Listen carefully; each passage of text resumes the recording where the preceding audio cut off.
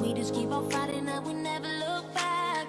Here we go, go, go, let us heal and grow. You won't be alone, we're unstoppable.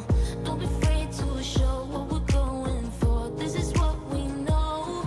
Here we come back to life, we're still breathing. Standing up, everybody's gonna see it. Oh, all you need to know is that we're holding on. Even if we fall, we will rise up. And we follow the path that we believe in. No, we're not gonna stop until we reach it.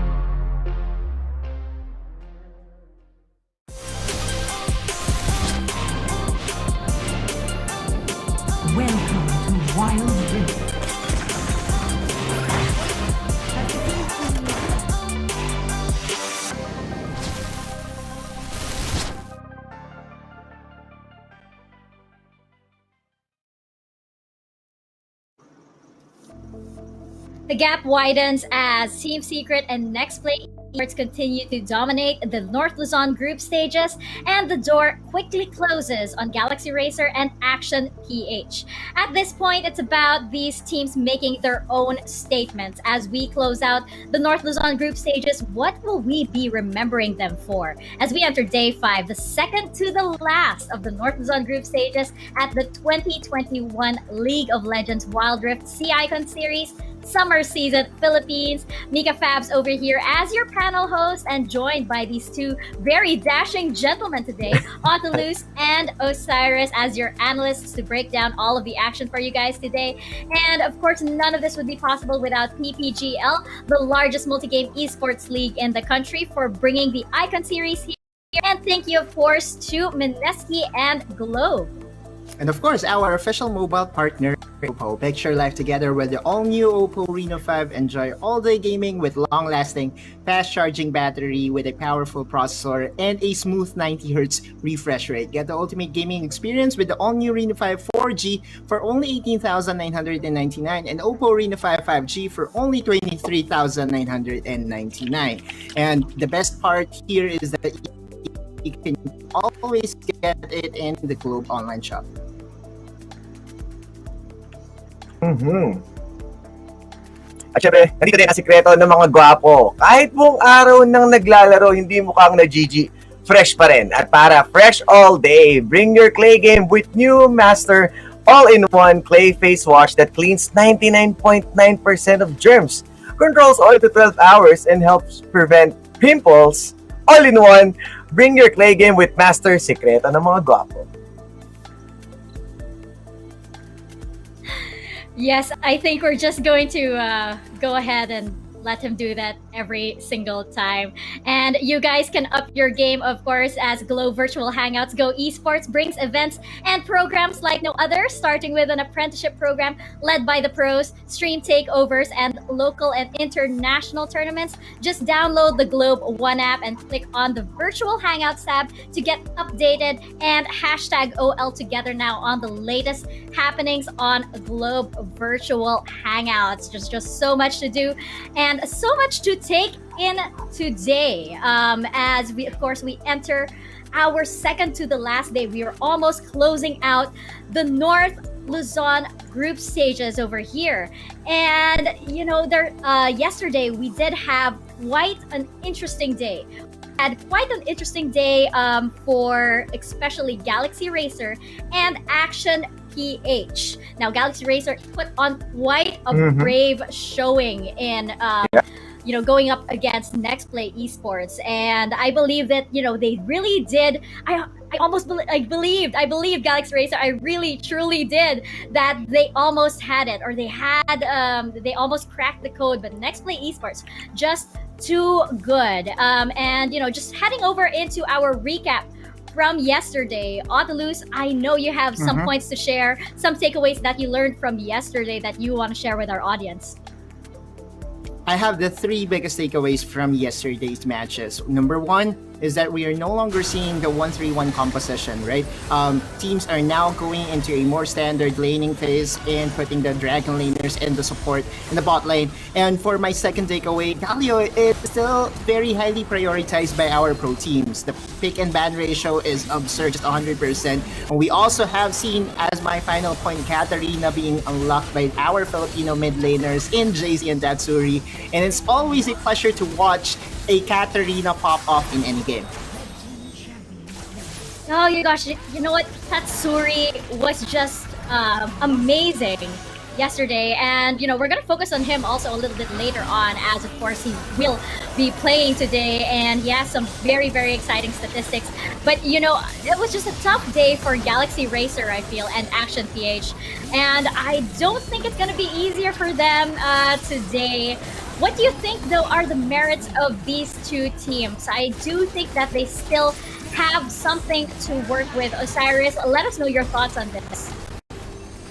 Yeah, and for these two teams, they may be far away in terms of the performance towards the Team Secret and Nexplay, but what's good about them is the improvement that we are seeing. At first, GXR or Galaxy Racer showing what they are made of in terms of taking the early game against Team Secret. While Action PH, they are showing the potential in terms of going up against Galaxy Racer with the solid decision making in with the objective plays that they are looking into. It's just that the no hesitation type of Galaxy Racer are online right now, so they are winning those fights. They know which target they need to focus first, and then force their way in and take down these key targets. I still do think that this is a different Galaxy Racer from day one, definitely, and a different Action PH as well.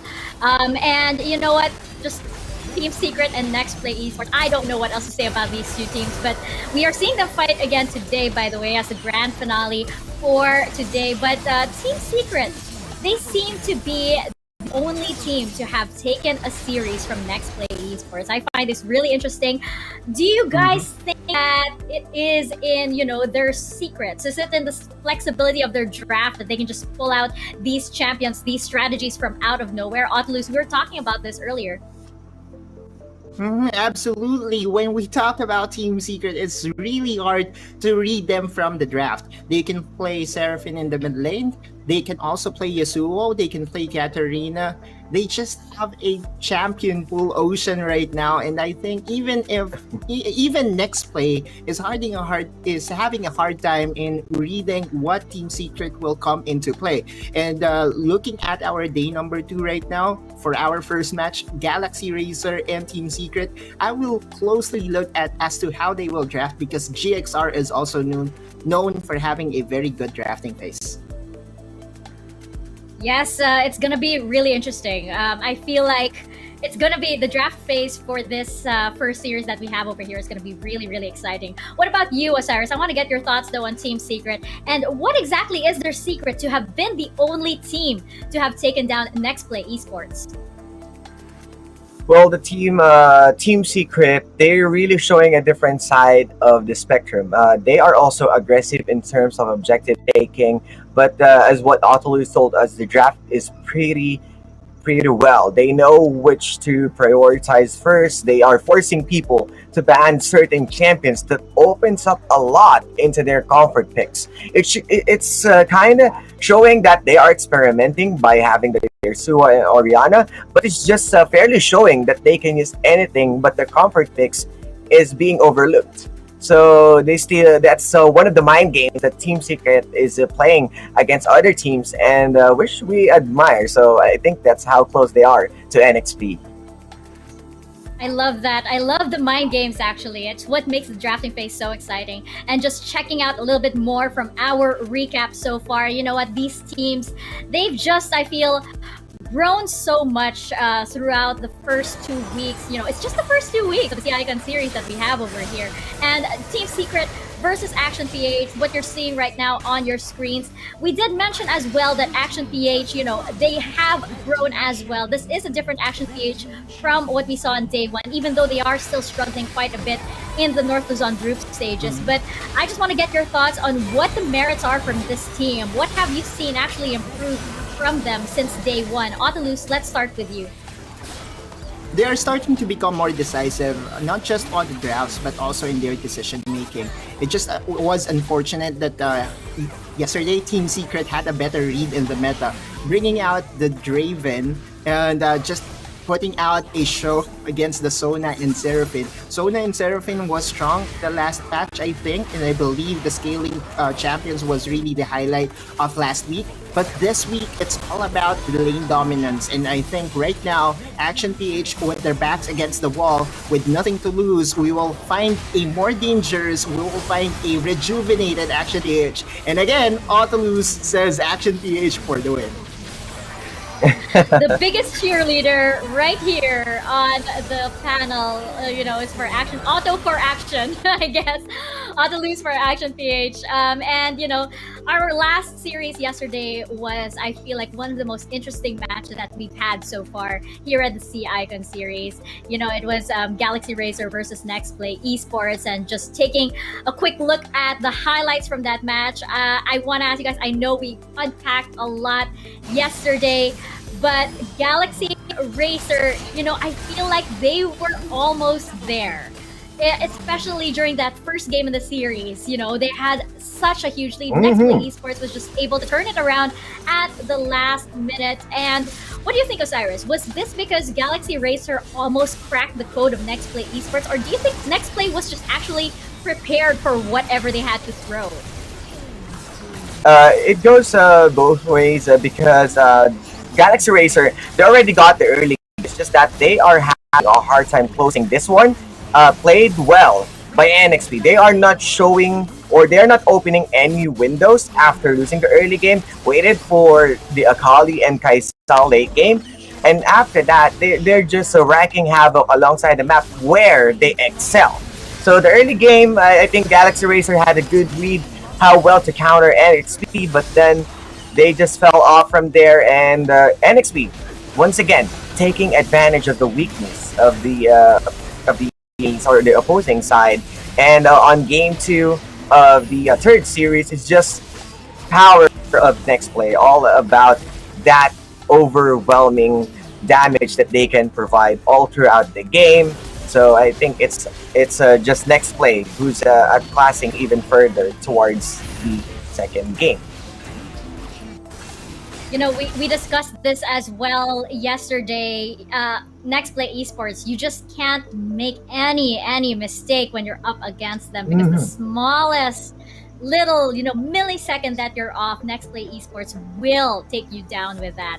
It's just incredible, and it's not necessarily what Galaxy Racer did wrong. It's just that Nexplay Esports are just that good. Yeah. But we will see them once again on top form today as they take on Team Secret later on. That should be very, very exciting. But just checking out the standings that we have so far, of course, Team Secret and Nexplay Esports still on top.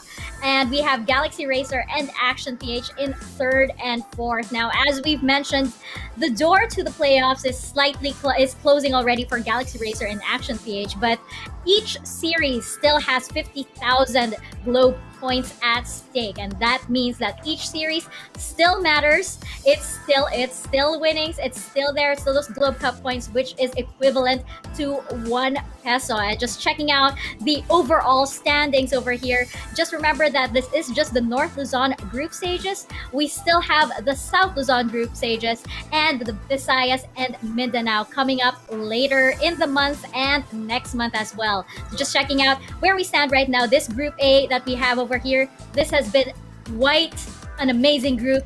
Group B, it seems like Group B is going to be our group of death. If you guys have seen, GL share who exactly qualified for that group, I think we're in for an exciting few weeks. But just checking out right now, the Globe Cup points, Nexplay Esports and Team Secret with 250,000 Globe Cup points each.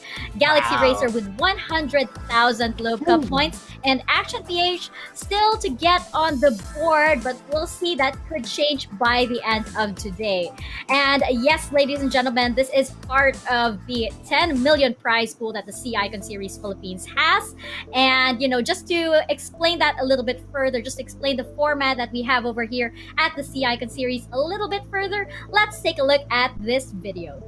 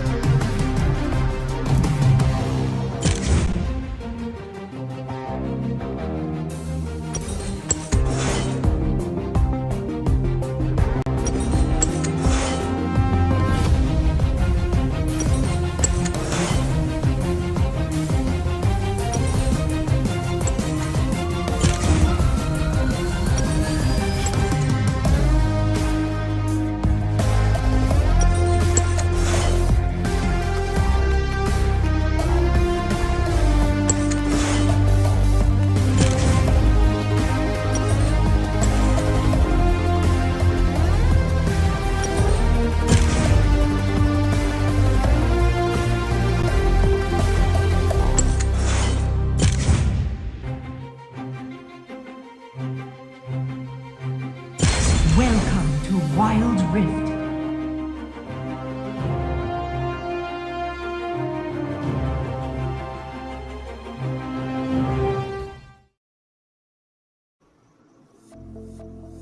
Oh, that music still gives me goosebumps. So one of my favorite, one of my favorite soundtracks. It's just amazing, and also amazing is that 10 million prize pool. I mean, I keep saying this. It really is one of the biggest prize pools that I've seen in Philippine tournaments so far.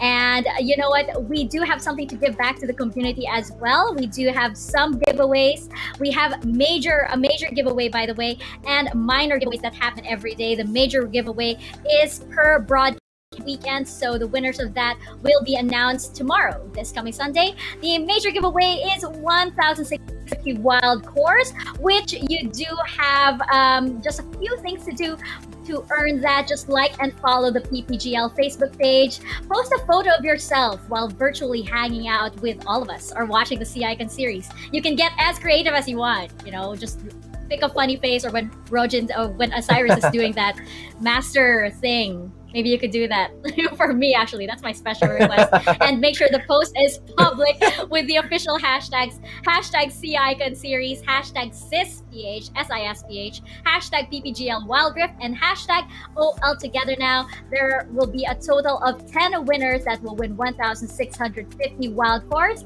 And we will be announcing those 10 winners tomorrow. And just a reminder, this giveaway is only applicable to Facebook. We are available on a lot of other channels, on TikTok, on YouTube, on the Twitch. So if you're watching from over there, you can just open up your Facebook, do the social media thing and get a like and a follow so that you can take part in this giveaway. We do have a minor giveaway as well. We have 380 wild cores to give away. And Osiris, how exactly can they take part in this minor giveaway? Well, all you have to do is like and follow Oppo Philippines Facebook page. Like and share the stream with the caption of the team you're rooting for. Just like Autolus, you can put Action PH if that's the team you're rooting for. Make sure the post is public with the hashtags hashtag Oppo Game On, hashtag Oppo Reno 5, and hashtag Picture Life Together, hashtag Oppo A94, and the last will be hashtag Live Life at Full Speed. So 4 winners will be announced at the end of each day. Once winners are announced, please do message the PPGL Facebook page on to claim it. This giveaway is only applicable to Facebook. Once again, we are live to different platforms. We have TikTok, YouTube, and Twitch. So head over to YouTube if you want to have the goodies right there. Yeah, and if you are so excited in having those wild cores, where to go, my friends? Just go to kodashop.com and top up using your Globe Sim to get those champions, to get those skins, because again, skins wins games. Yes, indeed. I do agree. Yes, I did rank up when I equipped some skins, so I can attest to that. But anyway, let's just leave that to the pros. Yeah, let's just leave that to the pros instead. And all that. Let's check out the schedule that we have for today. It is going to be quite an action-packed day, ladies and gentlemen. We do have Team Secret versus Galaxy Racer in our first match, Nexplay Esports versus Action PH, and finally, Nexplay Esports versus Team Secret. This age-old rivalry since the preseason, since time immemorial, these guys have just been going at it, and just this day is so action-packed because every time we see Team Secret and Nexplay Esports at it, we know that we are in for quite a show. And as we mentioned, the winner of each series does win 50,000 Globe Cup points. So that means each series still has bearing. Each series does still matter. And of course, our first series of the day will be Galaxy Racer and Team Secret going at it again. Now, I feel like this is really interesting because of the development that we had yesterday when we saw Galaxy Racer on fire. I feel like they impressed everybody yesterday. Yes, it was a 2-0 in favor of Nexplay Esports, but Galaxy Racer was very, very impressive. And just checking out the lineup that we have over here for Galaxy Racer, if they bring that kind of fire, this is Team Secret up first. We'll get to Galaxy Racer later on, but just Team Secret over here. We have some interesting stats over for Team Secret. Tatsuri, who we just saw amazingly on the Katarina yesterday. He has the highest damage percentage in the whole group stage. Isn't that right, Otolus? Yeah, not just the damage percentage, but also in total kills, my friends. This is the most bloodthirsty Filipino player right now in North Luzon, and Tatsuri. And Tatsuri just made it happen behind the Katarina. Pentakill, quadrakill, triple kill, and a flashy outplay against the Sona's Crescendo. Just a pleasure to watch this guy, my friends. If you haven't known this person, or if you do not know this person, better search him up because this player is just out of his mind. Out of his mind, indeed. He's just what we saw today was just amazing work. He was bloodthirsty. Osiris, what are your thoughts on this? Team C lineup. We've seen amazing things from this team. Again, the only team to take a series from Nexplay Esports. And what you have to say about this lineup, this amazing team that we have. Well, Team Secret, this really star-studded lineup for reals because we know that Trevor, the one who's controlling the jungle, he's a player of League of Legends PC that's since 2013. Started off with War Gods, then Manila Eagles, which is a Philippine representative, and then Imperium Pro Team Blue switches over to Cerberus Esports, who won a championship at PPGL 7. Or I get that was 8. So this guy is really on fire. Proceeds to go with Manila Eagles and then played with Archangel, who's currently going up against Liab way back 2 years ago. And alongside with Trevor is Rox and Nixta. Good players all over, especially Rox that's currently playing on DR Esports. While James, the support right now, is ever since playing for Mineski 2014 LOL PC, and then switches over to Liab and really showed a great performance, great results up until now, and we've seen the Lux. It's that pedigree. It's that pedigree from Team Secret, and this is a team, of course, that is known worldwide, and we're just so lucky that they do have this Philippine team in the C Icon series now, and of course they're very, very worthy opponent, Galaxy Racer, and just going back to them, from what we saw yesterday, if they bring that kind of fire into this series, I need to ask you this very loaded question, I guess, panelists. Can stand up to Team Secret from what we saw yesterday? Just checking out the lineup that we have for Galaxy Racer. Otlus, let's start with you. To answer your question, I can see an upset happening, right? But I don't think GXR has what it takes to get a 2-0 or 2-1 victory. I will predict, though, that they will take a game off this, guys. And just for the information of everyone watching right now, Nexplay and Team Secret has yet to lose to APH or Galaxy Racer. No games at all. And if they can actually win one game, I can consider that already as an upset. And how to unlock that? Well, maybe we can see Xpear again on that jungle pantheon, right? Xpear having the spear into his name and JC having the Katarina. We will see. Let's see how GXR will play this out. Don't you just love how that worked out? Xpear on the spear, Galaxy Racer with the Aurelion Sol. I mean, these guys have, the Wild Rift branding just down pat. But as we pointed out also, JC and Tatsuri, I actually feel like this is going to be a tug of war for the Katarina. Osiris, what do you think? Is that Katarina going to be banned? Which way is it going to go? I think if they're just smart, they have to ban that ASAP. Yeah, they just want to ban it, and we're just fortunate because we don't have Jace yet at Wild Rift. So JC can really play the Jace champion that suits him well, just like how Xpear does. Just want to deny the Katarina to avoid any death ball because Team Secret are known to be aggressive and they are known how to maximize the efficiency of a certain champion.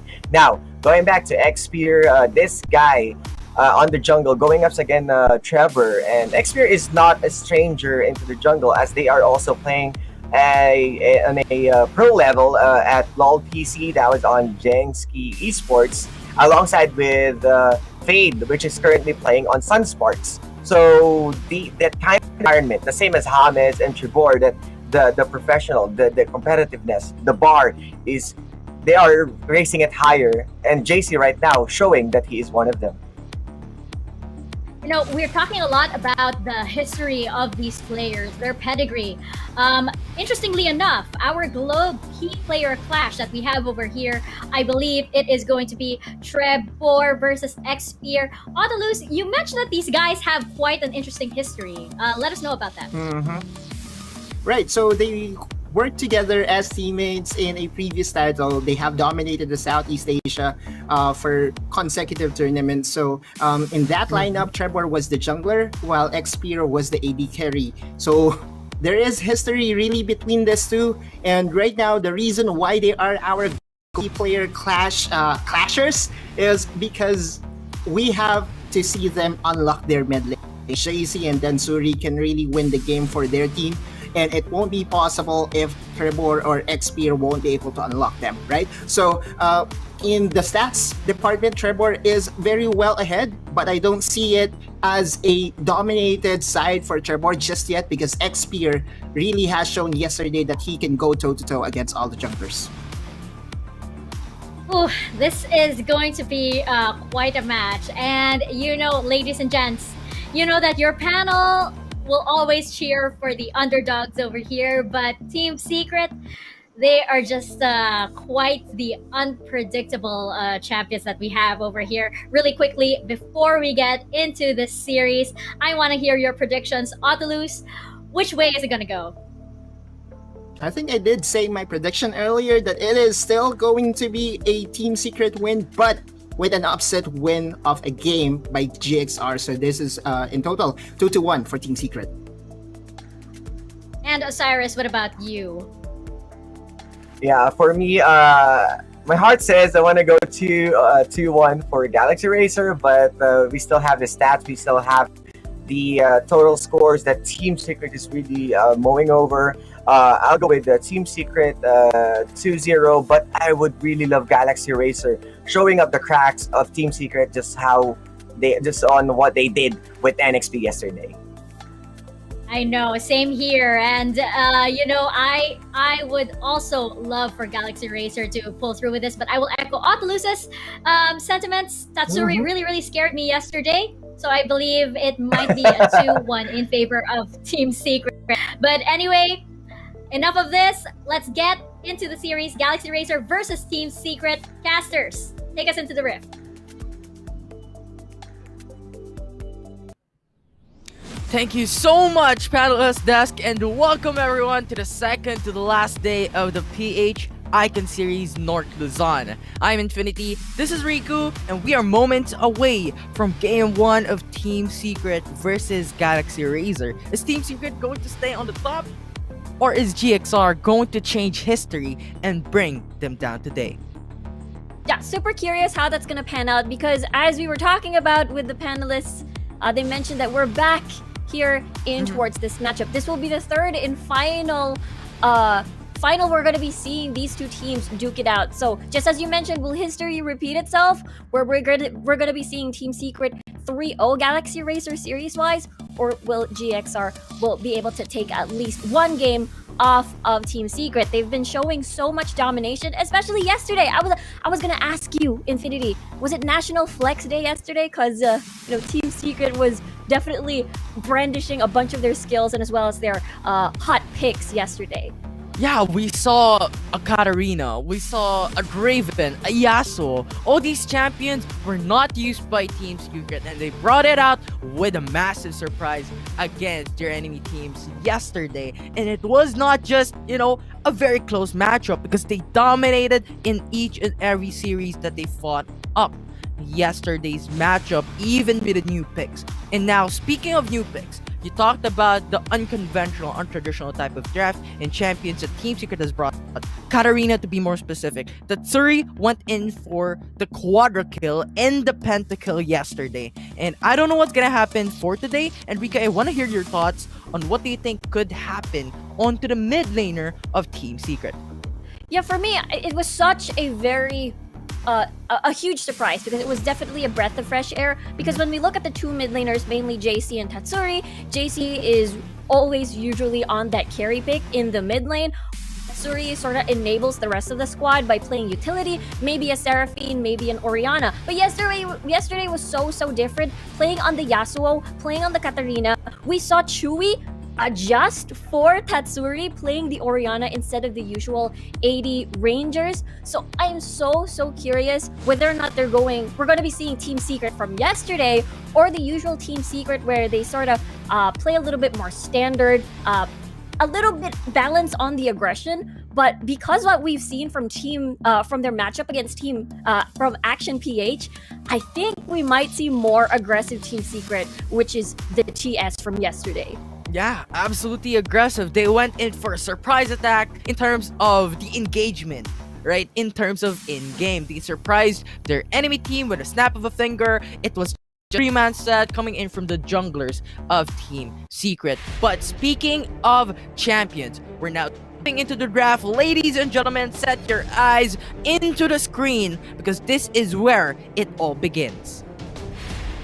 As we can see on the draft, we have Team Secret on blue side removing Lee Sin right away. And Ziggs, so far, I don't think we've seen Ziggs this week, actually. They've actually wanted to delete the Ziggs Lux combo that we saw last week, where Team Secret would constantly play that. Gragas has been that heavy disengage potential for a squad. So they're removing that. Team Secret is removing that. Excited to see what will Team Secret's first pick is going to be. Maybe a Camille as usual. A Camille and Akali is going to be open for Team Secret. There is a potential for them to pick it up. Akali yesterday was a massive champion for Team Secret and they're now locking into it as their first pick. I love this pick very much. You know, Azar did play it a couple of times here in the North Luzon group stage. Meanwhile, for Ikaros, we're not very sure whether or not that's still going to be top side or Baron laner Camille, or that will be put on towards Xpear. Usually we see Xpear either on the Lee Sin as well, but that's taken out of the table. So very curious how this matchup is going to go. Absolutely. I mean, yesterday, I think the panels have talked about it with Xpear picking up the Pantheon with the spear on his hand. But Kaisa is now going to be the priority here by GXR. They want to pick it up for the ADC on their team. Now, Team Secret has the potential to answer with a Vi. Those single targeted CCs are going to be very important because Kaisa is a mobile champion. That's true. I mean, even though there are a bunch of nerfs on towards Vi, mainly towards the cooldown of the Saturday, just as you mentioned, still gonna be so good in locking down targets. But Draven, again, we're seeing Chewy for the second time on this champion. I'm so excited. I wonder if they exchanged Draven, a Lux Draven rotation over denying that Braum away from Galaxy Racer. Yeah, and I think Team Secret wants to repeat history here from yesterday on to today. With the Lux and Draven having that light binding when it comes to level 1, and Draven very strong at level 1 as well when it comes to damage. They want to punish GXR when it comes to the early game. But Braum and Graves, this leads GXR to match it up with the early game of Team Secret. They have a ranged jungler, and this may be in favor of them when it comes to jungle invade in the first few minutes. But Wukong is going to be the answer here, and Yasuo to follow through for the side of Team Secret. I mean, when you see a Wukong, either you pair that up with a Katarina or a Yasuo, as we've seen yesterday. And this is just so massive. Team Secret has a lot of damage output. And you have to be a little bit worried because where is your protection? Where is your peel? You do have that Lux, but sometimes it can get a little bit messy. But that means Team Secret is ready to just hammer down the pain and win through that method. For Galaxy Racer, I love this, classic Kaisa Braum. You usually get that Braum at least for that extra protection to at least mitigate any sort of kill potential. So I'm curious whether or not Chewy is able to get, his early cash-ins, his early kills on the Draven against a Braum and as well as a Kaisa in the dual lane. Definitely. I mean, the League of Draven, I think, would help a bit when it comes to getting those goals, because every spinning act would lead to maybe a stack. Then if you get a kill, you get gold. So I think that's going to be the priority here for Team Secret, getting that Raven stacked up when it comes to items. And I like how the draft is looking at, because Team Secret is on to the balance. You have the Wukong, you have the Yasuo, and the Akali when it comes to the mid-game, late-game fights. And Draven and Lux is a priority when it comes to the early game.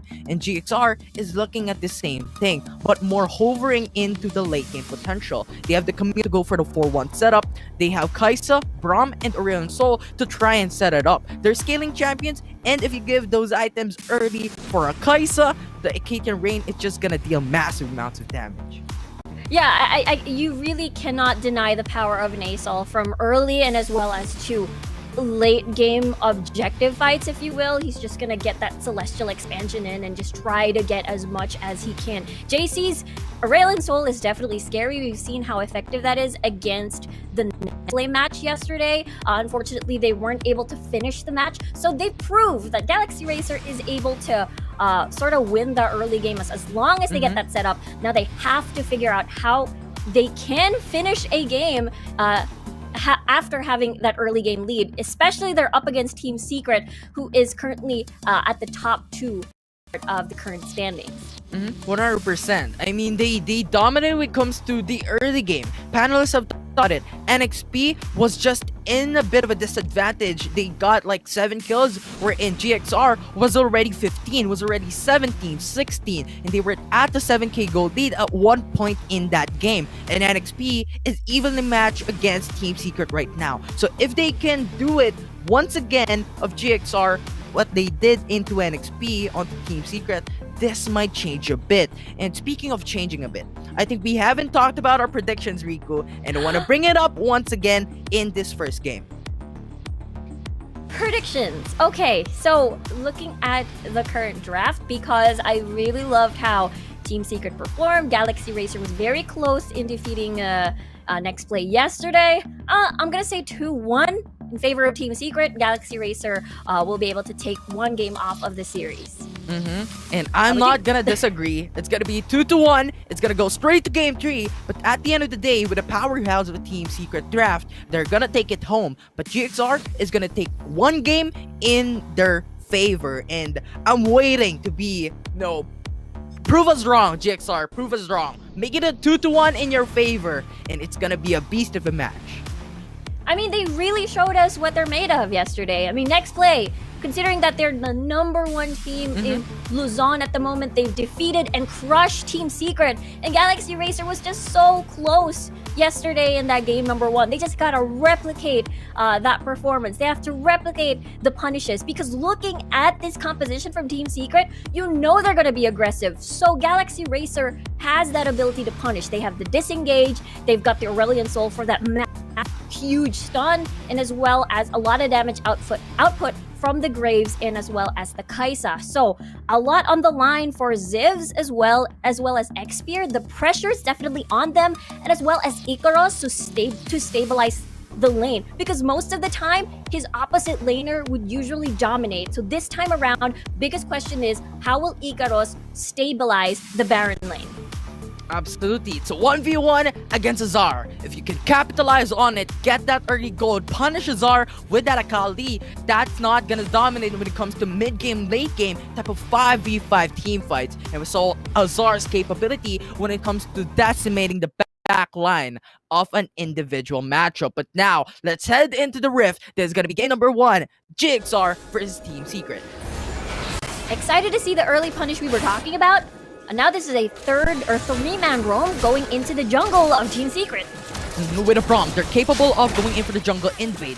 The champion of Xpear with that ranging capabilities of a Graves, that's also massive. But now, we're gonna have an early engage. It's a 3v3 situation. It's gonna be the early flash forced out by the Braum, and that is gonna be the first blood going to the side of Team Secret. Make it a 2 as Graves also falls down, and Zivs will fall down as well. It's a 3-4-0, and Team Secret is matching it up against GXR.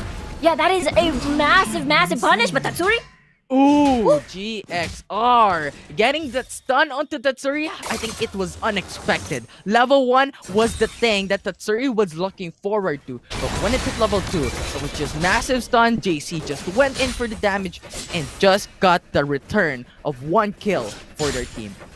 Yeah, that was such an amazing punish from JC, considering that I suppose Tatsuri did lose his ignite earlier in the invade rather, at a red buff. So good call coming from JC at least, but still has to be a little bit careful off this Yasuo, considering the fact that Trevor is on that Wukong. It might be an easy gank. You are an Aurelion Soul, not a lot of instant mobility, if you will, to try and escape some danger.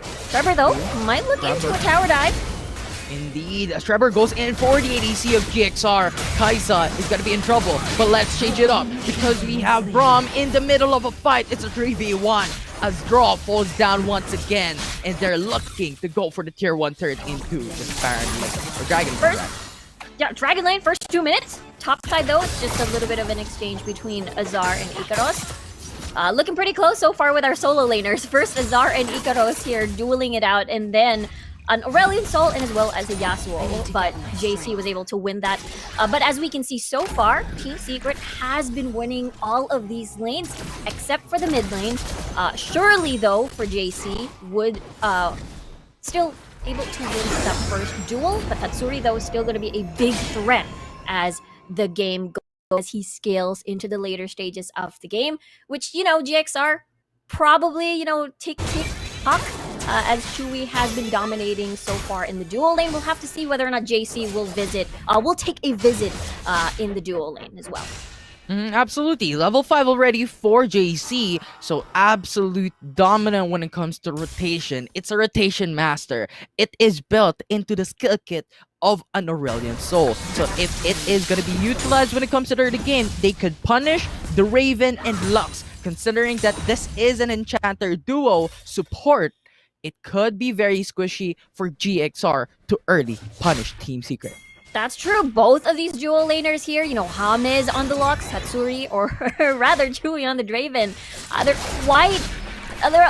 they don't have a lot of mobility on their kit, so definitely a vulnerable dual lane for Galaxy Racer to target. But when it comes to, they are going to be heavily relying on that stun from JC. Problem is, Tatsuri is keeping him in check. He does have priority in the mid lane. That's the reason why JC is having a bit of a hard time trying to roam on towards the side.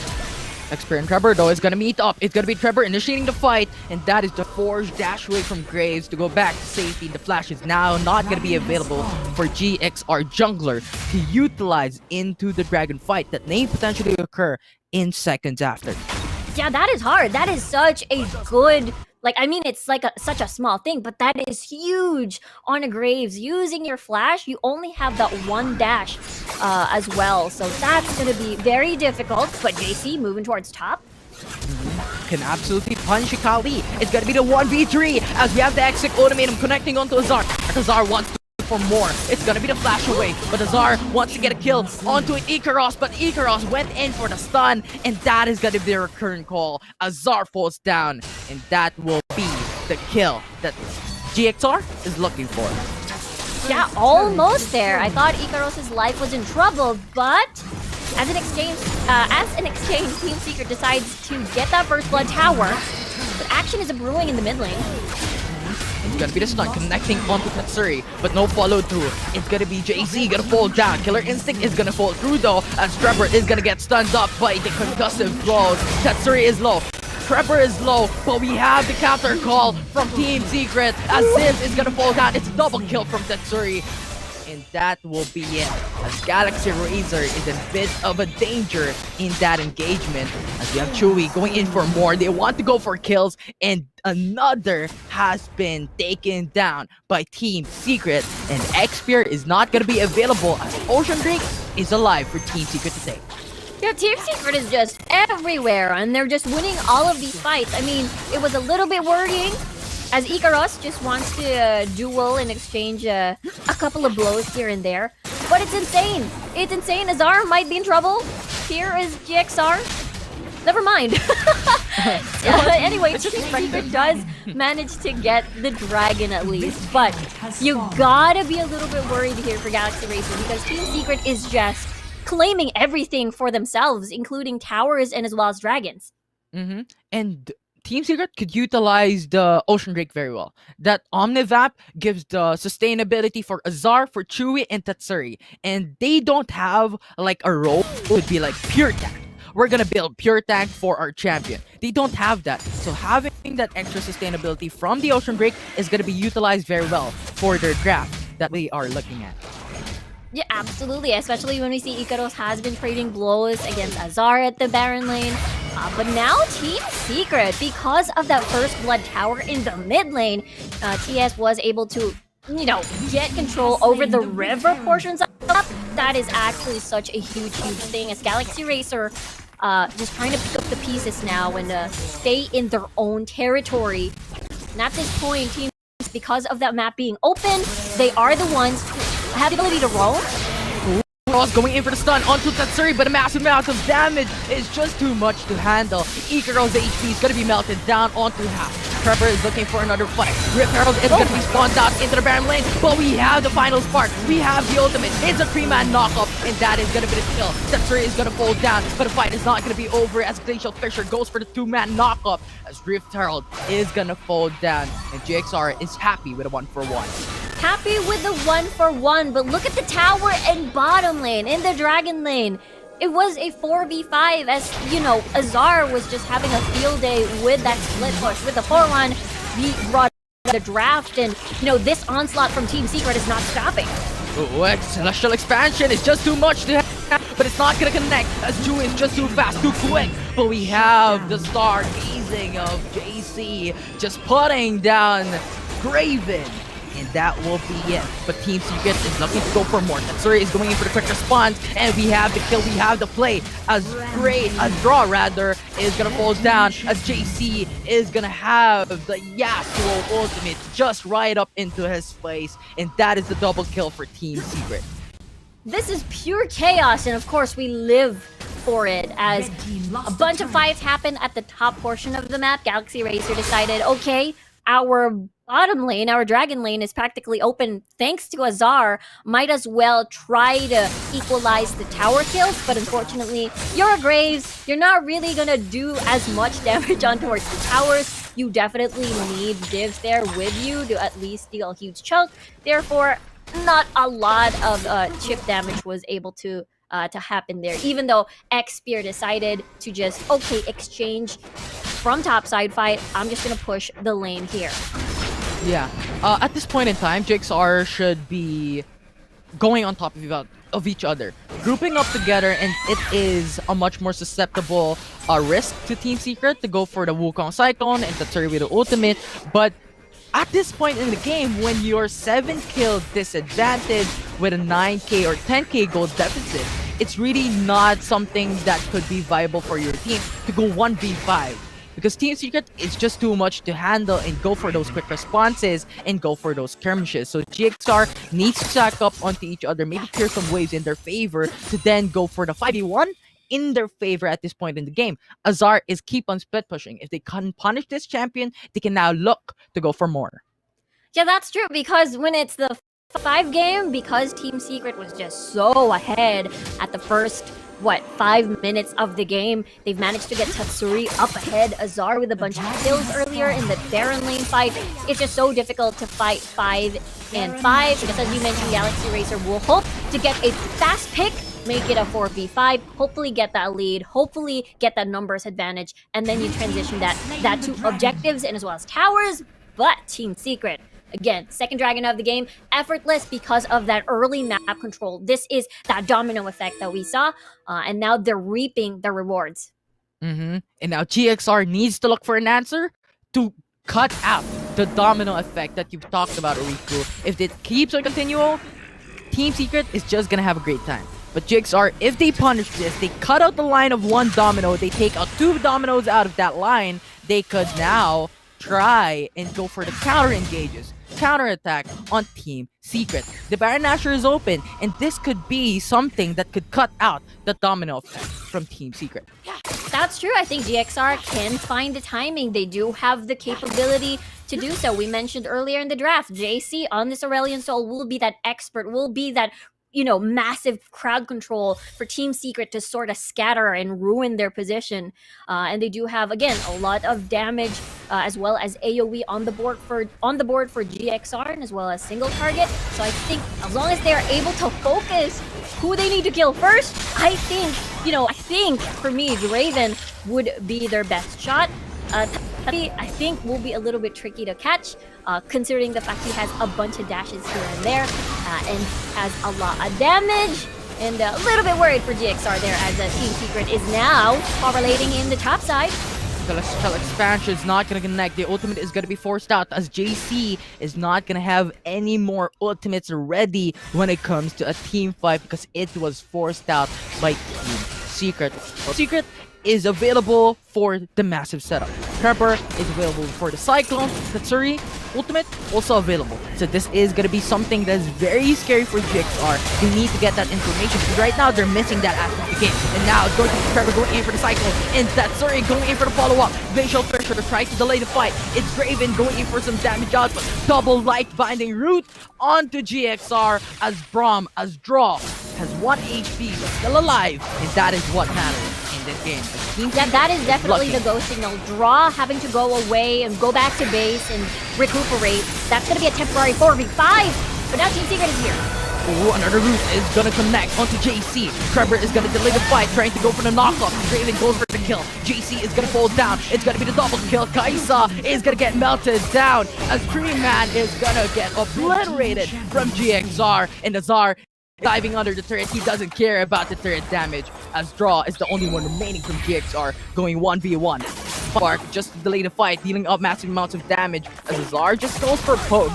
And he said, you know what, he can't handle it, as GXR Draw kills of Azar in that fight. But at the end of the day, Team Secret has gained the Baron Nashor. That's true. I mean, distracting Draw, we're able to get that Baron. You just lost one person. It's a pretty good deal, as Galaxy Racer, unfortunately, were outnumbered in that engage from Team Secret. And again, you can tell how far ahead TS is when you see Tatsuri just walking straight towards GXR. No fear at all, no punish. And it's due to the fact that once GXR is sort of split in half. Again, GXR, they're the ones who's supposed to ruin Team Secret's positioning. They're the ones who's supposed to force Team Secret to scatter, but it was the other way around. At that point, GXR unfortunately lost that, and now this is their defense. They gotta turtle it out, see if they can punish anyone who's gonna be aggressive from Team Secret that will dive in the tower, under tower rather. But look at GXR. They're hoping to at least get a pick off of Azar. Azar, they're 4-man looking to kill you. Hextech Ultimatum is gonna initiate a fight. It's gonna be the 1v1 for now, but not for long. Azar is low HP. Final Spark just to go for damage against GXR. The Twilight Drop giving him much more time. But that's the end of the day. You have 4-man looking to kill you, and that will not be enough to stay survive, as Team Secret gets one inhibitor turn. I suppose, Galaxy Racer decided to offer a different approach, but unfortunately, because of that Baron buff, Team Secret is able to just mow down 2 towers easily. Now Team Secret setting up a party brush in case anyone from GXR decides to take a peek, put some vision down, because it's the Infernal Drake. That's the 3rd dragon of the game already.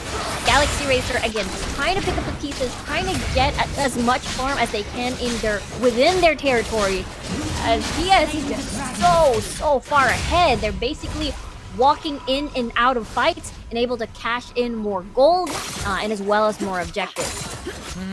Draven already built up the Bloodthirster, Infinity Edge, Rapid Fire Cannon, and Mortal Reminder. And this damage from the Spinning Axe is just gonna melt you like butter. And if you're looking at other items as well, more specifically, I'm looking at Parameter. They went in for the Black Cleaver, damage her again. But when it comes to the mid-game late game 5, they understand we don't have attack. So now, let's build out Randuin's Open, Spectre's Vow, and seeks Convergence to at least recuperate the defensive capabilities that we are lacking in terms of the aspects of the game. So Team Secret, right move, smart move when it comes to the item set that they're picking up.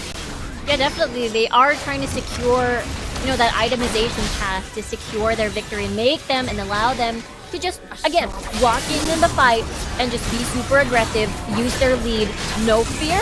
Still a lot of respect against Galaxy Racer, even though they don't have the Baron buff. They decide to just try to see. The minion wave is building on the Baron lane anyway. Ooh, but a fight is gonna occur once again. Glacial Fisher not gonna connect to anyone, and this is it. GXR doesn't want to go for more because this is gonna be very dangerous for them. XPR wants to go for the clear wave. Final spark just to connect, but the stasis is gonna come through. For goes for knockoff. It's Yasuo, it's Tatsuri. What are you doing? You're just decimating each and every one into the back line as GXR falls down to a single member remaining in their team as Team Secret is looking for the base. But Chewy wants to go for more. GA is getting popped in as Tatsuri is just waiting around the corners. Game 1 goes to Team Secret. Team Secret making a statement, making such a huge message here against Galaxy Racer in their game number 1. What a dominating finish. And all points of the game from early, mid. I mean, that invade coming from GXR on the red buff, even though GXR draw was on the Braum, but because of how they executed it, I gotta say, James here is my air quote secret MVP, second MVP, because of the snares later on was very on point. It enabled any sort of follow-up CC coming from Team Secret. Absolutely. That Lux did a great job going in for the roots, going in for the setup for Team Secret to just dominate when it comes to the fight. And my personal secret MVP is going to be Trevor, as seen on the screen right now, because I just respect how Trevor just does his job. Set up a play for Tatsuri to follow up with the ultimate. Just game over. And time again, these two duos of a mid-game, late-game matchup is just too dominate to deal with.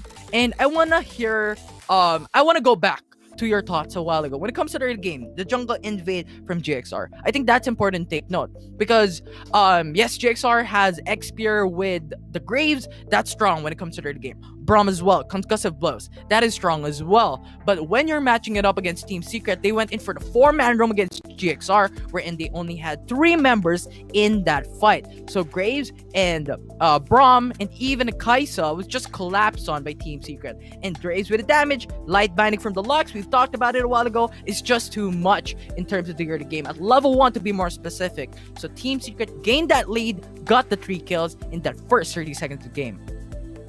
Yeah, they were definitely outnumbered there, because I think the game that we saw between, Tatsuri and JC in the mid lane, Tatsuri did not allow JC to roam at all. He had priority most of the time during the laning phase.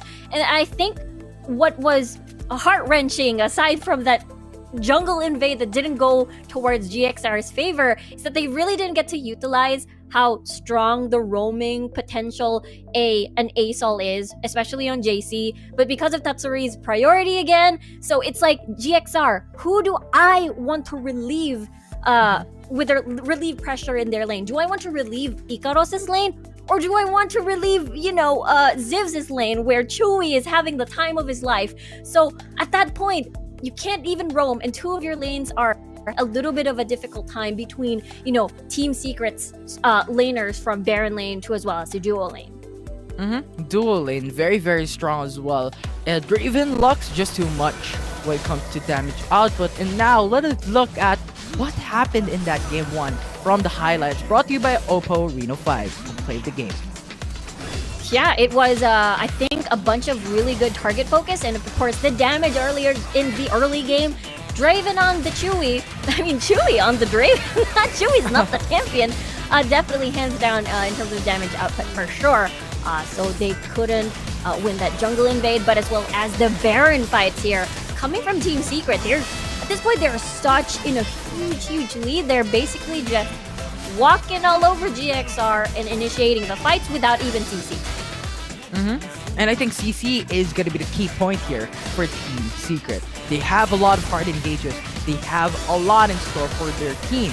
You have Lux with the light binding, Tsuri with the ultimate, Trevor to set it up with a Cyclone. And I think that is what happened from the mid-game, late-game fight. And that just enabled the Tsuri to dominate when it comes to the late game. And when it comes to itemization, it was phenomenal for Team Secret. And we have the master of the match. It's gonna be Trevor with the Wukong, a very dominating support for Tetsuri as the Yasuo. Yeah, that is Trevor here on the Wukong, being such an amazing setter, just as you mentioned, for Tatsuri on the Yasuo with that Cyclone, was able to add more pressure. I mean, you know, Chewy and as well as James were already pretty much chill in the dual lane, just wreaking havoc against Zivs and Bra, but adding Trevor into the equation, having to tower dive as well, made such a huge problem on GXR. So props to Trevor for taking care of everyone from start to finish. And that Randuin's Omen. I just want to take note of that because that just decreases the attack speed of a Kai'Sa, of a Graves, of Xpear, right? And Kai'Sa is dependent on the Akkadian Rain, and the attack speed is very important as well. So if you punish those, the damage is just gonna half for Team GXR for that game number 1. So perfect game, an absolutely dominating match from Team Secret for that match number 1. Now for game 2, the questions would be, do we ban Wukong? Do we ban Yasuo? Because this just dominates the week 2. Day 1, day 2, they're turning out a great duo lane. They're turning out a great duo champion for Team Secret to handle in terms of the professional league.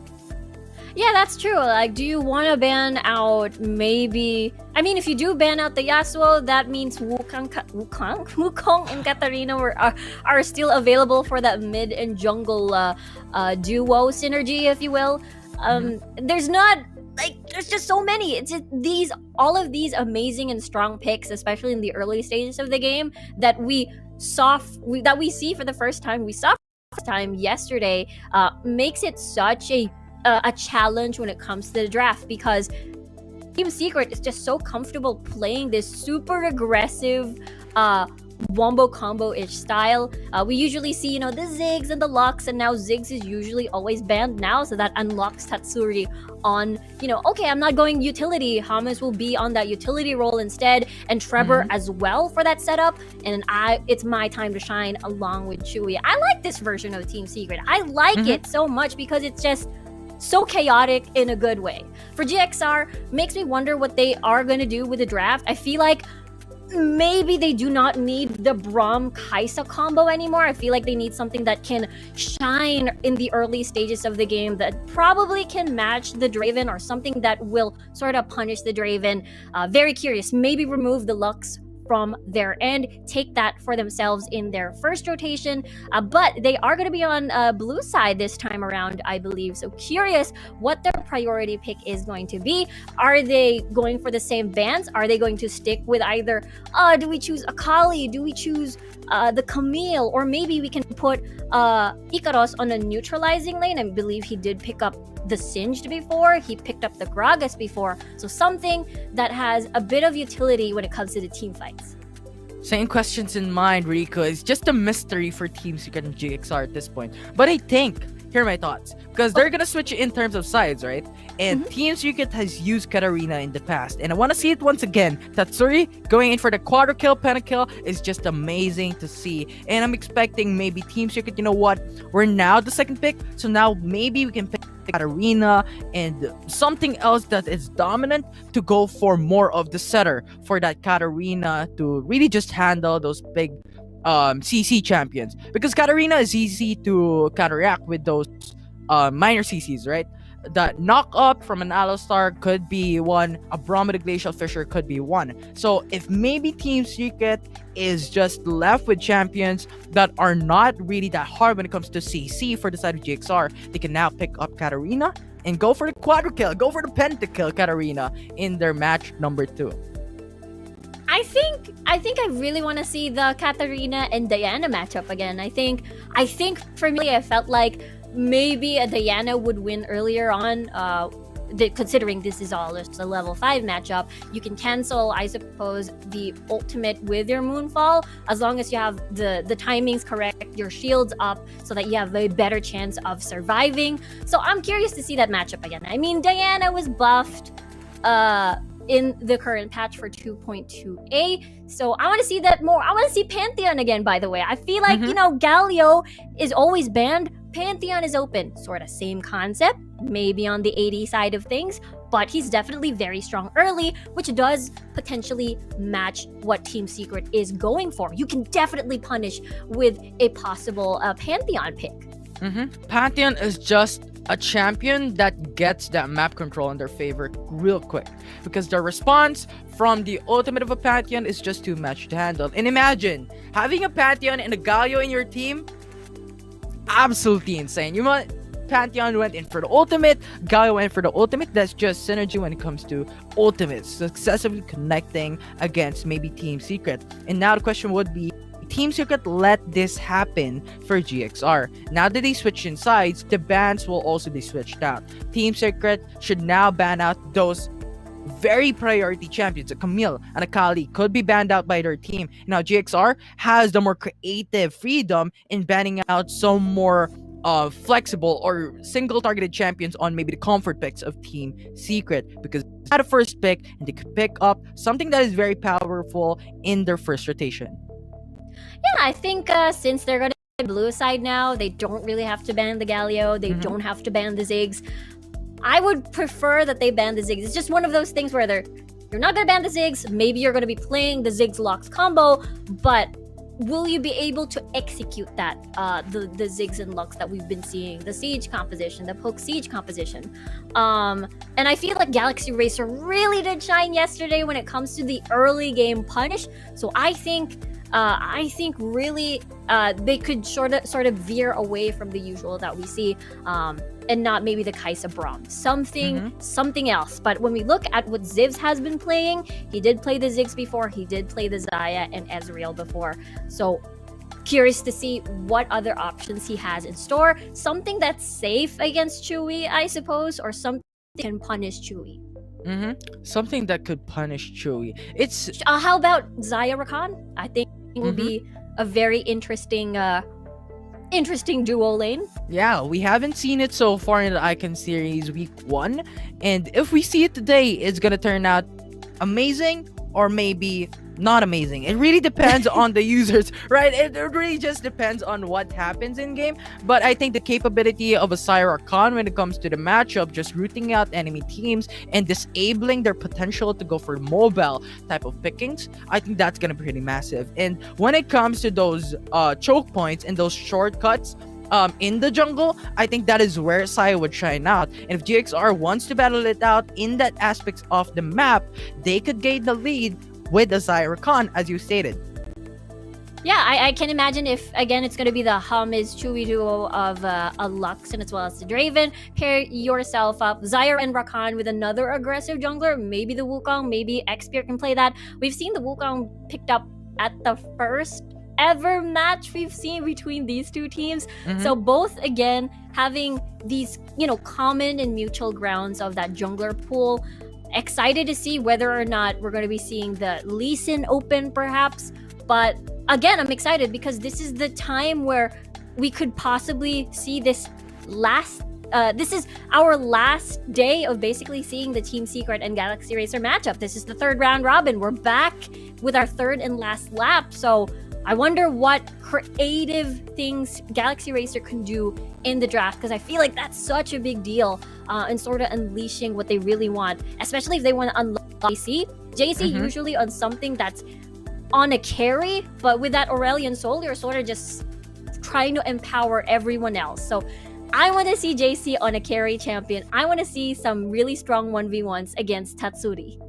Orianna is available for their team to take. That's actually huge, massive play, that huge play, or damage rather, for GXR. If they want to pick it up, aside from maybe the Aurelion Soul, that could maybe the counter onto maybe the Yasuo Wukong that Cheese keeps going into the backline, Cyclone, Ultimate. I think that could be potentially the answer to stop going in for those type of hyper aggressive plays from Team Secret. So there's a lot of champion available for GXR to pick. It's just a matter of what you want to pick up and what you want to leave open for Team Secret to take.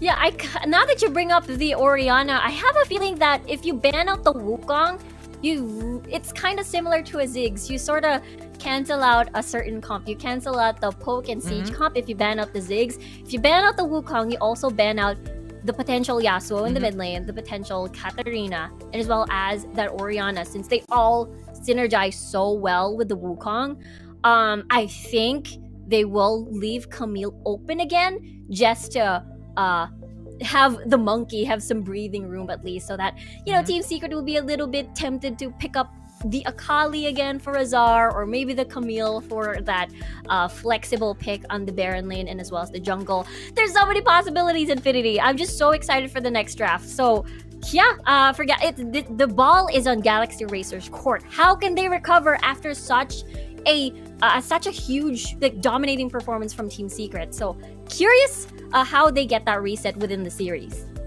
Same curiosity in my mind right now. How exactly would be the answer, GXR? But here are my thoughts. I really don't know what's gonna happen when it comes to the draft, but maybe I'm expecting the Wukong as one of the bans as you stated, but on top of all that, the Katarina as well, because the Wukong disables the Yasuo Wukong combo, and Katarina out of the way, Tatsuri is not gonna have that quadra kill, pentakill of a champion that could just dominate when it comes to individual plays. So GXR could now pick up maybe the Camille as the first pick, and Team Secret maybe prioritize the Seraphine, the Fiora, the Akali for their match, for their team to pick up after. So it really depends, but that is my predictions in terms of the bans. Wukong, Katarina, take it away. Take it away. I love how you brought up the Seraphine as well, because Seraphine was basically the flavor of the weekend last weekend, and I think because of how Team Secret was able to encounter Nexplay's counter, which was the Olaf, we didn't really get to see Seraphine as much anymore. Basically, Tatsuri, okay, I'm taking off my utility badge and I'm just wearing my carry badge now. I'm wearing the Katarina badge and as well as the Yasuo. So maybe this is another face that we will continue to see for Team Secret, and they're just showing Galaxy Racer, I suppose, for this series. So it's hard because there's just so many ways of how the draft is going to go. Again, it's just one of those things where how Xpear and Trevor is going to make comfortable lanes for Team Secret and their own laners. So here we go. Lee Sin getting taken out of the table. Okay, one down already. Wukong is not gonna be seen so far for GXR, but Team Secret is now gonna ban out Gragas. And this is a hard engaged champion. If they ban it out, that's actually pretty massive in terms of flexibility, in terms of the map. But GXR answers it with a Camille ban, and Galio maybe follow through for the side of Team Secret. Opens up a Kali. It may be the potential for GXR to pick it up. That is true. That means Galaxy Racer can pick up the Akali, but also the Ziggs is now open. Will Team Secret fall back into the Ziggs Lux combo that we've been looking at, or the classic Braum Kaisa first rotation on red side? They have so many possibilities for this, but why not? Let's put Azar on this Fiora pick that has been dominating. And so here, Galaxy Racer, what do you pick up? Do you pick up the Ziggs for yourself to deny that Lux Ziggs combo? Draven is open. GXR could pick it up to just cancel out Team Secret's draft from the previous day and from the previous match. Because Draven right now is just a beast when it comes to damage. And GXR, here are my thoughts. Draven is now going to be locked in aside from Braum as the support in the dual lane. This is basically sort of, you know how they do the duels? You throw the glove in Chewie's face. Like, okay, I'm the one who's going to be the Draven player now. So excited to see how this Braum and Draven lane is going to go. Meanwhile, Tatsuri removing his carry badge and just placing it back on for his utility role. As we mentioned, Wukong can go with different champions in the mid-jungle synergy. Not only Katarina or Yasuo, but also Orianna. Yasuo is still open with Orianna and Wukong ready for the side of Team Secret. This is looking so scary. This might be the same exact draft that we've seen from yesterday, day one of Team Secret up against maybe Action PPH. And if this happens, this is gonna be very dominating. But GXR, you know what? Pick up Yasuo, pick up Orianna, pick up Wukong. They're picking up Garen to maybe cancel out and silence Wukong and Yasuo in terms of the team fight. Yeah, you're right. It's again Ikaros back into the neutralizing lane. Akali on JC, he did manage to pick it up before and once. And that could be a Yasuo, just as you mentioned. That could still be Chewie on Orianna duty. So very curious to see all of these wombo combos. It complements Tatsuri so well. But this sudden switcheroo, we're going to be seeing the Ziggs Lux combo that we were talking about instead. Instead, a lot of Siege with a little bit of explosion on the magic damage side with triple magic damage sources. And but still, same concept. Bunch of wombo combo, pile in all of these CCs and as well as these damage sources, and voila, you've got a lot of dead people. For Galaxy Racer, I like this. I like this style for JC. We mentioned how we're curious whether or not we're going to be seeing JC on Aurelion Soul Duty, or finally we get to see him shine on this Akali thing. Yeah, absolutely. I think Team Secret went in for the reactive play here. Because if you're looking at GXR's draft, they have 3 attacks, and one of them is an Olaf. And that counts out those CCs from an Orianna and a Wukong. If that Olaf is available, just targets onto that Yasuo and bring him down. So maybe Team Secret is answering, maybe let's pick up Ziggs instead, and Orianna Wukong is just gonna be our setter, with Lux and Ziggs gonna be our poking champions. And Rico, I think you noticed it a while ago, or talked about it for the game number 2, wherein Ziggs might be the potential champion that could be picked up by Team Secret once again. They're going in back to the classics, and they're going in back from week 1 that was already working, and they're bringing it back again. That's true. It is the classic Ziggs and Lux. We mentioned the poke and siege comp, but the biggest difference is they don't have that carry into the later stages of the game, the ranged carry that we were talking about. So Team Secret is looking into, again, winning this early to mid game phase and then just sort of snowballing from there. Galaxy Racer, very, very interesting draft again, because usually for top side, especially for Ikaros, either you want to win the lane or neutralize the lane. So now you are definitely on the Garen, sort of minimize any sort of kill potential. So you're just gonna chill at the top portion of that map and leave the rest of leave at least less pressure for X-Spear. He's most likely gonna want everything to work out for mid lane and the duo lane. Well, definitely, especially towards JC to make this Akali work. I'm excited to see this. I'm excited as well.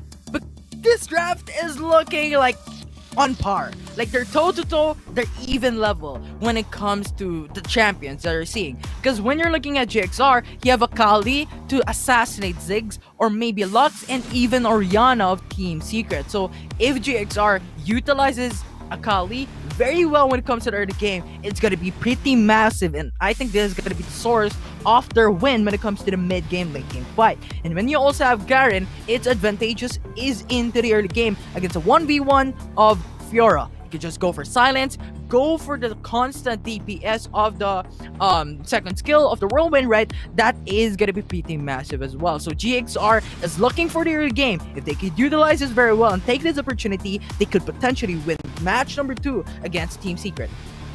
That's true, considering there's so many squishies on the side of Team Secret. Everyone is practically squishy, except for, I suppose, Wukong here, Trevor, to some extent, I believe.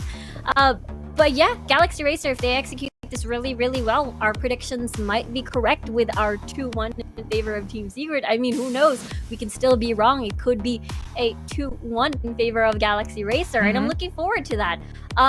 For Zivs though, they're excited to see this combo. It's not going to be the usual Draven Lux that we saw between James and Chewy. So I want to see how this lane is going to work. I think it's going to be a little bit difficult because considering there's so much wave clear on the side of Team Secret duo lane with Chewy and James on the Lux and Orianna. So it's a little bit difficult to get that priority, but at least you have that Braum with you for that extra safety in case Trevor decides to sort of tower again in your lane.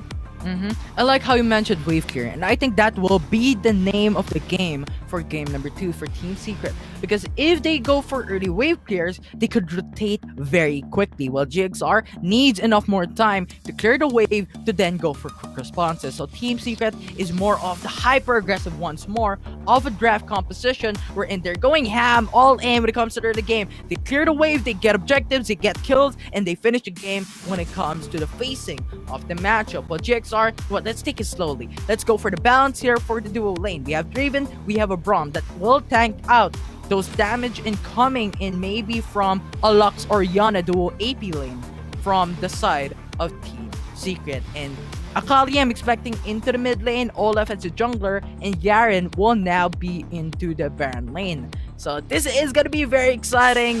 Riku, a lot of new champions in the Rift, and we're seeing it happen in our very own eyes. Yeah, super excited to see the switcheroo. Again, Zivs for the very first time in the mid lane, but early game fight.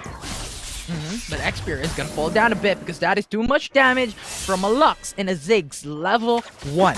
We talked about the potential of a Lux to deal massive amounts of damage, so they're falling back a bit. But GXR wants to go for another priority. Punishing the red buff against Trevor is gonna be their main key point. But once again, Team Secret is now collapsing, and Trevor is gonna go face first into the matchup. The smite is gonna happen as we have Trevor gonna secure it for their team, and we have Xperia, a little bit more HP remaining. Fiora is just there to go for the 1v1 as the Raptors finishes his life off with a kills or 3 kills for Team Secret.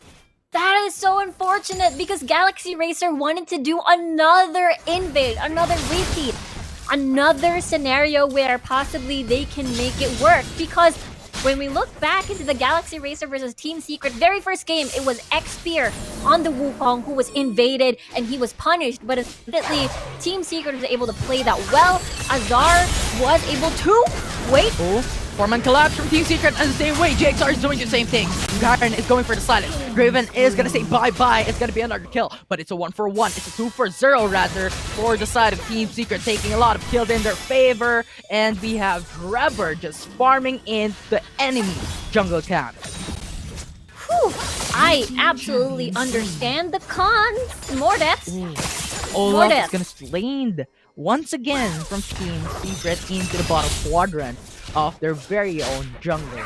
It's just too much damage to handle when you have Tetsuri onto the Ziggs, Trevor with the Wukong, and Oriana from Chewy rather, and Hamis from the Lux. It's just damage overload from Team Secret. But now, Azar, 1v1 against JC. It's a 1v1 indeed, but Kali is not gonna get that good end of that trade there as Azar punishes them with an early trade from the lunge. And Team Secret is looking in a very good position in the first 2 minutes and 30 seconds of the game. Yeah, what an explosive 2 minutes and 30 seconds, just as you mentioned. And going back again to what has been happening, because Team Secret, they have an advantage. I mean, okay, I get the concept. TS lacks that range. Never mind. GXR. Collapsing onto Spear. What's gonna happen? Azar, you're left standing alone into the middle of the fight. You went in too deep and the third damage came through. And another kill has occurred as Team Secret is gonna fall down on one member. Team Secret Azar. He wants the kill. Oh, he didn't get it. Ooh, Mega Inferno Bomb. Just a little bit close, but not yet too far of a damage. But we have Mercury's Locket already for Team Secret James onto the support. He was able to get a bit of an itemization at least. Ooh, Satchel Charge going in for the knockup onto Zibs, but no follow through. Light Binding is not going to connect because you have no mana, Hamid. And what was that? Whew. These two teams, they won't catch a break. They won't take a breather. It's so chaotic and I love it. But going back into TS, I think, what do you call this? A little bit distracted because I think JC might die here. JC might die indeed. Azar's just hovering to the backside, but this might be the bait. It might be GXR falling down a bit because you know what? Fiora knows you have Olaf just onto the sidelines. You also have Akali onto that Baron lane. So let's just fall back a bit. Let's not go too aggressive. Let's fall back to safety. Yeah, fall back to safety as the second or the first ever dragon is gonna be spawning with that Air Drake. Team Secret, again, they do have that upper hand when it comes to the 5v5s as long as they're able to pile in the CCs, able to wombo combo all their skills. As we can see, priority is in favor of Tatsuri here on the Ziggs as he is again, with that matchup against the Draven with Zivs. And now for Team Secret, makes me wonder if they do want to get a pick first before anything else.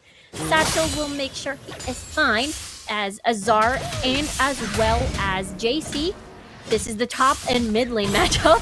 are still not going to be rotating. Oh, but Akali is just diving under the turret as Azar gets the kill against JC. And that is another win for Team Secret.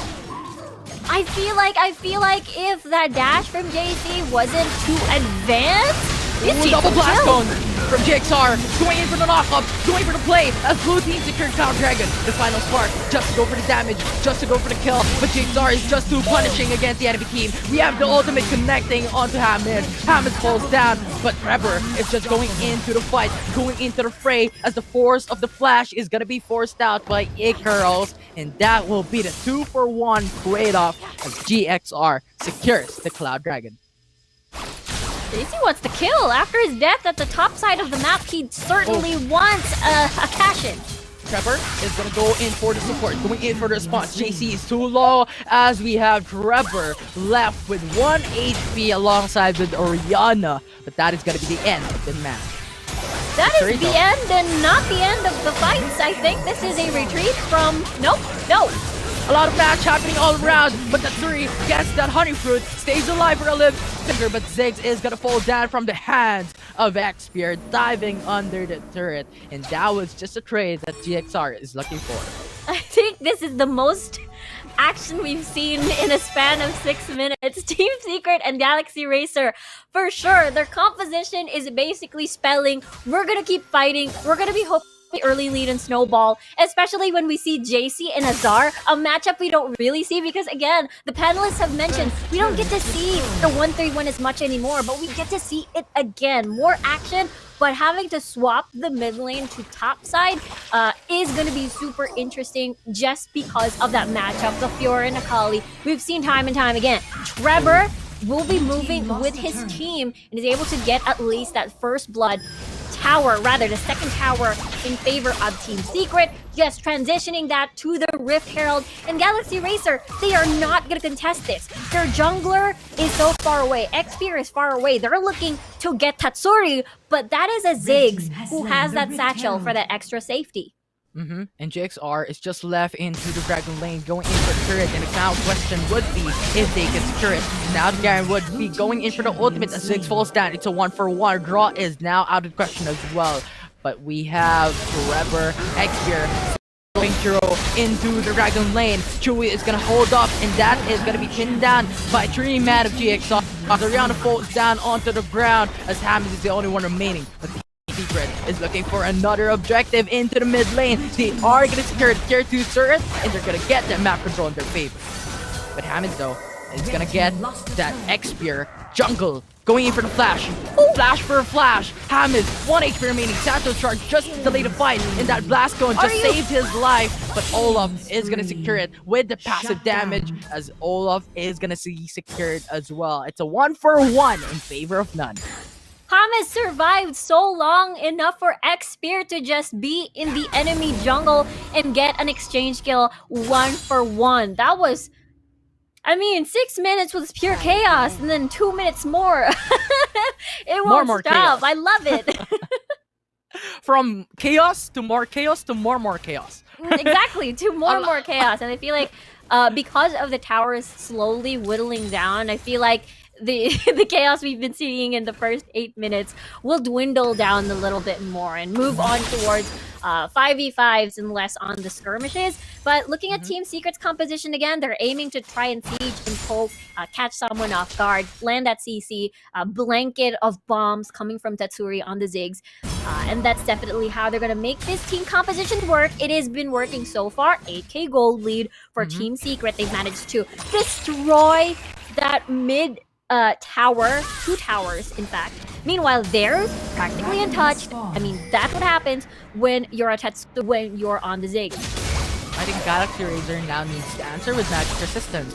If you looked at the item Team Secret, it's just loot and cycle all around party for Team Secret. But we have Zar going in for the 1v2, 2v3 right now, as GXR is now coming right up into the mid lane. But Mountain Dragon is going to be secured by Team Secret. They're happy to go for it. And Rift Herald is still not going to be killed into the Dragon lane.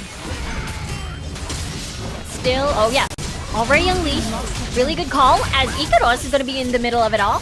Oh, 3v1. The flash is going to be forced out by Icaros. to now go back to safety, but Team Secret is now cutting in the lanes, cutting out the fight. It's Trevor going in for the 1v1 against Garen, but the Rift Herald is still gonna be alive, going into the tier 2 turret into the Dragon lane. Garen is gonna fall down, and that is another turret in favor of Team Secret, and that is dominating the map control game. Olaf though with the Ragnarok is now diving into the headline of the matchup. Team Secret 4v3 situation, 4v4. Trevor is now going for the support. Final Spark tries to go for the damage, but is not going to connect against the enemy team. And that will be Draven going to be falling down onto the ground. It's a 2-4-0, and Team Secret is happy to go for it.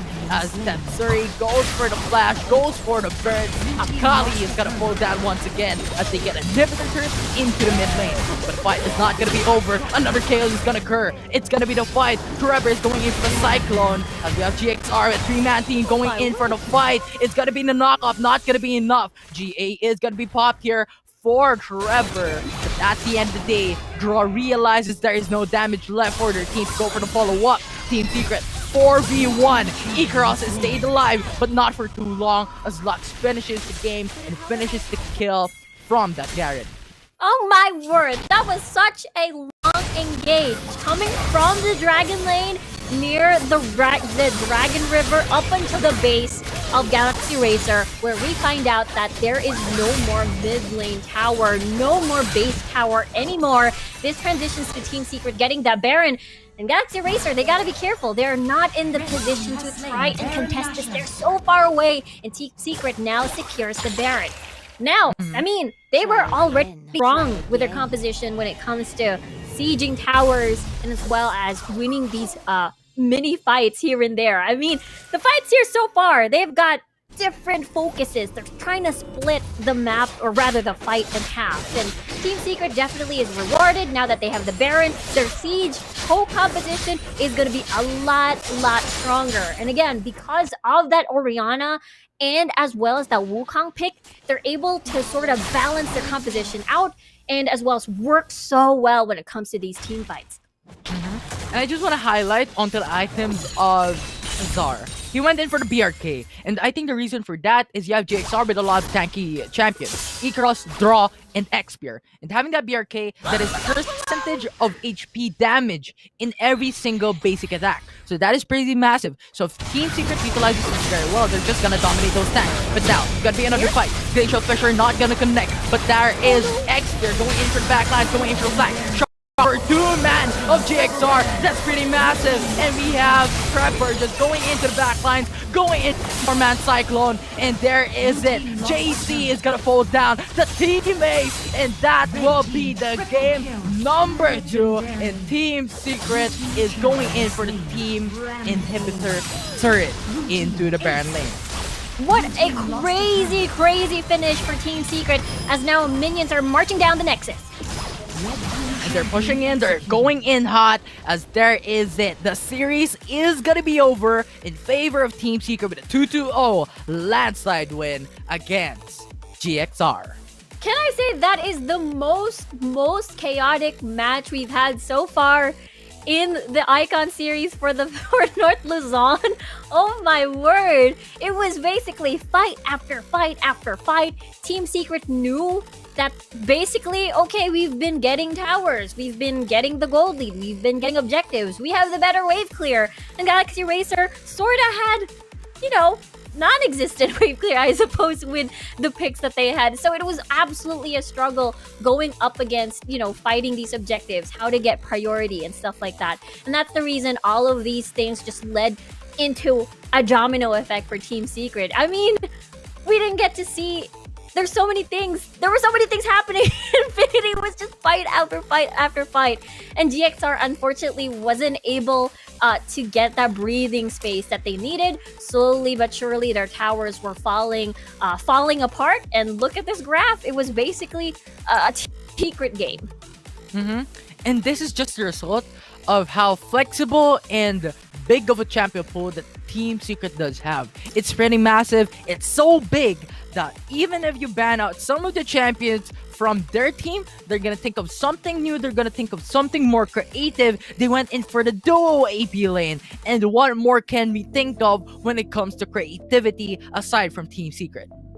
Yeah, I love the creativity. I love the mix-up that they did. I mean, we thought it's gonna be, the Chewy back on the on. I mean, we knew it might be a Chewy Oriana, but we didn't know it would have been Tatsuri back on the Ziggs. We thought we wouldn't see the Lux Ziggs combo again for that Siege comp, and I love the touch on the Wukong and as well as that Oriana, just so that we can see more Wumble combos and to sort of balance the composition out, make them more capable of fighting 5v5s with that strong initiation and the Shockwave.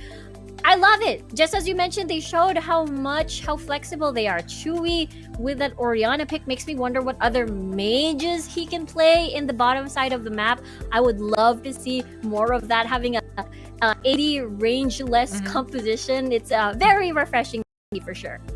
Yeah, rangeless composition. I think maybe, you know what? Yasuo is being picked up by Team Secret. It is their trump card. What if a Gragas Yasuo? We're bringing it back old days from PC version with a Gragas Yasuo duo lane. And I want to see that happen from Team Secret, but I don't know if it could be potentially happening. I really don't know if they could potentially bring it out on Nexplay Esports' match later on. It really depends on what they want to pick up. So I really want to see more creativity coming in from every single team coming right through for the Icon series.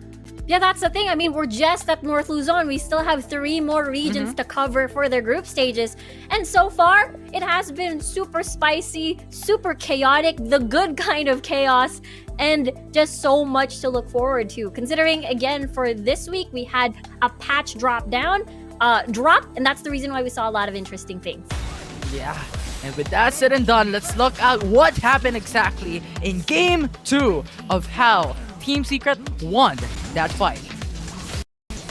Yeah, I think, again, it's the jungle invades for me coming from GXR. They were not working out. 2 times in a row, make that 3 on that second attempt. And for TS, this is definitely a field day for them to punish those jungle invades, leading into more comfortable fights like this, as we can see. Again, GXR was found so spread out, and TS was definitely living for that. Yeah, and look at this. They were going in for a 4v1. I think Ikaros was trying to kill off maybe the Oriana, Chewy, to at least get some gold out of Team Secret. But they punish with quick responses and also, you have Trevor going to the backside, going in for those 2v1, 1v1, and those Cyclones are phenomenal coming in from Trevor. And with that said, they went in for the 5-man kill, they went in for the ace, they finished the game off with a sweeping win against GXR. Master of the match will be Trevor from the Wukong with a dominant play, with quick responses, and a dominating player indeed for Team Secret. Yeah, Trevor, the man of the hour, master of the match. He was setting up again, back on the Wukong as your main setter, your jungler, making sure taking care of your side lanes. I mean, I don't think Azar needed help at top side against JC. It was such an interesting matchup, but he handled the jungle invade super well 2 times in a row. And was able to punish GXR's early game aggression alongside his teammates. So early to finish, super solid coming from Trevor. At this point, I'm thinking, maybe Trevor, you know what? Welcome! Jungle invade our jungle. And we're gonna contest it, we're gonna counteract it, and we're gonna get some kills in our favor for the early game. I think that was happening because in 2 consecutive games, we see jungle invade time and time again, and Team Secret just goes on top. Yeah, definitely. Almost like a challenge. He probably set up a sign near the entrance of his own red buff jungle and like, hey, welcome. Come here. Basically. Yeah. So I think that's such a really, really nice boost for Team Secret, especially later into the night. They'll be having to face Nexplay, which again last week they got 0-2. They got 2-0 rather by Nexplay in such a dominating and convincing fashion. So this win will definitely help boost for sure towards the end of the night. Yeah, I think Nexplay Esports at this point, you know what? We saw the Yasuo, we saw the Wukong, Katarina, a Ziggs. We're thinking, what should we ban out later on? What could we be doing later? But with that said and done, for the viewers watching at home, the next series is going to be Action PH versus Nexplay Esports. That was a crazy intense game from Team Secret and with Galaxy Razor as well, but Team Secret is coming up on top in that second game of the series. We're stepping away for now, and when we return, it's gonna be the panelist desk giving us more insights on what had happened throughout that series number 1.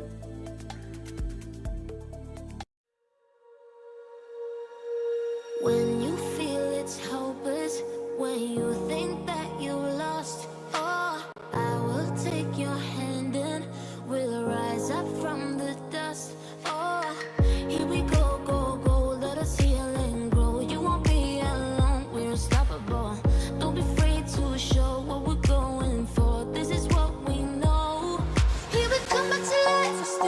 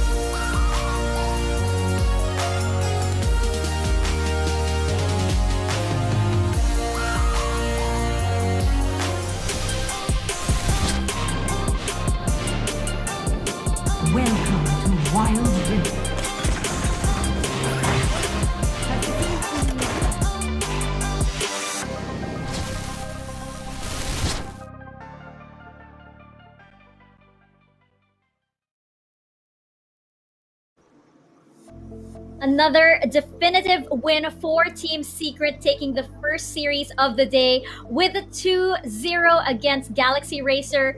You know, we mentioned that this was a David and Goliath match, but Team Secret looking more and more like a Hydra, you know, cut off one head and two more, you know, grow back.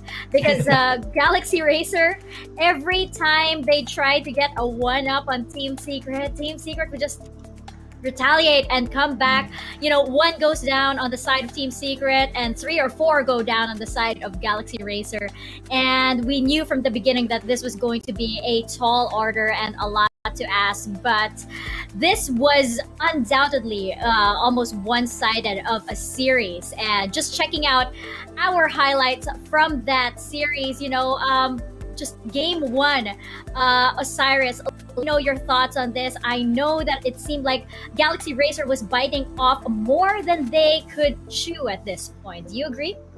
Yeah, I mean, the early game, really, they're having a problem with the 1-3-1. Yes, you drafted the grades, you wanted to invade further, but then they already gave early kills from Draven, and we understand that Draven is the champion that capitalize on those skills, some much needed kills to further increase his damage with the duration stacks and claiming it earlier. He's really getting those items really good. But the highlight or the MVP is Wukong, which is Trevor, showing how good he is in those engages with Tatsuri.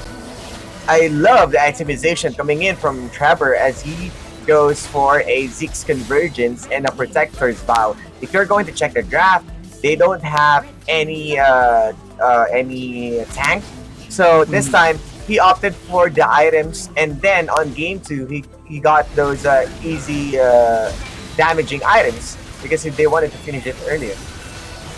I just feel like Galaxy Racer, it seems like they lost focus at some point. They were being pushed around by Team Secret so much that Galaxy Racer, it feels like, couldn't even focus on their own game. They were being so reactive over here, and Team Secret was just pushing. I mean, Osiris, let me know, why do you think this was so? What didn't they do? What didn't they capitalize on?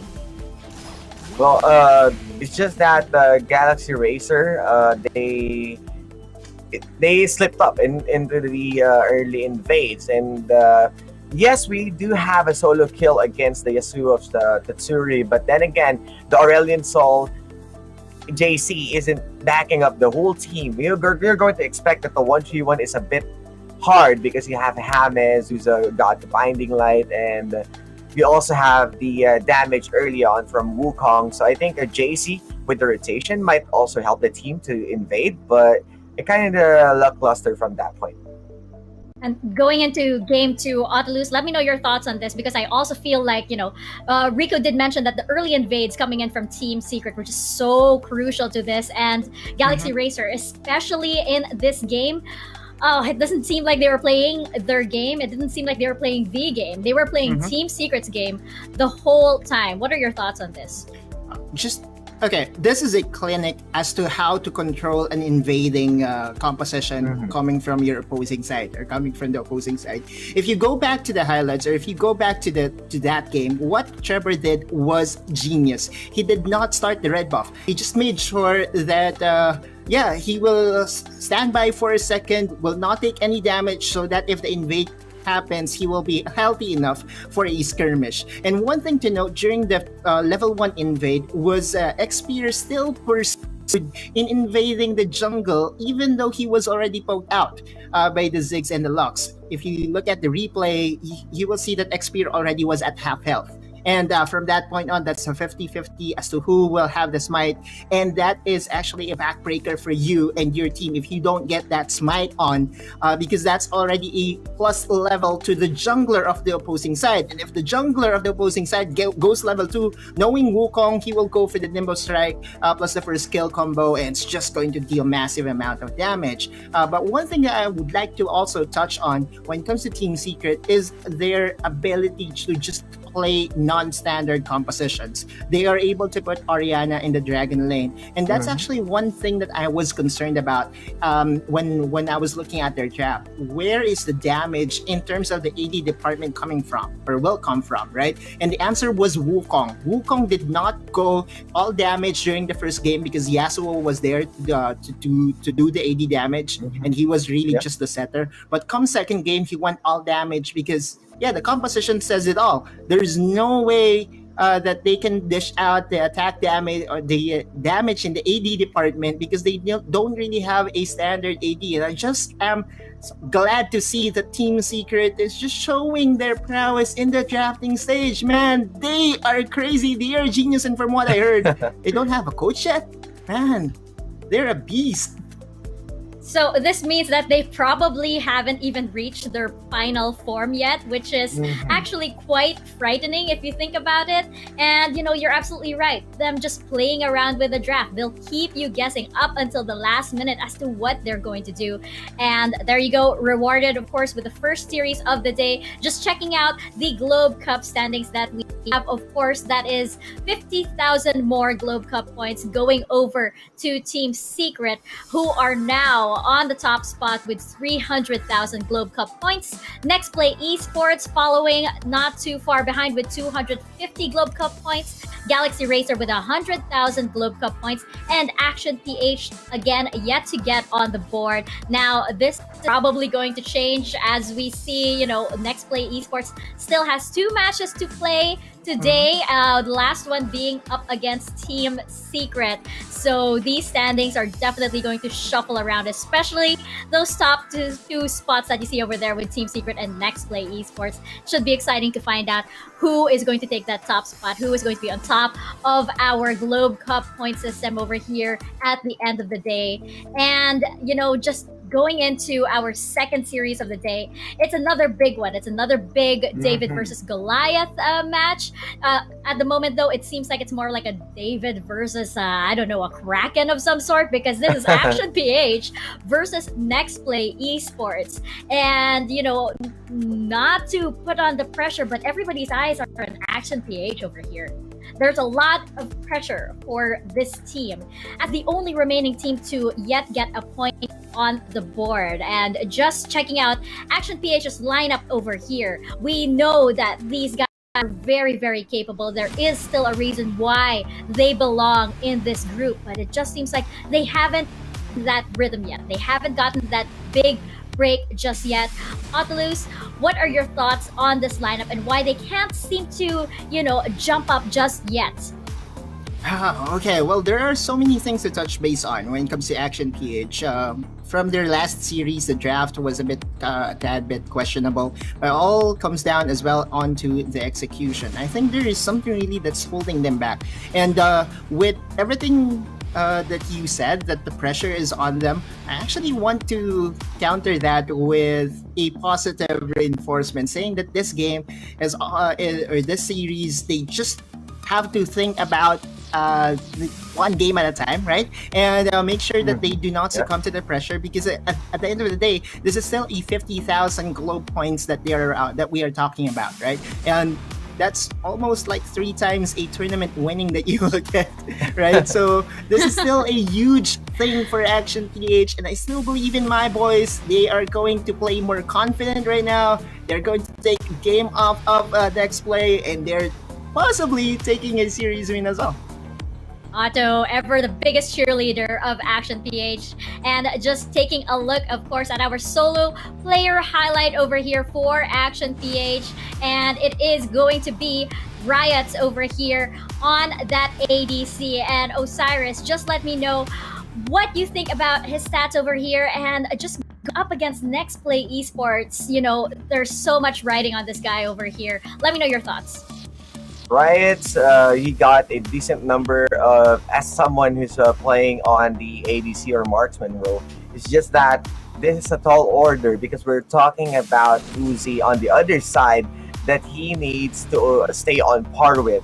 Riot's been putting a lot of damage for Action PH, and this time he needs to step up even further, as what the Otilus told us, that he still believed in the boys. Actually, I still also believe to Action PH that I wanted them to step up. I wanted to show I wanted to witness the true potential, because it feels like there are a bit of hesitation whenever that they play, whenever that they are calling the shots. So this time, it's all about learnings, it's all about experiments, and this is the only chance that you get to go up against one of the top teams in the region, and that from there you can just take away or nitpick something some good practices that you can bring from Action PH. So the growth is there, and this is the perfect time to surprise Nexplay with something different to Action PH.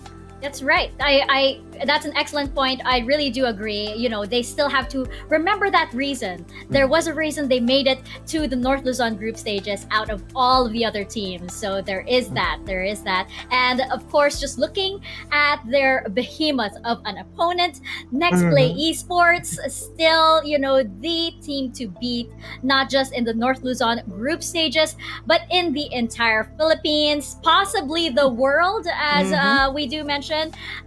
We actually do have viewers I know from North America, in which the game just launched over here, and they are incredibly impressed with Nexplay Esports and what they're seeing here. Just checking out the lineup of Nexplay Esports, in case you forgot these guys, by the way, which I don't think anybody is forgetting anytime soon. And Otalus, just let me know your thoughts on this amazing lineup. We have seen each of these guys shine every single day, haven't we? Right, so this is a very well-balanced team, right? Just she can control the game in the early phases. You also have Chule providing assistance in just pressuring the map. Then you have a late game insurance in Uzi. And Disaster has always been in the right place at the right time, right? So when we talk about Nexplay, if we talk about them individually, you will be in awe. And then talk about them collectively, you will just have you will be lost with adjectives, right? Or you will be lost with words. It's similar to what's happening to me right now, because they have proven that they are not just the number one team here in North Luzon. They are really contesting the top spot in the Philippines and maybe possibly the world right now, right? Whenever Nexplay plays, the whole world watches, because they have been on a tear recently, winning tournaments after tournaments.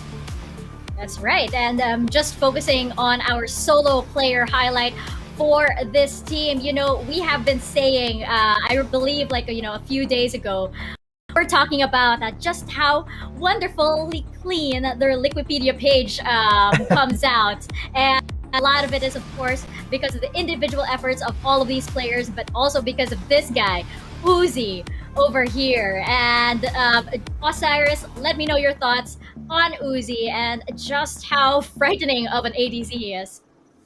And you can see that the numbers doesn't lie. That's 961 damage per minute, comparing from Riot's, which is around 500. So this guy is putting a lot of pressure towards the opposing enemies, and this guy doesn't underperform. Make sure that he's on the go, that whenever that Chule is having a hard time, or even their Baron lane, well, not to say that they have the hardest time, but Uzi is there. Like the time with the battle between GXR that took the early game, Uzi stayed composed. He just tried to rack up those farms and goes for the kill whenever he needed. Remember, this player who loves playing on Kaisa, and NXP is the team who manages to play in terms of their carry and also at their Baron laner. So showing a lot, and this time we are going to see Chule. Wanted to see Chule and Katarina in case. So this is something that I'm looking forward also. We haven't seen Katarina yet, have we? Yeah. We haven't. Chule? Yeah. No. When we talk about Chule, we have to talk about his Zed though. Zed hasn't been picked yet. And if Chule is listening, maybe I can just influence your pick again and bring up Zed. Otto, just, you know, trying to make sure that he gets all of his predictions in there. I see what you're doing, and just checking out our globe key player clash over here, you know, between Action PH and Nexplay Esports. It is going to be Simon and Disaster. And we were saying how I believe yesterday, Disaster just spells disaster every single time. Moment he's in your area, it is so scary. What can Simon possibly do to help mitigate just the disaster, the incoming disaster, I guess, so to say? Otlus, what do you think? Okay, well, this is a tough task because from APH's previous games, right, Simon has tried a lot of champions like the Locks. He also went for the standard champions in the Brom.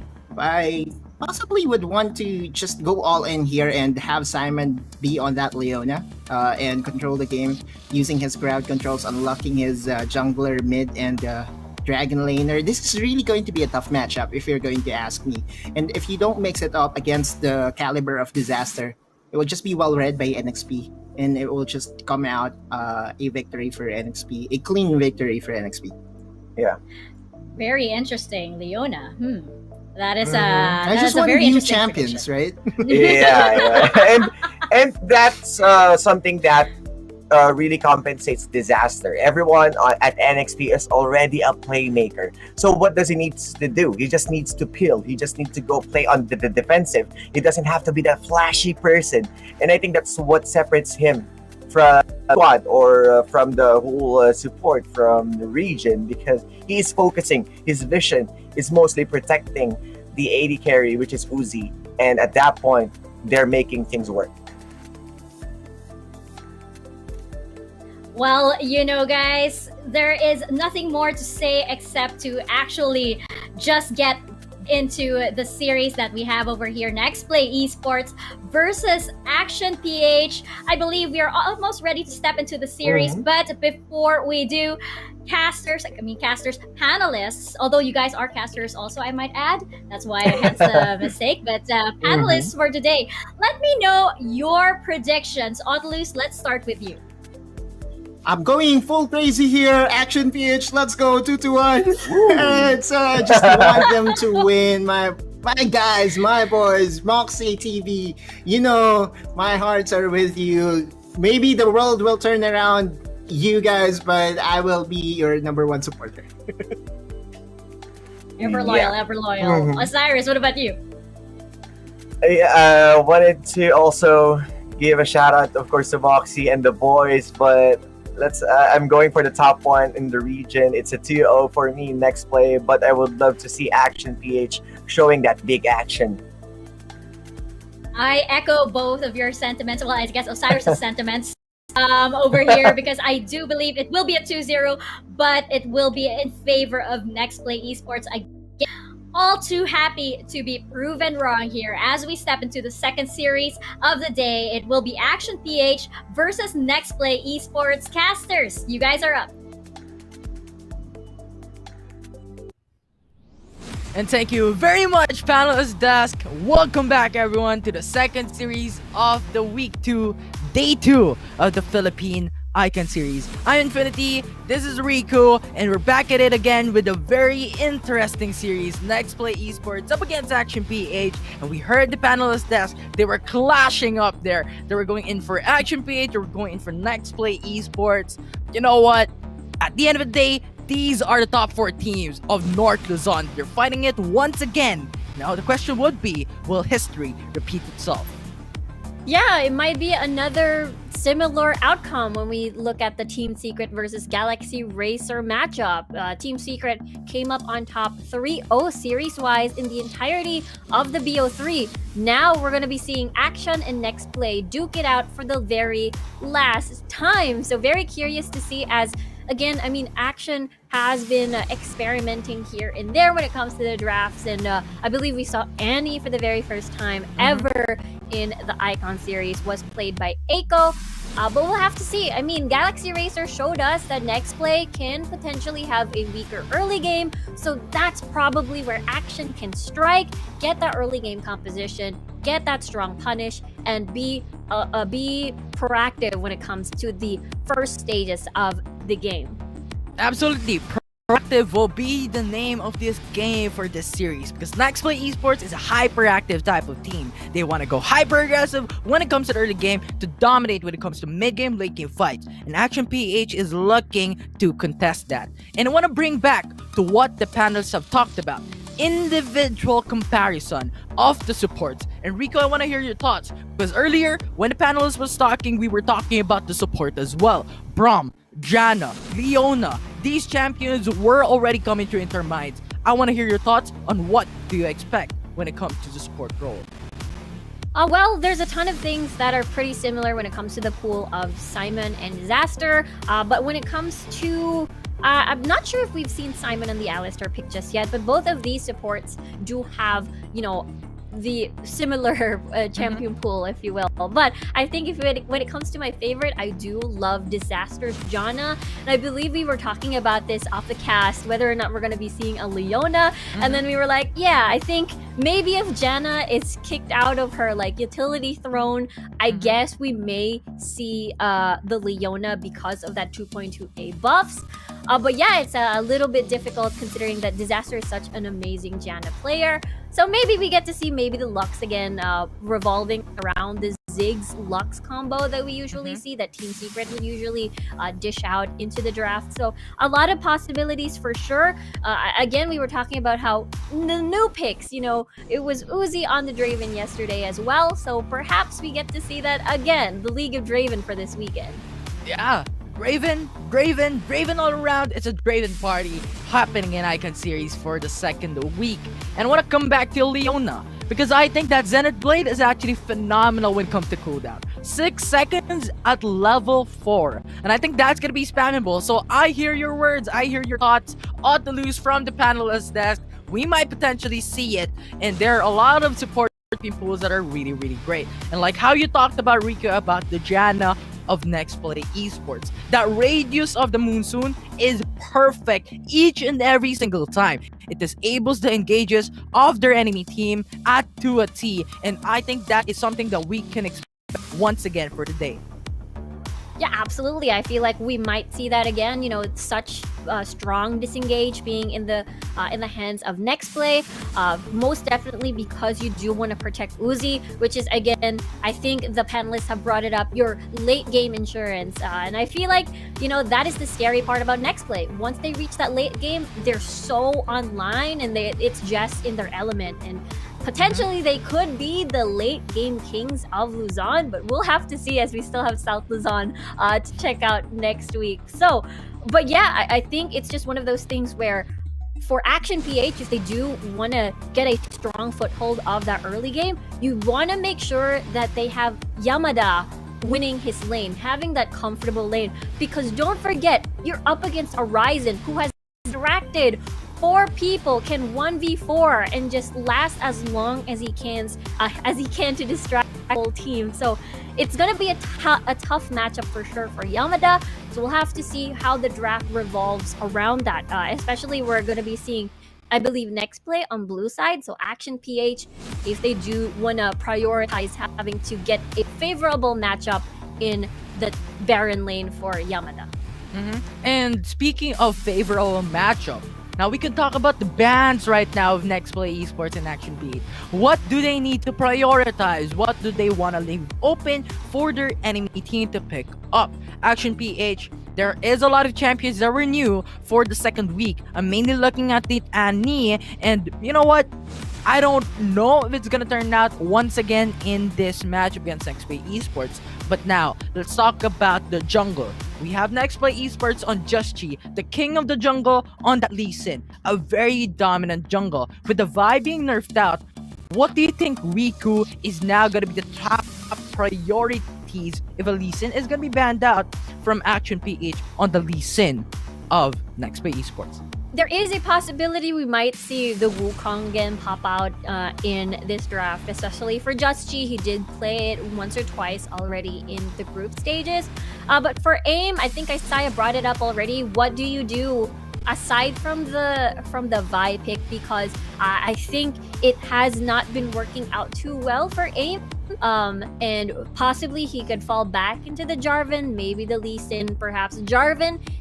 does enable your team really, really well. Really good ganking power, ganking potential, and is also it fits well in 5v5 team fights. So early game 5v5s could go well in your favor, and it also works well with an Orianna pick, which is definitely Aiko's specialty as well. Although we didn't really get to see Aiko on the Orianna just yet, but his playstyle, I mean, Ziggs, Seraphine, a little bit of Diana actually. I want to see Aiko's Diana again. I want to see him win that 1v1 duel right off the bat and see Diana shine. Diana, I'm hearing you. Come into this matchup. I think with a recent buff of Diana, I think it's actually quite viable because of the attack speed. You can just spam it out. There is no limit from that passive of a Diana. So there is a lot of potential that Diana may now come through into this matchup from either Action PH of Nexplay Esports. But Riku, you know what? We talked about the Baron lane and I want to go back to it because Nexplay Esports, you know what? 6-man came in. It's SISPH coming right through into the draft, and Horizon is gonna come out. So now, it's a new type of thing. They went in yesterday with Chule switching out for SISPH, and SISPH is now into the Baron lane. So what do you think may we expect coming in for this match when they have a different Baron lane? Yeah, I suppose when you mentioned, I mean, SISPH yesterday, both of the games he played, I believe, was on Orianna duty. So, again, Orianna fits so well in different types of composition. We saw Team Secret dish it out, basically a half comp, if you will, when it comes to the poke and siege option, and as well as a little bit of balance for that team fighting power. So we might just see just that again on the Orianna. I believe Chule does play Orianna as well. Don't forget the Seraphine in the mid lane. But just as you mentioned, I think the Gragas, we will not see the Gragas anytime soon. It's just such a good pick in general. You can flex it in 3 different lanes, maybe 4 if you want to be spy on the support role as well. So he's just too good of a champion. And for against Nexplay, you definitely want to ban that out because we've got Horizon and as well as Chule playing both of those in different roles. So for Action, like he really does have a deep champion pool. Just would love to see, you know, having to get him ahead. But based on what we've seen so far for Action, if they want to make their composition work, they solely rely on Yabada getting ahead, getting him in a comfortable lane, while Aiko most likely will be on utility, maybe get that Orianna for your side for that extra safety and mobility and more shields, if you will, for the rest of the squad. Definitely, having that utility in your favor gives you more of a space to actually make some mistakes. I'm not encouraging to make mistakes, but at that point in time, there is no perfect team. And that is just the reality of it. So when you have that utility, I think that could be utilized very well when it comes to the 5v5 type of team fight. And on top of all that, I like how you stated to ban out those flexible picks, because that is something that we can into the draft as Nexplay Esports is now drafting against Action PH for match number 1. And Fiora now out of the table. I love that our classic matchup in the Baron lane is gone. Basically, Camille, another one. They're hovering another one, but we'll have to check out if that is the confirmed ban because that is crazy. That means Ziggs is open, Lee Sin is open, Gragas is open as well. Even whatever you choose here is going to open up so many things. If you ban out the Galio, Gragas and Ziggs is open for the taking. And we'll have to check out if Nexplay decides to go for that Ziggs prio pick or something else that they have in store. As Galio is open. Oh, no. Right, Galio is open, Infinity. Galio is open. The synergy or a support, or not a support champion, but more of the reactive type of champion. We talked about how Galio is just too strong and flexible in terms of teamfight. The damage is there, the reactive play is there, and overall, the AoE CC is there as well. The Action PH has to decide, what are we looking forward to match this up? The Kaisa is open. Now that they picked up the Braum, it's actually quite a viable champion. But they don't want to give Ziggs onto the side of NXP because this is gonna be a very damage and a chaos type of champion. Yeah, I absolutely love this pick. Either Nexplay would decide to put the Lux in this second rotation for themselves to deny that Ziggs Lux combo that we keep seeing. Maybe they could go something else. Disaster did pick up the Lux before, I believe yesterday as well, so that will be a no stranger pick. But again, I believe this is our first time seeing Mitch at the Baron lane, so this could be a possibility on the top portion of the map, and Yamada can aim to get a matchup that he so desires. Yeah, I like the flexibility here for NXP because they picked up the Galio, the Lee Sin, the Darius. So you know for sure you have the jungle and the Baron laner up and available for NXP. But the Galio is very flexible. There is still a potential for them to now go for the 1v1. The Lux is open. The Draven is open for their team to pick up. But now they're prioritizing onto that Orianna.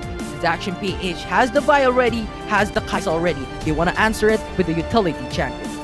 Yeah, more utility. We mentioned Orianna being such a high value pick, fitting in so many compositions. I mean, it could be Uzi on the Orianna, but never mind, because that Draven is going to be locked down. That means that's going to be their carry for Uzi. But this time, we talked about it. What will AIM do aside from Vi? But it seems that Vi is still going to be the game plan for Action PH. Now, Lux is open. You could actually are missing the Baron laner. That could be a Jax. We've seen Jax before, and it is. They did it again. I think they've answered Nexplay Esports before in the past in a 0-3 immediately the first 1 minute of the game. They are farming champions, and we might expect it once again from Action PH. This is their comfort pick, and if they get the lead when it comes to the game, they could punish Draven, they could punish Orianna, and the Lee Sin jungle of NXP. And if they do get this might be looking into a 3 games. But I'm looking forward into a lot of matchups when it comes to the early game, because there is a lot of potential for NXP and Action PH to both scale out in the first 3 minutes of the game. Now, who is going to go on top will now be the question on who these teams are going to lead coming into game number 2.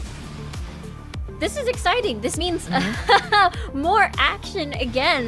With the Galio pick, that means you want to utilize your numbers advantage. You want to utilize how, again, just as you mentioned, being a little more reactive whenever Action decides to pull the trigger, because that's definitely what they're aiming for. They do want to get a head start either of making sure that Yamada's lane is safe on this Jax, or else his growth and scaling is going to be a little bit slow, and that's not what you want on this Jax pick, most definitely, considering that Nexplay does have that Darius, does have that Lee Sin on the opposite side of the spectrum. I love Nexplay's comp, by the way, because it's mainly for me loving any sort of that spells 5v5 team fights. Ooh, yeah, like boom, rather, not boo, it's not Halloween.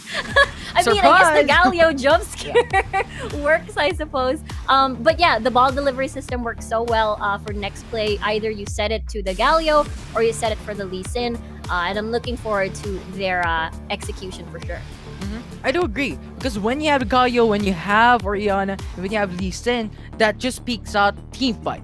And Lee Sin could be the one to dive into the middle of Action PH, and Galio is now being able to go for the massive setup. And with Darius available for their team as well, this alleviates some of the tanking alleviations or deficit of Nexplay Esports to match it up on maybe the Braum and the Jax of Action PH. So this is looking very interesting thus far when it comes to the draft. When it comes to the draft and champion pool, I mixed up these 2 words and I went in for the draft. it's not a word. Understandable. But yeah. It happens. But yeah, I do agree with you there. A bunch of tanky champions on the side of Nexplay as well. So I love the balance. You are basically doing a protect the king as well. Yeah. You know, it's not the Kai'Sa anymore. It's protect the king. King Draven here. Action PH in the meantime. I love their wave clear in the form of at least the Ziggs as well. Able to match up the wave clear of the Orianna in the mid lane. So they don't... They wouldn't have the same problem that Galaxy Racer had in their game number 2 against Team Secret. So at least there's that. You mentioned scaling as well. So a lot of pressure onto Riots for the late game insurance for the next maybe 10 minutes, 15 minutes of the game. I guess for me, let's see whether or not Action PH is able to survive the early game and sort of alleviate pressure away from Yamada for him to make to have his comfortable laning phase for him to get the Jacks powered up, but a little bit worried because Nexplay, when they know that they're in, when they know that they can take you on, they get really, really aggressive. Mm-hmm. And yeah, looking at this draft, when you have the Jacks with a lot of melee champions of the side of NXP, I think this has some potential. And they did it in the past. I'm looking forward to do it once again against Nexplay Esports. But now the problem is the mid-game, late game fights for their team. They are very dominant when it comes to early game, but mid-game, late game, you have a lot of scaling. I think we keep on repeating this because it's just there. Lee Sin is strong in the early game. Draven is strong in the early game.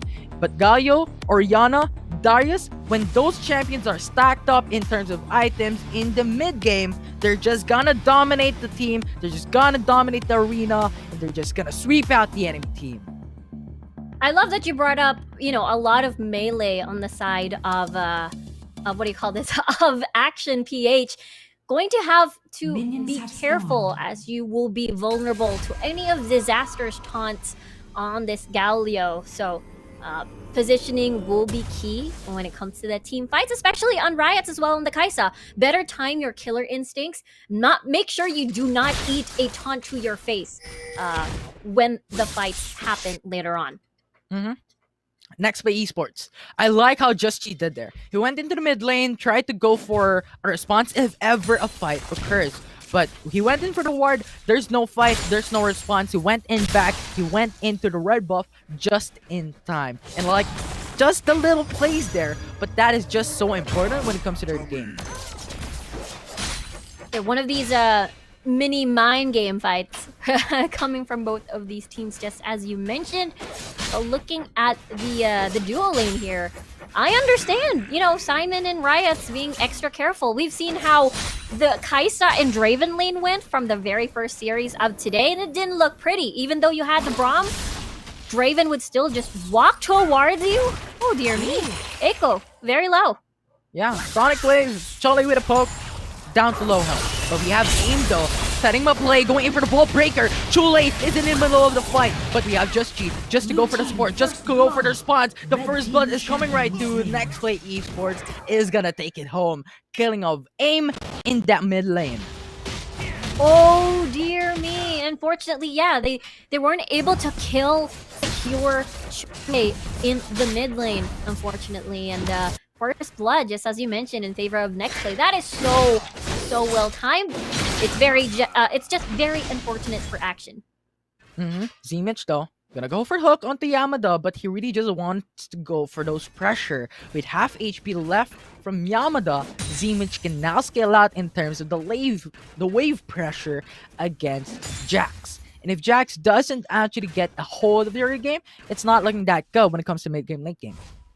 Yeah, definitely not looking too well, because you're even surviving, again, because of this, air quote, neutralized pick from Z-Mitch on that Darius. So, I love it. He's even trying to freeze the wave, so Yamada doesn't get a low lot. Oh, the taunt connects the two. It's gonna be the Lee Sin typing it right through into the matchup. It's Galio being the MVP in that engagement, in that gank. But Mega Infernal Bomb just to secure the damage output against Nexplay Esports. The satchel charge. Chule forced the flash away, and that will be it. NXP is happy with one kill. I love the matchup. The jungle matchup between these two teams. Jutchi and Aim. Oh no. Oh, the ultimate. The right timing of the barrier just saves his life, and Yamada went in for the counter attack. Onto the stun, onto Z-Mitch. Z-Mitch falls down. Jutchi though. Just Cheat coming right through, go for the smite, just to delay the fight, going in for the slow. He gets the kill, he gets the trade. It's a 1-for-1. Ooh, I mean, a little bit greedy there, coming from the side of Yamada. Could have went home immediately after getting the kill, but wanted to finish the wave, considering that, again, Z-Mitch denied a couple of waves away from him earlier, so he just wanted to get a little bit more. But next play, again, Justy at the right place, at the right time, is able to at least equalize that into a 1-1 with, again, we know, Lee Sin, early game, once he gets a bunch of kills, he's just so painful after one combo. One combo indeed. If that combo connects, it's pretty much over for these two teams. They have a lot of synergy in mind. And if that works, if that corrects out, it's gonna be pretty massive. But now, Nexplay Esports, stating their dominance into the Dragon lane. They're just diving under the turret, clearing out waves like it's nothing. It's so difficult, just as you mentioned, because you're up against a Draven who is just gonna chunk you out, just gonna head straight and bypass the Braum straight to Riot here. And then you've got the Galio, you mentioned, with such amazing wave clear. But now the first dragon has spawned, so we'll have to check out how NXP, controls. Taunt is now going to connect onto Braum, and that is going to be the 2-match shockwave from Nexplay Esports. What was that, Chule? And that will be Action PH falling down to the ground. Aim, 1 HP though, is still going to be alive as Chule is looking at a very bad situation. Sonic Wave connected onto Eiko. It will not come through as we have Jax at full HP, and they don't want to risk it. They got a kill already, and they want to fall back. I could tell Yamada wanted those kills. It was such a perfect situation. NXP, a lot of members are low, but he has to be careful. Again, Disaster is on that Galio for the taunt, and again, has to be a little bit wary or else he might be put behind. But APH here does have first dibs on that dragon. Disaster also has the ultimate available from that Galio, so this might be the contest coming right through. But we have Jax coming right up for the contest here against XP Esports. Action PH secures the first objective. Ocean Dragon is coming for APH, and they will get the gold in their favor. But NXP though is gonna get that trade from the tier 1 turret into the Baron lane. A good consolation prize at least for Nexplay, able to push down that top side tower, extra gold for that first blood turret, but giving props to Action PH as well. They were able to survive, be a little bit more patient, and they are rewarded with the first Drake of the game, and they're definitely fine with that as well. Props to Eiko with that satchel for that pressure near the Dragon Pit as well to scare off some of the NXP members just hovering around the Dragon Pit. But I mean, we still have that Rift Herald, which is Nexplay's first dibs on towards area. Rift Herald is now going to be initiated by NXP. Action PH is just looking to go for it. But I went in for the Assault and Battery onto the Lee Sin, but that's not going to be enough. Disaster going for the ultimate, knocks up that Braum, but the flash is going to be occurred by Just G, trying to go for Eiko, going for the Dragon's Rage. That might be the double kill. Mega Infernal Bomb, just go for that. Just G is just too tanky. Kaisa went in for the poke, goes in, but no Killer Instinct will be done as Gaio will be the sacrificial lamb as Action PH will not get the secured kill onto Just G and Uzi. Take note, all this time since the dragon fight, it was a 4v5 situation. Z Mitch is just focusing on knocking down these towers, getting that 4-1 arrangement for Nexplay. And Yamada as well, having to farm all this time unbothered now because the lanes are pretty much open. He doesn't have to deal with Z Mitch for the time being, but he will have to deal with Uzi on this swap here, and he's gonna be fine. I mean, at least Disaster is not gonna be with him, but at the same time, I feel like, AIM has been doing well in terms of matching Just G's constant ganks from these lanes. But now, APH decides to just, okay, we're gonna destroy this mid lane tower now. But Chule with the clear of the wave, in a blink of an eye, it's gone. And Action PH is now forced to back away with no turrets being secured in their face. So still, it's going to be an advantage for Nexplay Esports having that 5k gold lead with maybe 2 to 3 core item favor against Action PH. Yeah, so far, wave clear duty has been on Eiko's side, but he is going to be trying to shove at least the bottom side of the map. If they want to chunk down fast turrets as much as they can, they have to have Eiko with them. But so far looking good though, 6-3, but the gold lead though slowly climbing in favor of Nexplay. But fight is gonna occur. Aim went in for the Soul and Breaker onto Uzi. Uzi is gonna fall down with a Mega Infernal Bomb, just ramming right through with the damage. But Galio is gonna fall down as well. Action PH slowly but surely taking down one hit after another against NXP. But a Braum is gonna get secured by NXP as well. Yamada onto the sideline, going for the flank. Chule is very low. Seamage though goes for the hook, and Yamada is very low. The ultimate is not gonna secure the kill as Yamada is still alive. But there it goes. Zeemich is gonna secure Jax. It's a 3-4-2 in favor It's so- of Action PH. It's so difficult to keep fighting under these towers because you know they have that Galio who is so prepared to dive and initiate for Nexplay, and Disaster has been doing a very, very good job. At first, it looked like it was. The fight earlier under the tower felt like it was in favor of Action PH, but at the end of the day, we were banking on Yamada having a comfortable lane. He's still trying to scale up here and there, but Mitch is in the way. Mitch is in the way of all that. He's a Jax. He has a lot of sticking power, but Mitch sort of denies that. And if you add the Galio into the equation, it makes things a little bit more difficult for him. We'll have to see if Yamada will just fall back into this split pushing monster that we constantly see when we see a Jax.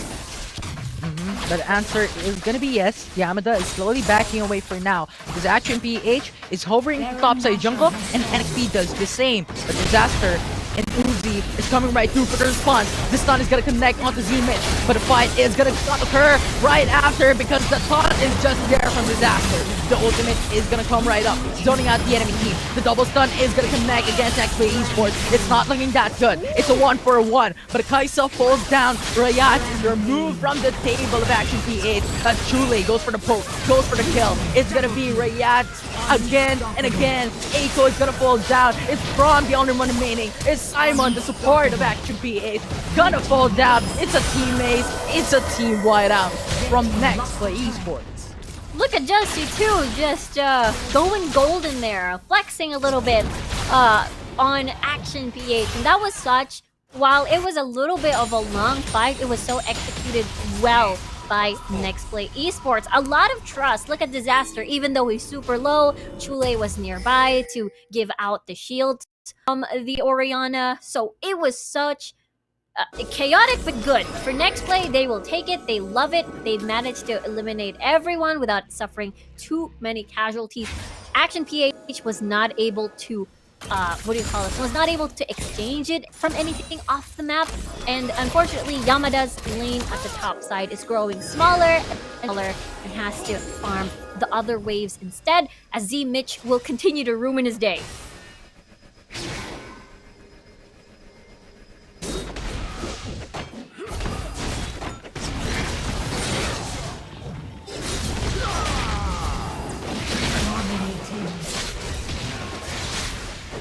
They went in for the quick response against Action PH, and they've fallen down to the ground as Yamada is once again gonna be slain down by Nexplay Esports. But we have Disaster going in for the 3-man taunt, and that is gonna be big. Glacial Fisher just to delay the fight. Mega in for a bomb, big damage against Nexplay Esports. But Lee Sin going to die. At the end of the day, the king of the jungle cannot fight against 5-man team of Action PH. Yeah, take note that Orianna or Chule wasn't around in that fight, and Nexplay was a little bit too deep. Riot was and AIM was able to get at least exchange kills here and there. That's a little bit risky. Wallbreaker, I thought it was actually coming up because Nexplay Esports, but he thought, you know what, let's just clear the wave, let's just clear the minions, because we need that wave control in our fave. It's so difficult for Yamada, even though he's winning all of these 1v1s, being that split push monster. They've got the Galio. Disaster is just gonna fly across the map and then make it a 1v2 situation, which obviously Yamada doesn't want. I think that is definitely the threat that APH has to encounter most of the time. I believe maybe baiting it out first before having to try and split push and do that 1v1 would be a possible option for APH. But again, Action still has that scaling for the Jax and as well as for that Kaisa. And I think they're doing a good job trying to slow down the game. It's just that Nexplay Esports is just super duper aggressive, and they've been getting, you know, objectives left and right and making sure that every single time they clash, they'll remove a tower off of Action. And speaking of tower, it looks like Nexplay Esports is looking at the tier 2 turret into the Dragon Lane. If they get this, this is gonna open up the map control in their favor, and specifically onto the Infernal Dragon. It's now up, and Nexplay Esports has dominance into the Dragon Lane and into the mid lane. I mean, the jungler is far away, Just G is far away, so Action, they can decide to steal this.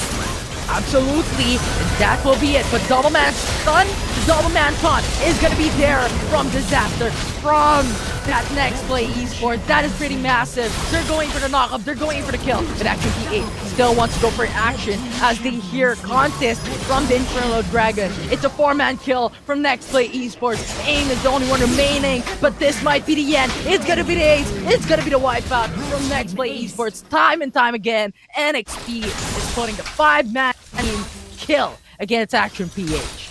You absolutely can tell how far ahead Nexplay is in the game when you see the jungler split pushing when the dragon is up, and you see Action just trying to contest that. And Nexplay, some of them want to end the game, some of them want to go back and push the other waves instead, but Chule zoning them out. Too much damage coming in from Chule, putting half HP from Simon and Riot, and that is after pitting massive. Dragon's Rage just to the clear of Yamada and Action PH as Nexplay Esports cleared every single inhibitor turret in the game against Action PH, and that is not looking that good for their team. Definitely not looking good. Just as you mentioned, everything is open now. Nexus is about to fall, but another fight. Yamada going in for the stun, actually connects onto the support. Mega Infernal Bomb, too much damage to handle. Uzi's gonna get melted down. Disaster is still gonna be alive, but not for too long. Galio is gonna be falling down. It's a 3v1 as Just jostling around. Bai is gonna get killed and make it a 2 as Just the king of the jungle, is here as he goes for the ace. He goes for the wipeout. It's 3 aces in a row. 3 aces in the row, they're looking to end the game. Everyone's down and the Nexus is about to fall. Nexplay Esports takes game 1 of the second series against Action PH, getting that a lot of aces, getting the early game, and they got the win that they're looking for. What a monster of a performance, shutting down every single lane. I mean, we didn't get to see how, you know, dominant Draven is in the bottom half of the map, but once everything just comes together with the Galio, with, you know, Just G with them as well, it just shows how, you know, Action PH still has to wait for the later stages of the game to work. Unfortunately, we didn't get to see too much from the Ziggs working with Eiko here. We didn't get to see a lot of towers fall. The opposite happened actually, as NXP was able to at least, you know, get a bunch of turrets. They're like, okay, we'll sacrifice the first dragon of the game and just aim for first blood. And Chule, with the amount of damage that they just did against Action PH into the sidelines, have you seen that shockwave brought the HP of Simon and Riot's down to half HP? And that is the tank and the ADC of Action PH. That is the amount of damage that Chule does have in that game 1. And the type of setups were phenomenal for Nexplay Esports. Yeah, not gonna be surprised if, you know, Chule becomes MVP of this match. I mean, just as you mentioned, just a ton of damage on the board from this Orianna. And again, the team comp allows that. Allows Chule to shine with, again, Just G on the Lee Sin, Disaster on the Galio, and it just works so well. And seeing Z Mitch on the Baron laner, and I think this is not his debut time for the Icon series. He played yesterday as the Orianna, but he's flexing how flexible he is, how versatile he is. He was able to match up against Yamada. Again, what the player that Action PH usually relies on to sort of relieve pressure, or sort of rely on to be that scare threat of that 4-1, be able to split push. But Z Mitch was able to shut that Jax down with that Dairy. Yes, I mean, whew, what a game. Yeah, and speaking of the game, let's look at Oppo Reno 5 play the game as Game 1 highlights is now seen on the screen. Nexplay Esports just talk a lot of that when it comes to their game. Glacial Fisher connected onto Uzi, but they were just being collapsed down by Nexplay Esports. They're getting kills, they're getting plays, and with that Glacial Fisher, I think that was a great setup, but the damage of Chule was just there and just cheap to go for the follow-up. yeah, it's still definitely not going to be enough. And looking at this dragon fight as well, this is what I'm talking about. Your jungler is the one who's split pushing while a dragon is being taken. That's how far ahead Nexplay was in that game. He was able to rotate to the dragon fight, was able to conduct an ace, deleting the jungler of Action, as AIM was the last one to die. And that's how, again, far ahead NXT was. This was the last attempt by Action, having to stop the ports, catch people off guard, porting back home, but it didn't work out as Z-Mitch and as well as Joshi was able to finish the match alongside with them is Chule. Absolutely. Though I just want to commend that last engagement was absolutely insane, coming from Action PH getting 2 kills. But now, let's look at the master of the match, Chule with the Orianna. Whew, Chule. This Orianna pick has been the one of the strongest picks, I believe, in general, and Chule just makes it look so easy. Massive amount in the balance of 80 safety with that Seraph's Embrace, Rabadons and Ludens as well. So he was basically everywhere. There was a bunch of other impactful shockwaves that, you know, a lot of the teams, a lot of the players really do have to respect whenever Chule is on this champion. Yeah, and with the Infinity Orb, it's just critting all around. The Luten's Echo as well, it's massive AoE on top of the skill kit of maybe Orianna. So it's just a right play from Chule, master of the match, the MVP of Game 1 from Nexplay Esports. I gotta say, I mean, we were talking about maybe we might see the Wukong pick with the Orianna pick, and for Chule, he has been very comfortable with a lot of options in the mid lane. I mean, you could see him in the Orianna, another sort of initiator, playmaker, but more on the utility side of things. But he can also be that Gragas in the mid lane as well, serving as your engager and as well as your disengager. I'm excited to see how flexible Chule is, and seeing Z-Mitch again. You know, we're not seeing a Ryzen this time on the top side of the map, but it's Z-Mitch. He made it work. It was against Yamada as well. Definitely one of the talented players coming from Action PH. And it's surprising for me, to be honest, because yesterday, Nexplay Esports, Z-Mitch go into the mid lane, and they're now putting him into the Baron lane. So it just shows how Z-Mitch is just so flexible when it comes to role selection, when it comes to the champions that he has built from his act of practice champion pool that he everyday uses with Nexplay Esports.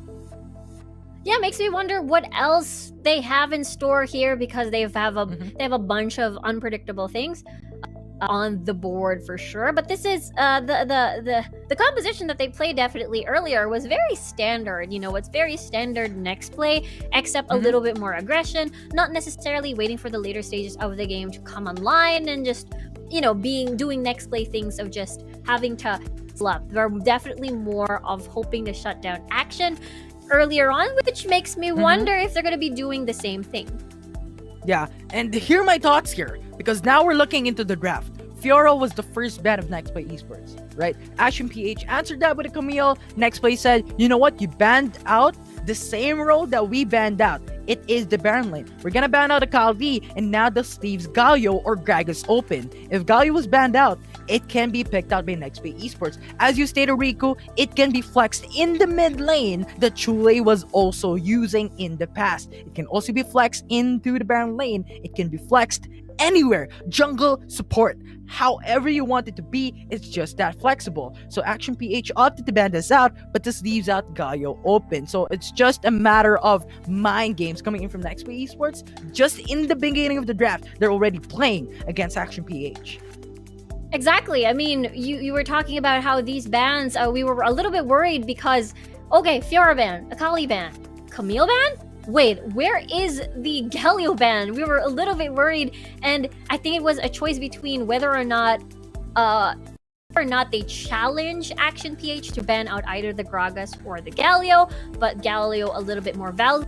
Action PH trying to force Nexplay. Do you want the Lux Ziggs Siege poke composition, or do you want the Galio? But the Galio has so much value because, again, it fits in so many different compositions. It doesn't really limit you into just one. You're able to make cross-map plays, and you're able to shut down the 4-1 as well. That we saw this earlier when Yamada and as well as Z-Mitch were 1v1ing. Yamada was almost winning, but the Galio just ruins your day. Disaster ruined Yamada's day, basically. Well, alongside Z-Mitch. But it's just so difficult. Honestly, I feel like Galio should be banned no matter what. It doesn't matter even if he's nerfed. His kit is still intact with how much he can bring to the table in terms of that numbers advantage game most instantly. So I'd rather have the Gragas on the board, but not the Galio. Yeah, it's just the surprise factor of a Galio, right? When your team is fighting, the Galio is not available in that fight,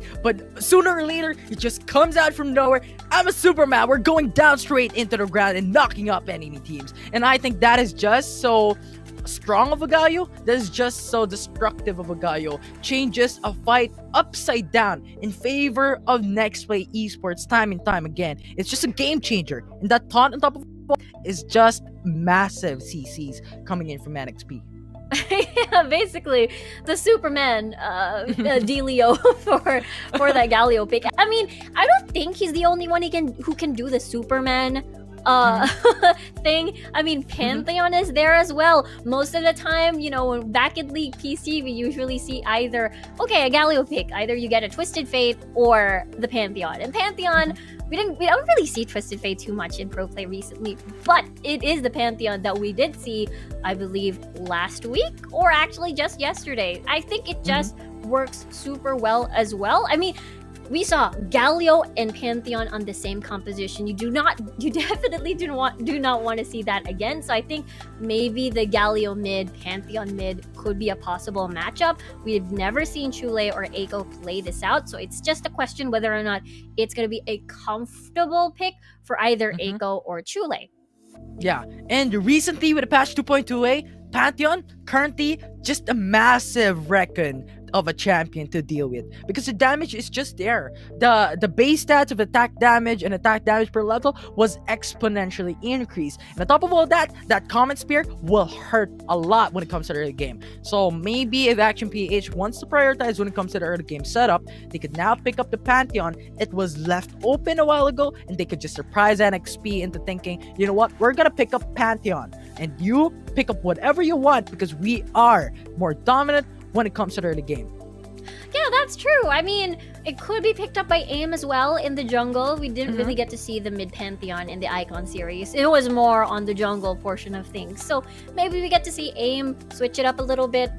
Because majority of his games, he fell back onto this Vi, which we didn't get to see as much when it comes to the laning phase. But when we look at performance now, he did a very good job having to match Just G's rotations, Just G's ganks. He's been trying to counter a gank here and there for the squad for action. So I wonder if they can replicate that or if that is enough, because it seems that they're trying so many different things. Ada wasn't able to shine, so we'll have to see if they're going to switch it up, maybe rely on Eiko this time. Maybe he's going to go back to that Diana pick and focus on the mid lane, that mid jungle synergy, rather than making Yamada or relying on Yamada to scale in later stages and become that really scary threat. A lot of champions being brought up for NXP and Action PH. Now, it's depending on Action PH and NXP. If you want to pick it up, go pick it up. Because we are excited to see it occur in terms of game number 2. Those creative champions, those champions that we don't expect coming right through. And this is not just a matter of, you know what, we're gonna pick up something new because, you know what, we're gonna confuse you. No, because it also gives you a chance, an opportunity for the enemy team to have no idea what the counter champion would be. And this happened in the past of Team Secret with that Seraphine pick. That was absolutely insane. But at the end, Nexplay Esports got the counter pick. But that was just a day after. And Action PH could do the same thing against Nexplay Esports. Pick up a new champion and have Nexplay Esports go through the champions that are unexplored as a counter to that creative pick from Action PH. I mean, that's true. You brought it up last time. I mean, if you bring something new, it means most likely there's not a lot of counters prepared for that matchup. So what are your options? I mean, we've got the standard 5v5s, we've got the poke poke comp, the poke siege composition. We've got the save the queen, save the king composition. So I guess it's just one of those things where you're comfortable at. For Action, I think they've been trying so many different things. They've tried the Seraphine as your core, as your sort of primary engage with that Encore as well. We've seen them try the Ziggs earlier, and as well as last week, we've seen Eiko try out the having to be that assassin mid laner, maybe on the Diana, maybe on Ahri. He was on Ahri twice, but unfortunately, we never get to see these lanes take off individually, and I think that is definitely where they struggle. And most of the time, if you can't win in the laning phase, you usually bank on the 5v5s, which I don't think we got to see too much for Action PH, since they're definitely aiming for that 4-1, having Yamada split push and see if he can be that late game threat. So maybe this time we get to see a different style, because Action and Nexplay, this is gonna be our last time in a while where we get to see this matchup, as we are already in our third and last Robin stage. You know what? I want to see Leona. Oh, Leona! Because we were talking about new champions. We talked about Ahri, we talked about Raven, we talked about everything that we could potentially talk about. Now let's talk about Leona. I think she has a potential still. I think the buff onto the Senate Blade, but 6 seconds onto the root, I think that's going to be pretty massive, because in a team fight, when you're going in for more of a prolonged type of matchup against any of these teams, it doesn't matter. But when you're going in for prolonged fight, when you have a lot of roots, when you have a lot of CCs, and also speaking of Leona, you have 3 CCs built into the skill kit, right? So when you all have it at the same time, it's just a pretty massive type of a play that you can produce against the enemy team that could shock them, that could really just put them in confusion on what they need to do against those massive roots, those massive plays, and those massive catching potential of Leona. So I want to hear your thoughts, Riku. What do you think about Leona pick that may come through? Maybe, we don't know. Yeah, I mean, Leona's pretty strong when you want another second engager, I suppose, or if you want to pile in a couple of CCs. I remember bringing up the Janna. Like, I feel like Leona is in an awkward position, especially that Janna is on the board. We've got Disaster being such a talented Janna player. We were looking at, Zenith Blades getting countered by that Tornado, and the Monsoon was able to disengage against that Solar Flare. So a little bit of mirroring here and there with that counter. So I want to see Leona. I want to see something fresh, but we're in the draft, and Lee Sin being the first one taken out. Yeah, Action PH is now respecting the king of the jungle. They don't want to battle it out against the Lee Sin of Just G, especially when considering Nexplay Esports now being the second pick. Lee Sin can come through alongside with a Baron laner. So being picked out, being banned out, it can now disrupt NXP's jungle. They still have Wukong open, but nevertheless, Orianna is going to be the second ban of Action PH. Through with 2 Baron laners from NXP, Akali and Fiora is now going to be out of the table. Are they trying to screw Yamada in a Camille top lane pick? Because I feel like that is possible. I feel like that is definitely a Yamada pick, because AIM hasn't really played Camille before on the jungle role. So curious to see that they're playing according to their plan again, because Galio is open for Nexplay, and I am shocked to see Galio on the board. Absolutely. I was thinking Camille? Thinking they're going in for Galio. But at the same time, I think Nexplay Esports could pick Camille up because it was open as a Baron laner. But you know what? Having that Gragas, I think, could be the answer against Galio. When Galio is pushing in when it comes to team fight, and the Action PH wants to disengage, you have the explosive cast to be used against NXP. Absolutely agree with you there. You do have a strong form of disengage. Gragas normally paired with another disengager, which is the Janna, which I think would really fit Action PH. They definitely do need a really, really good damage source for sure coming from Riots. Maybe we get to see him play the Ezreal perhaps. But a little bit on the slow side when it comes to dealing consistent DPS. For Nexplay though, Olaf is gonna be their jungler, or maybe for Horizon, as we see Chule not on the board anymore. It is Horizon on top side going back, as Z Mitch will be in the mid lane. Absolutely. And Rico, I think they heard you. You know what? You're picking up Now let's pick up Olaf. This is gonna counter onto the CCs of Action PH. And Gragas' explosive cast, Assault and Barrier Vi, and Camille, next ultimatum, is not gonna have a great time against Olaf from the side of NXP. But once again, we talked about it a while ago. A counter to Galio in the PC version was Twisted Fate, and Action PH is bringing it right through to counteract this champion. I love it. I love this switch up. I mean, we were expecting the Pantheon usually, but we have that Twisted Fate, most likely played by Eiko, and as well as we're going to be seeing, actually, it's a support, either a support Twisted Fate or a support Gragas. But if Disaster is carrying that Galio, then most likely that's going to be Simon on the support role. But I want to first see the switch ups here, as it could be either way. You want a tank with you as well on the bottom side of the map, because if Raven Twisted Fate, that is super duper squishy. I would be super worried for Riots and Simons. I like this arrangement instead with the Gragas as, Riot support. When it comes to individual matchups, let's look at the mid lane, because I want to talk about it. Twisted Fate against a Ziggs. I think Twisted Fate will not have a great, because Ziggs is just onto the backside, just poking all around against Twisted Fate. When half HP remains, Satchel Charge, go in for the poke, go in for the slow, that's all around damage, and Ziggs has it all. So I think Twisted Fate is not going to have a great time. So I think Vi would be key here. If Ashen PH wants to dominate when it comes to the mid game, Vi needs to be active, Vi needs to respond into engages from Action PH and Nexplay Esports.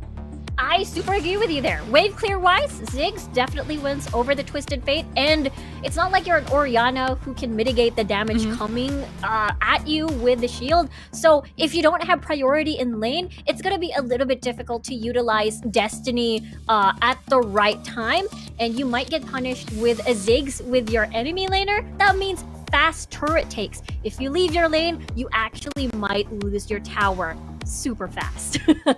Absolutely. And that Satchel Charge is just something that causes chaos when it comes to the early game.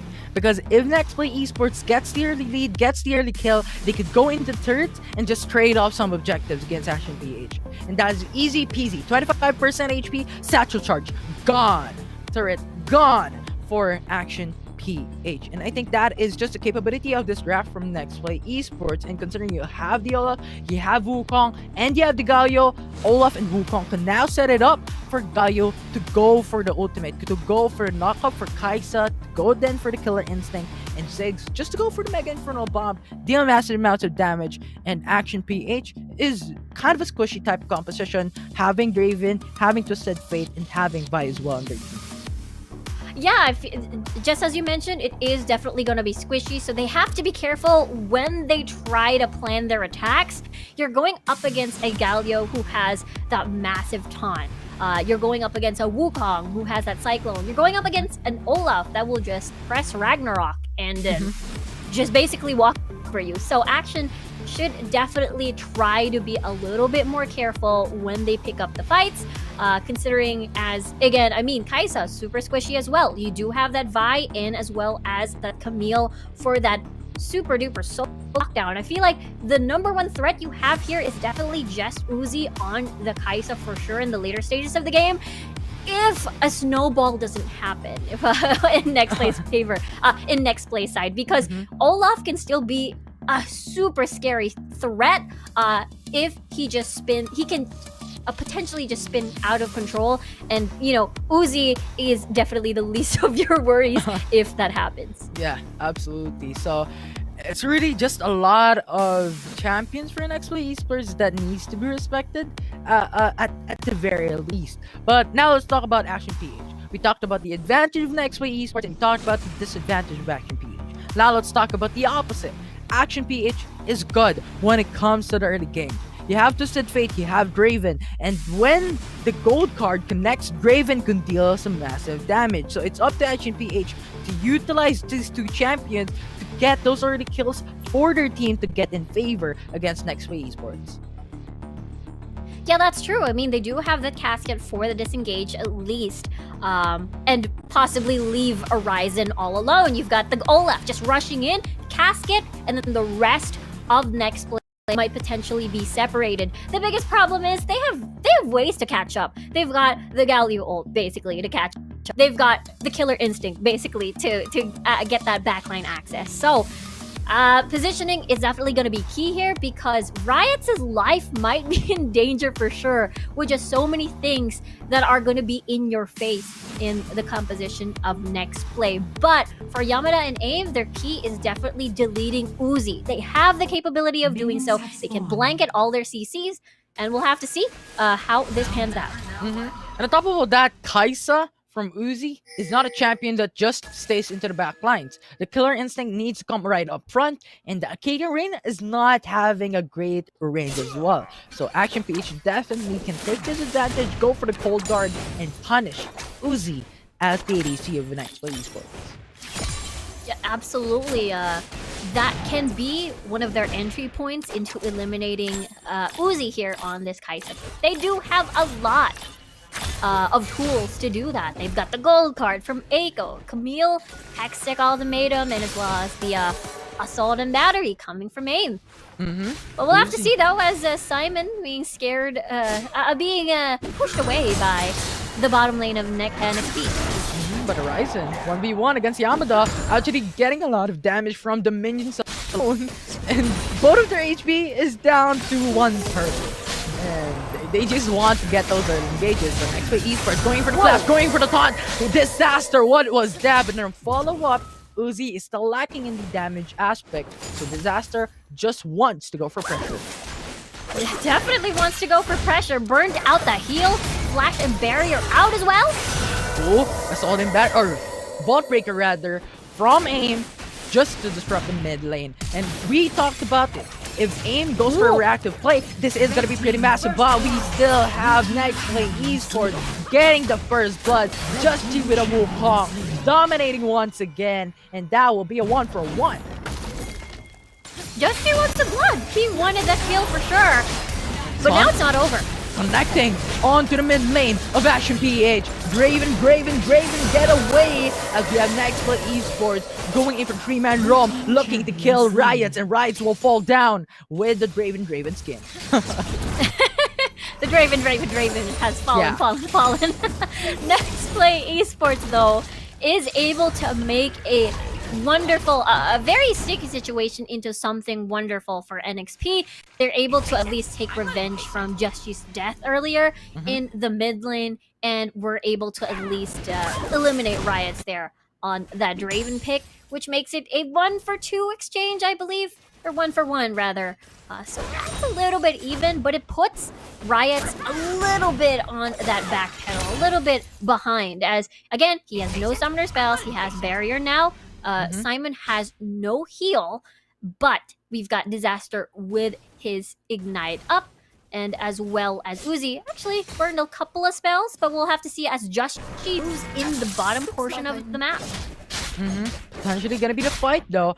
Action PH has their sights on Suggestion, just gives them the information, and this crowd are one of the main key jungle camps because this gives you XP and this gives gold. But Nexplay Esports is now looking to dive under the turret, looking for a play onto Riot.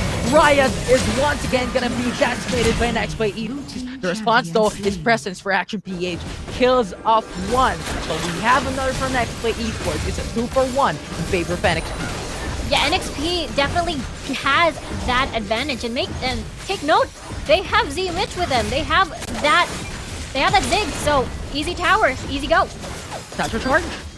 Where are you? There it is. Let's go. It's gonna be the tower first blood coming in for Nexplay Esports. The gold card is gonna connect onto Justito. Electrical, pretty massive damage. But Assault and Barry is gonna connect onto Zik. It's gonna be the Galio going in for the ultimate, actually pretty massive play. But that will be the 1-for-2 grade of in favor of NXP. Draven going in for the damage. Uzi is still onto the backside, but that is too much to handle as the spinning axe will be expired from Riot, and that will not get the kill against Uzi. So that will be a 3-for-1 in favor of NXP.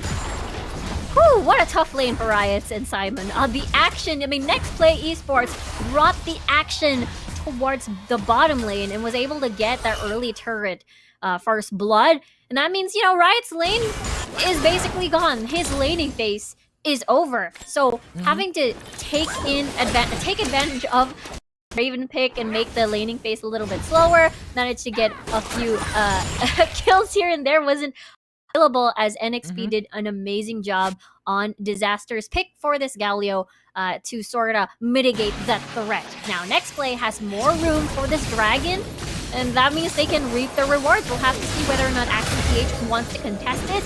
It's going to be a 4v4. Potential side that we could see, but AIM is gonna go for the ball breaker onto the red buff instead. So do you know what? We respect Nexplay Esports. We're gonna farm for now, get the advantage later, get the item so that we can match it up against it. Definitely get the items that they want to kill.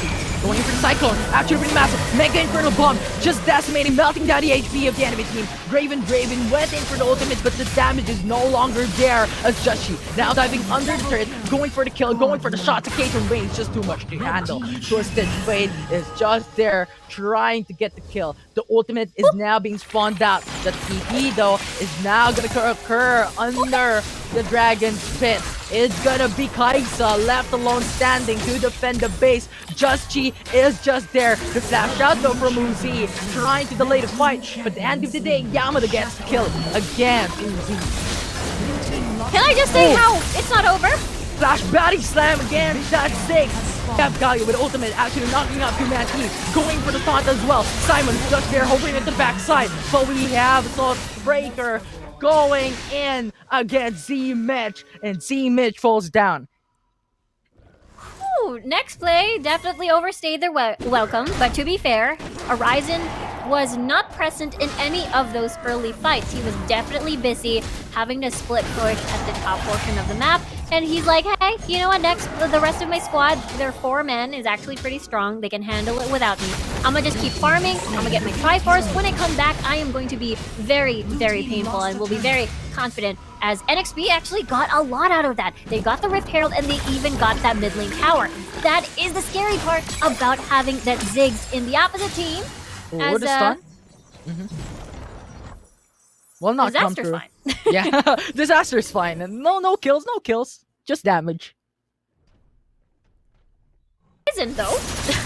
Yamada going for the 2v1. Actually, taunts occurred. It's gonna be the Hextech ultimate of actually forced out, as Yamada will no longer have the ultimate remaining for a potential fight after, as Action PH will not get the good end of that trader. Yeah, that's true. I think the good thing, at least for Yamada, he still has his summoner spells intact. I don't think there's gonna be any fight soon, as there's no objectives on the board unless Nexplay to force something out of them. But slowly but surely, gold lead is in favor of Nexplay. 33.7k inside from Action PH, 26.7k. So massive goal difference, 6k to be more specific. But once again, Nexplay Esports is gonna have another fight. It's gonna be the 2-man taunt. Mega Infernal Bomb just to go for the damage output against Action PH. But no kill will still be done, as it's gonna be a 3v4 situation in favor of Action PH. Joshi going in for AIM, but AIM is still gonna be alive, going in for the Bolt Breaker. Cyclone now coming right through. Galio went in for the ultimate. It's gonna be the knockup. Will now be hot for the GA of Action PH. Now Joshi wants to go for more. Olaf is here onto the sidelines with Ragnarok killing off 2. Action PH is not gonna have a great time. It's not spawned into the mid lane. Nexplay forcing everything out of action, and now with the Rift Herald summoned after the second tier turret had been destroyed. It was stopped? Rift Herald? What happened? I was thinking he was just gonna jump through. But now it's going to be the Satchel Charge, securing the Infernal Dragon. It's gonna be the Slash Body Stab from the Dragon. But the taunt is just there to just go for the cancel on the ultimate of Action PH. But Camille though is gonna get the kill onto Disaster, as we have a 1-for-2 in favor of NXP. What a fight. Actually, many fights from NXP. They are able to, every single fight that they win, they actually cash in another tower to their name. Nexplay Esports, very confident, especially their 4-man is already strong. They didn't really need Horizon. They're doing a good job separating Yamada away from the fight, from the battles, and that means we won't get to see the assault and battery, and Hextech ultimatum combo that would ultimately eliminate Uzi. Now, second dragon is getting is secured by Nexplay. Not a lot of contest for sure. Contest indeed, but Nexplay Esports still wants to go forward. They secured the Cloud Dragon. The Baron is going to be alive in 20 seconds. If Action PH does not contest it, this is going to be game for Galio right now. Going for the taunt. It's going to be the one-man taunt, but that is just enough to just delay the fight. It's going to be right falling down. Its aim gun not going to be available. It's a 5v2 in favor of NXP, and they're going to melt down each and every member of Action PH. It's going to be Kaisa falling down. Eiko is the only one going to be alive. It's going to be Stasis Golden for a while. And Nexplay Esports is going to take 4 kills in their pockets as Nexplay is looking to go for the base. Yeah, 10 seconds on the clock for the rest of the members of Action PH to spawn. And I suppose that's the reason why NXP decided to, okay, we're just gonna steal all of their camps, get that reset, prepare for Baron, maybe get a pick before we go home. I think that is a pretty sweet deal. Oh, they have the initiation from the Galio. This after going for 2-man stun. It's gonna be a lot of damage. It's the ultimate zoning out the enemy team, forcing away Action PH. They got Simon already out. NXP has the advantage with a 1 member. Ragnarok with a flash in. Mega Infernal Bomb trying to get the kill, but will not occur. It's gonna be the 1-for-1 still. The TPs are not coming through. Just she wants to go into the fray. That will be it. They got the 2 kills. They're happy to go for it. They're now going for the recall to then go for Baron action. Eiko was so lucky there that the Ragnarok expired. But we'll have to check that out as NXP looking for another pick on action. Justy, Cyclone, it's pretty massive. It's a 4-man stun. It's a 4-man knockoff. We have Gragas just going to play Vasco and just to the lead fight, but Vi is gonna go out. Gragas is gonna go out as well. It's a 2-man kill, and Nexplay Esports remove the jungler of Action PH, and they still have Justy alive, and they can really now go for the Baron action. Yeah, that is the go signal basically to start the Dragon. 17 seconds on the clock with your main initiators. You don't have the Gragas, you don't have aim on towards this Vi. That means practically a free Baron at this point, as Action PH will just try to shove the wave and prepare for the siege that Nexplay is prepared to do. They're gonna try to buy some items for sure for themselves, but Horizon is gonna stick around. I mean, he's an Olaf, he's fine. We're just chilling. And now, 1v2 though. Now the question would be is if he can handle it. Is gonna be Hexic Ultimate onto the Olaf, not getting the kill. Oh, too late, too far. It's gonna go through as Riot is gonna fall down. It's a 1-for-1. But that is the ADC. That is the Graven of Action PH. Now, Disaster is going for the quick response, going for the taunt, but the flash away is gonna occur. We have the collapse here from Nexplay Esports. Justy, the ultimate of Galio, knocking out the enemy team, zoning out the enemy team as NXP is looking to go for the tier 2 third into the Dragon lane. That's true, just as you mentioned, it was the AD carry that Action PH is solely going to be relying on when it comes to that consistent damage. Baron buff is still online for NXP, so they will surely want to take advantage of that. But now, Action PH, complete 5. We'll have to see how NXP, if they do want to end this game now, they have to get that tower dive in, but there's still a lot of respect towards Action. They don't want to be too over-aggressive as we get to see Justy pushing the top portion of the map. Because if they get killed, it is going to be Infernal Dragon, potentially going to be open for Action PH.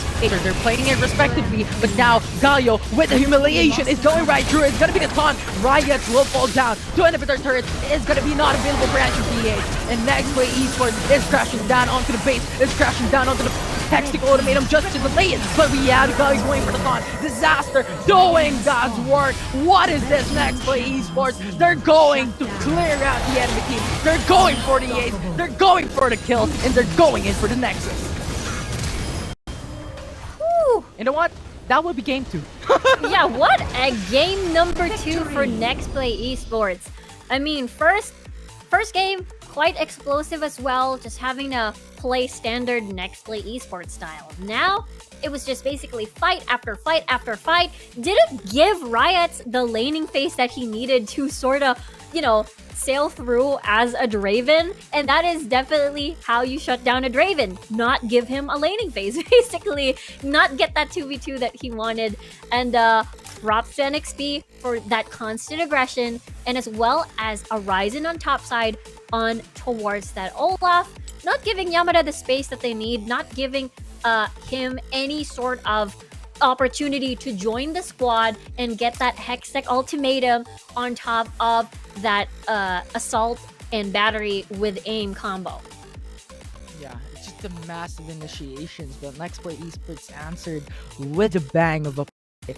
And that's it. They just keep on baiting out Baron laners to then go for the gun.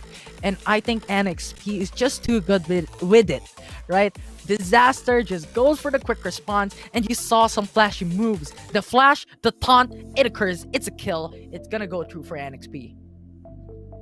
Yeah, what a strong performance coming from the side of Nexplay. And again, I really thought that we wouldn't see the Galio, but I think teams might be working towards banning out any sort of really nice flex fix, mainly on the solo laners, like the mid lane and as well as the Baron lane. Maybe they didn't want to see too many threats like the Akali that we've seen constantly from Horizon. So completely understandable. Maybe teams are working towards getting that counter in instead. You pick the Galio, we'll pick something else. Maybe the Twisted Fate, maybe the Pantheon. I felt like maybe the Pantheon could be another thing to consider when it comes to these matches when you go up against a Galio. But unfortunately, we didn't get to see the Twisted Fate too much. Just as you mentioned, there is that Ragnarok for sure coming from the Olaf to sort of eat all of the CC for the team. But then again, we didn't get to see Horizon because he was busy split pushing at top side. So Nexplay did an amazing job with their 4-man squad as well. Yeah, it's a 4-1 setup, doing a great job. And I think they just really want to utilize the Baron buff, right? With the Baron buff, you need to pressure in all lanes, especially with the inhibitor turrets already up. Since NXP already got the mid inhibitor turret, they now only need to pressure into the bottom side, into the top side. And considering Olaf has the Ragnarok to just disregard CCs, he's just safe going for the 4-1 setup. So smart move by NXP, going in for the split push, and at the same time, pressuring in Action PH. Yeah, I love the fact that you mentioned that. They've got the Baron lane intact. They've even got the mid lane intact as well with Z-Mitch on that Ziggs. Just really gave the Twisted Fate a hard time. We saw Eiko trying his best wearing his dancing shoes, but unfortunately with not a lot of mobility, you don't have the shields as well to mitigate damage, so it's really going to be a very difficult matchup for you. And the fact that even if you use Destiny to teleport, there is that Ziggs to punish you and destroy your tower. Yeah, and now let's look at what just happened on that game for NXP to win it. Game 2 highlights presented to you by Oppo Reno 5. Play the game.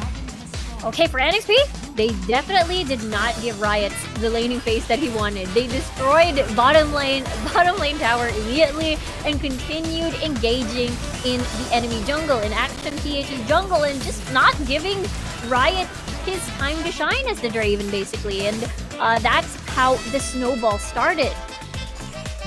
And it's just Galio with the taunts, with the amount of pressure coming into the dual lane. And I like how you stated, it was not able for Riot with the Draven to scale out when it comes to the early game. And those setups from Just Chi was absolutely perfect. They're going for the 4-man knockup, they're going for the 3-man knockup, and Just Chi was keep on going for the initiate against Action PH. And Galio as well, with the quick responses, is absolutely perfect against Action PH as well. It's just a matter of team coordination right now for the side of NXP that won them the game.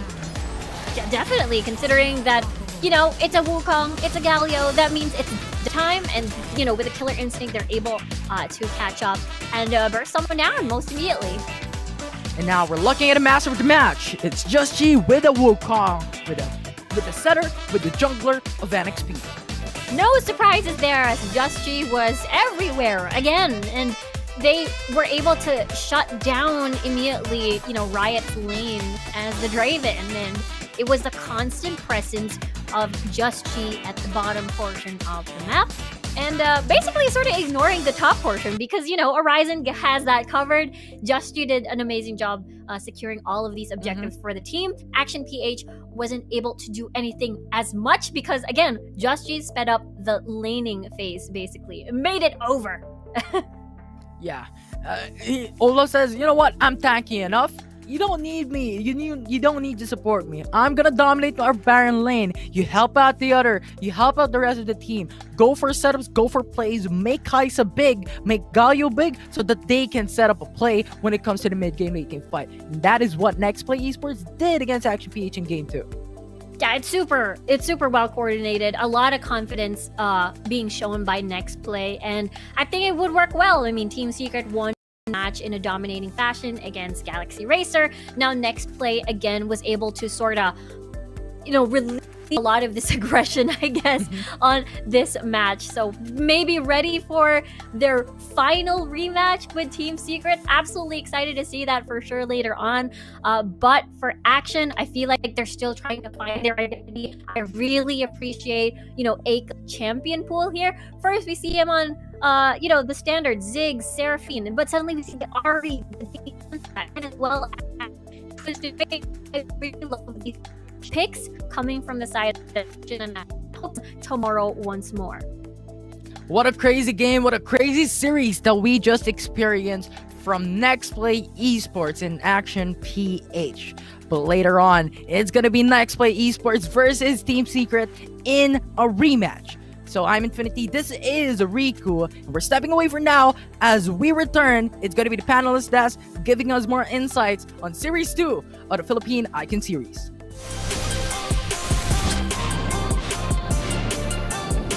Welcome to Wild Rift.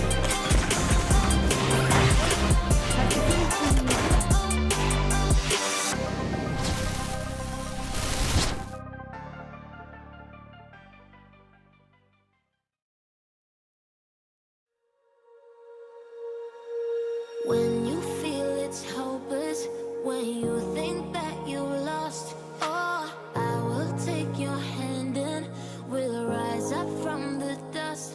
Oh, here we go, go, go, let us heal and grow. You won't be alone, we're unstoppable. Don't be afraid to show what we're going for. This is what we know. Here we come back to life, we're still breathing. Standing up, everybody's gonna see it. Oh, all you need to know is that we're holding on. Even if we fall, we will rise up and we follow the path that we believe in. No, we're not gonna stop until we reach it. Oh, all you need to know is that we're holding on. We rise up from the dust and claim our throne.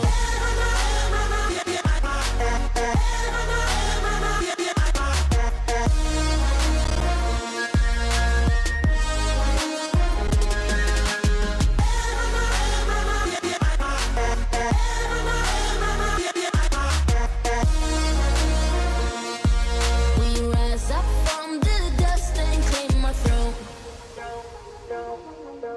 We all have our reasons why we are on this track. Oh, we all have our burdens, yeah, but we just keep on fighting and we never look back. Here we go, go, go, let us heal and grow. You won't be alone, we're unstoppable.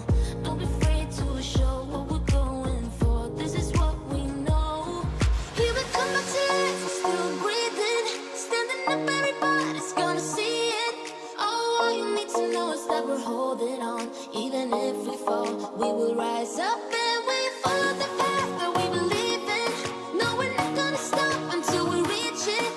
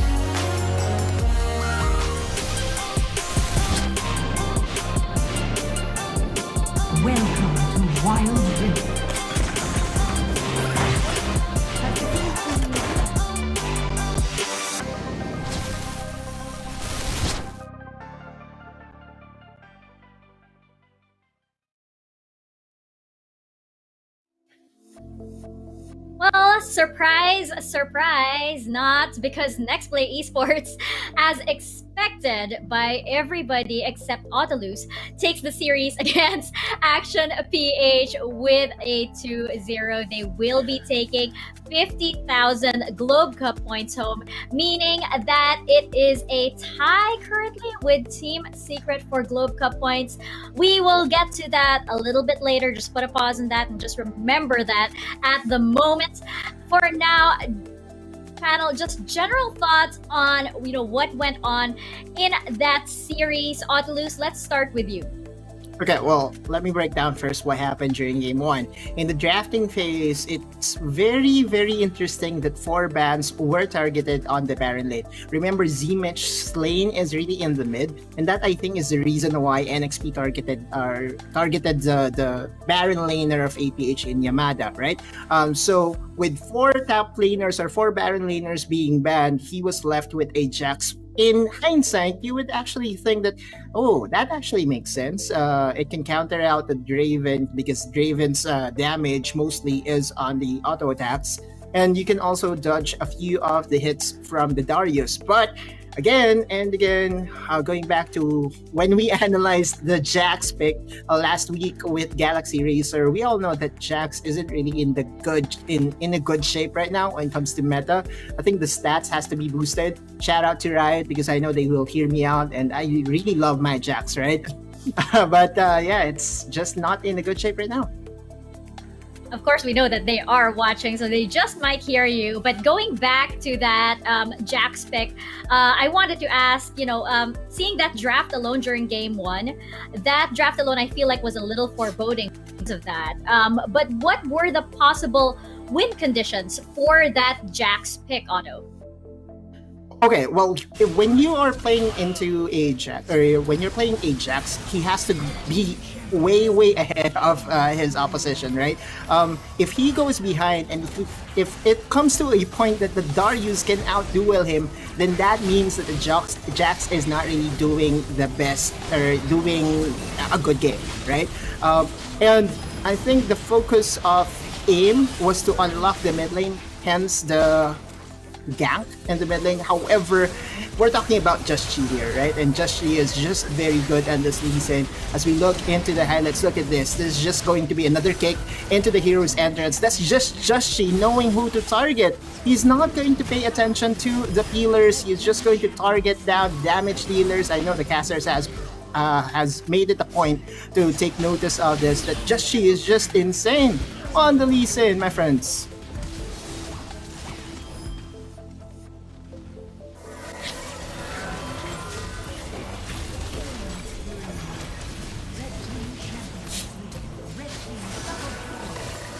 You should be expecting that this guy is present onto the map, and having the Jax plus the Ziggs, you should be destroying towers. You should be the ones who's going in for those early takes of the map. But this time, Jason he's wrecking havoc all around, looking for the right targets.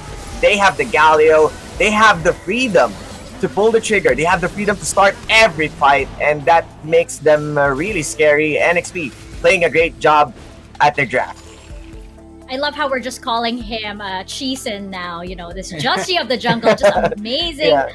Amazing every single game. And Osiris, I wanted to build on something that you said, but first, Autolus, I know you have something else to add to this discussion. Yeah, well, 2 times in a row, Galio was left open by Action PH, and NXP just abused it. We know that right now in this tournament, Disaster is just OP on that Braum, but if you give him that Galio, they will take that 100% of the time. Ah, yes, Galio still viable. I love my chunky boy. But Osiris, going back to what you mentioned earlier, I feel like, yes, this went on the side of Nexplay Esports, but I also feel like this was, especially in game 2, this was a lot better on the side of PH. There were actually some flashes that went over to the side of Action PH. It's just that they were out damaged by Nexplay. Action PH couldn't initiate fights properly because of the overwhelming damage coming in from Nexplay Esports. What do you think they were doing right in that sense? Action PH, I mean. Well, game two, they have picked Twisted Fate. They wanted to contest the Galio's respawn, but the thing about that is the control isn't really something that they need to watch out as for next play. They are playing Olaf. They are playing the ones who can jump into the back line. As I'm checking here, you have Olaf and Wukong already, and then once the Killer Instinct is there, they can just go in and go ham. Also, they got the Ziggs.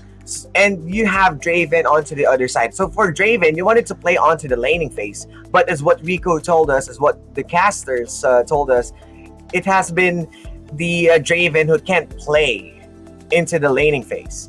And the reason why is that it's Nexplay repeatedly taking on those team fights, comfort picks. Autolus shared us, open, Galio, again and again. You need to remove the chunky boy before he removes you into the game. I'm so happy that he's still viable. Yes, I do love my tank champions over there. But definitively, that series goes over to Nexplay Esports. And as we check out the standings over here in our Globe Cup points, I do believe that Team Secret and Nexplay Esports are now tied with 300,000 Globe Cup points. Galaxy Racer with 100,000 Globe Cup points, and Action PH still yet to get on the board. It is just so fitting that we are seeing the standings over here that are tied, because coming up next, we do have our last series of the day, and it will be, guess what? These two teams, Nexplay Esports versus Team Secret. Now, going into this third series, every single time these two teams, they're a grand finale. It is such action-packed match, and we do have a bit of a discrepancy, I guess, with Galaxy Racer and Action PH. When it's Nexplay Esports and Team Secret, you really cannot tell which way the series is going to go. And going into the third series of this day, this rivalry between Nexplay Esports and Team Secret, it was born the moment the Sea Icon series was launched in Southeast Asia. The rivalry is almost as old as Wild Rift itself. Can you believe that? Here in the group stages, that top spot, that sweet top spot over there that has Nexplay Esports. But then again, Team Secret is also still has the same score. That has been going back and forth between these two teams the past 2 weeks. It's like watching a tennis match. It's a ping pong match. And it's a clash of titans over here. But I would say that Nexplay Esports might be the slightly bigger monster. I was going to say King Kong versus Godzilla, but that's debatable. But Team Secret, their flexible lineup might hold the key for them. But we know that Nexplay Esports has a few tricks up their sleeve as well. So this is going to be very, very interesting. I'm really excited to see what surprises these teams could possibly hold. These two teams are among the ones really shaping the meta here in the Philippine scene for Wild Rift. And just taking a closer look at the teams, of course, we do have our first lineup over here. Is it going to be Team Secret? Is it going to be Nexplay Esports? At the moment, since they're tied, we really don't know which way it's going to go, but it will be first off Team Secret for the lineup. And Autolus, you mentioned just how flexible these guys are. What surprises do you think they can pull out of their, little secret top hat that they have into this match?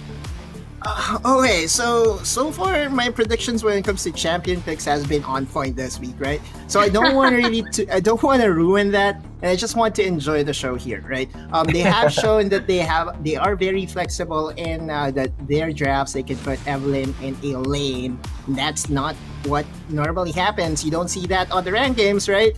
And yeah, speaking of which, you did mention that they are the ones shaping the meta. That's true, because right after their very first series, I went into a game, and guess what? I have Seraphine, I have Dr. Mundo, I have all the picks that they have prepared.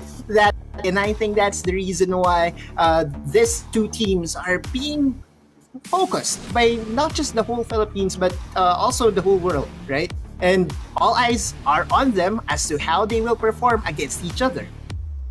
Exactly. And, Team Secret, they do have that name, of course, to live up to. And just checking out our solo player highlight over here. Osiris, what about you? What surprises do you think these guys are going to pull out of their hats today? Let me know your thoughts. We're not seeing them as the one who's playing the currently buffed champions. And I'm really scared about that because they're just playing those out of the box type of plays. And if they're going to play with the Targan champions overall being buffed with the Diana and Pantheon, even the slightest, even that Leona, they'll go. The potential is there. I mean, the peak performance might show up, and I think Team Secret is the team that you need to watch out for in terms of your drafting. I think it's going to be really interesting. I mean, we know we're probably going to see these guys going into the playoffs, but I think it will be really interesting to see how they stand overall after everything, after the preseason, after these group stages. But just checking out our solar player highlight over here, it will be, this player, we have talked about him so much, Trevor over here in the jungle. And Odalus, just let me know your thoughts on just how flexible he's been in the jungle and just how crucial he is to this team. He is very crucial. His coordination or his chemistry with Tatsuri is beyond words right now, right? This KDA 7.71, very close to 8. That's actually a barometer as well as to how impactful he is. The numbers of kills and assists that he contributes to his team over one death is just surreal, right? That's an MVP type of a number. It's just so happened that there's so many candidates from the same team, Team Secret and Nexplay, and we are actually having a hard time right now as to really who is the MVP of North Luzon. But what I'm more excited about, Mika, is this battle will cement as to who really owns the North, right? After this battle, we will know who will chant the chant, "We the North." Or, also known as the King of the North. That's the one thing for sure. King of the And North. you know that, and of course, we're talking about also the jungle. It is Trevor going up against a Chi Sin. So you might choose between, is it going to be a Just Chi type of Lee Sin or Trevor's Wukong? So to say that this guy, the other members doesn't have to worry. You just have to play as with your role. It's up to me. I'm going to play as a tank. You need tank. I'll be the tank. Guys, you need damage. I'll be the damage. This guy is a liquid. He's just so wait for the team to be molded, and then he's just going to jump in as someone what they really need, and that's what we love about Trevor. And I just love that we're just calling him Chisin already, almost inseparable from the champion himself.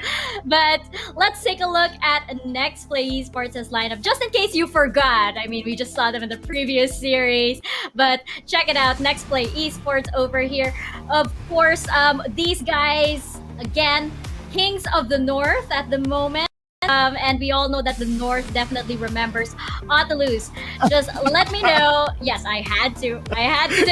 But just let me know over here how these guys, they've just been so dominant. What else could they possibly experiment with? What else could they possibly pull out of their hats for us in this series? Okay, well, this series is very important for them, right? This is just going to cement their status as really the team to beat in North Luzon. So when you're talking about this match, right, I don't expect them to experiment too much. I will expect them to really stick with their comfort. If Akali is going to be remain open, which by the way was open last week against Team Secret, well, it's going to be an Akali on the Ryzen, right? And Zed on Chule, if it goes through, I don't know. I know Chule as one of the best Zed players in the Philippines, but yeah, talking about NXP, they're going to stick with their comfort. If Lee Sin is open, they're going to pick that. If Akali is open, they're going to pick that. And if Galio is open, Disaster will let go of the Brom to go for that Galio. I guess it's like it's going down to team secrets, high risk, high reward versus next place comp picks in going into the series. But just checking out our solo player highlight over here, it will be, of course, Chisin, Just Chi of the jungle over here for Nexplay Esports. And Osiris, just let me know your thoughts over here. Do you actually think we're seeing that Chisin once again? Or do you think that Just Chi might try and experiment just a little bit? I mean, Chisin all the way, but this is Team Secret. They are known to draft well, and they are respecting a lot of this comfort picks from Nexplay Esports. So I think that's something that it will be removed, especially that Trevor doesn't really want to mess with Chisin. So I guess he needs to play on a different type of jungle. He needs to play a different champ, and this might go for a Pantheon. So that's something that I'm looking forward to. It's just your preference, man. I mean, Justy excels in an aggressive type of champion, and a Vi isn't really something that you want right now, especially with the nerf, and it makes Justy pick his fight.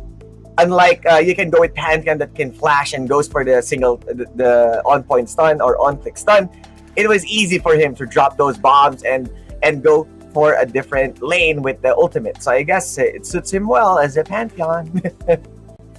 Well, you know what? I think it's going to be really interesting if Just G just wants to experiment. It's going to make I feel like they can afford to actually take that experimentation.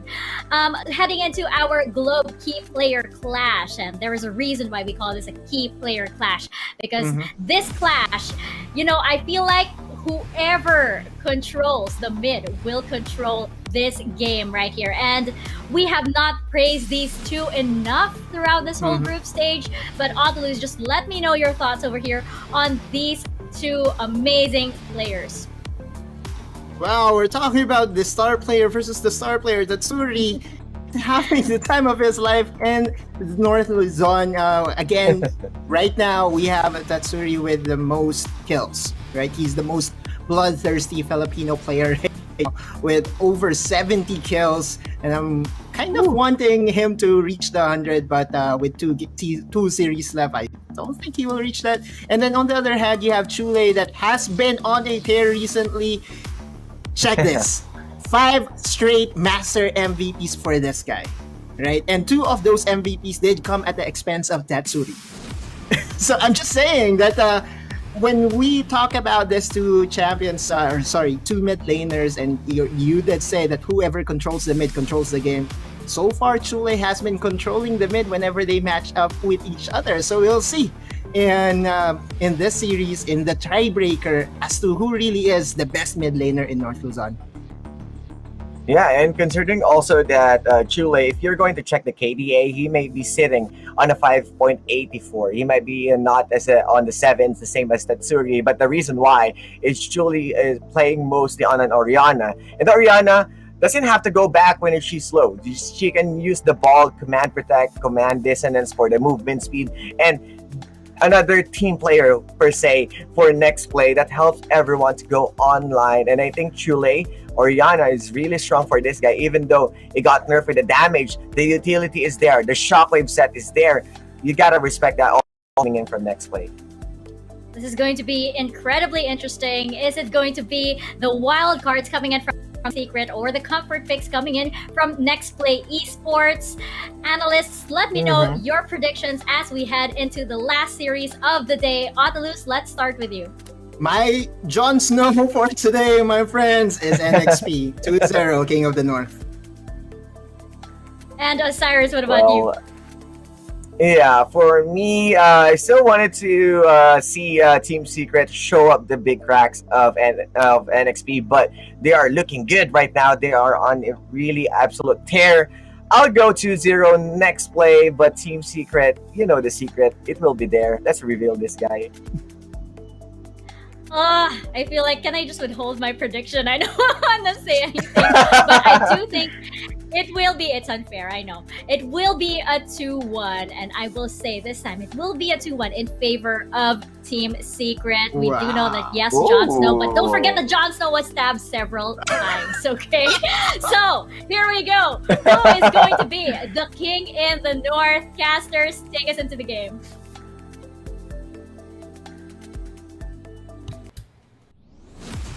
So many references and so much energy coming in from our panelists. Who will be the king of the North and who will rise up from the dust and claim the throne? You'll be your casters. I'm Yuko and alongside me is Kaysaya.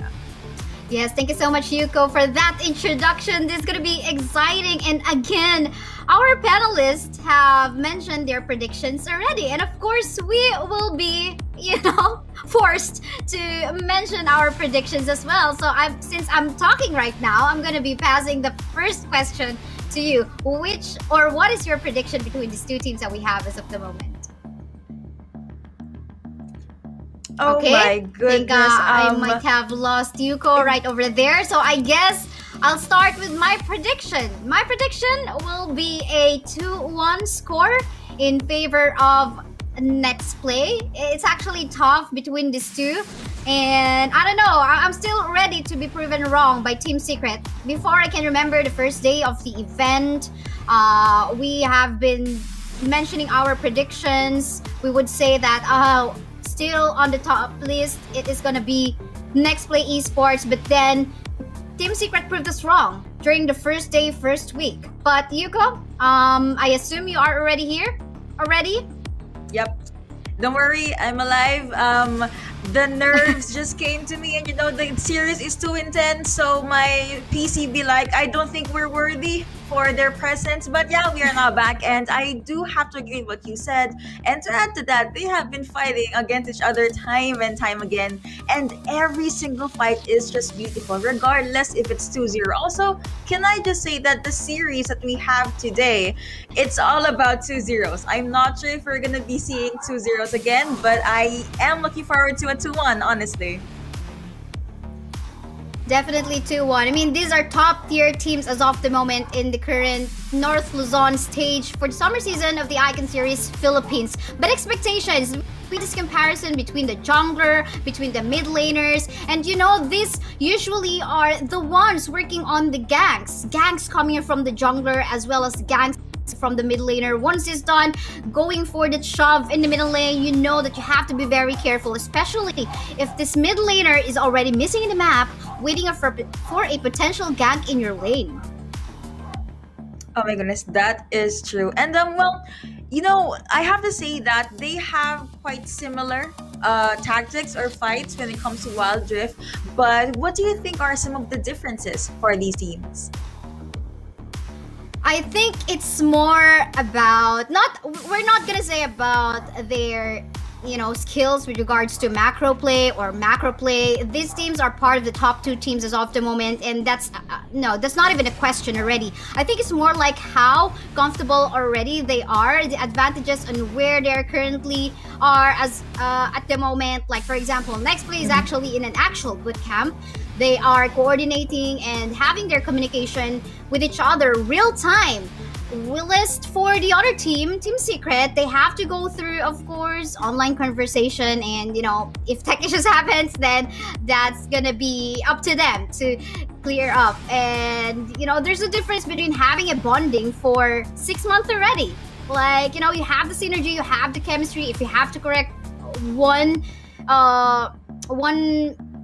issue another and correct it on the spot, it's gonna be an easier task for Nexplay. But again, was a moment in time wherein Nexplay, or rather Team Secret, proved us wrong, and we just gotta be ready about how they can prove us wrong again this time.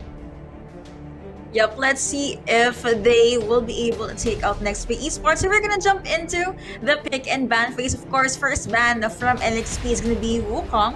Let's see how Team Secret will answer to that. I think that's gonna be an Akali, maybe a Camille ban. Looks like they're opting for an Akali, Nextplay could ban out Ziggs, or if they want to lessen the ADC or the Baron lane pool, they could do that too. Oh, it's gonna be a ban on, of course, Draven. We have been seeing Draven plays lately, and honestly, they're all really good.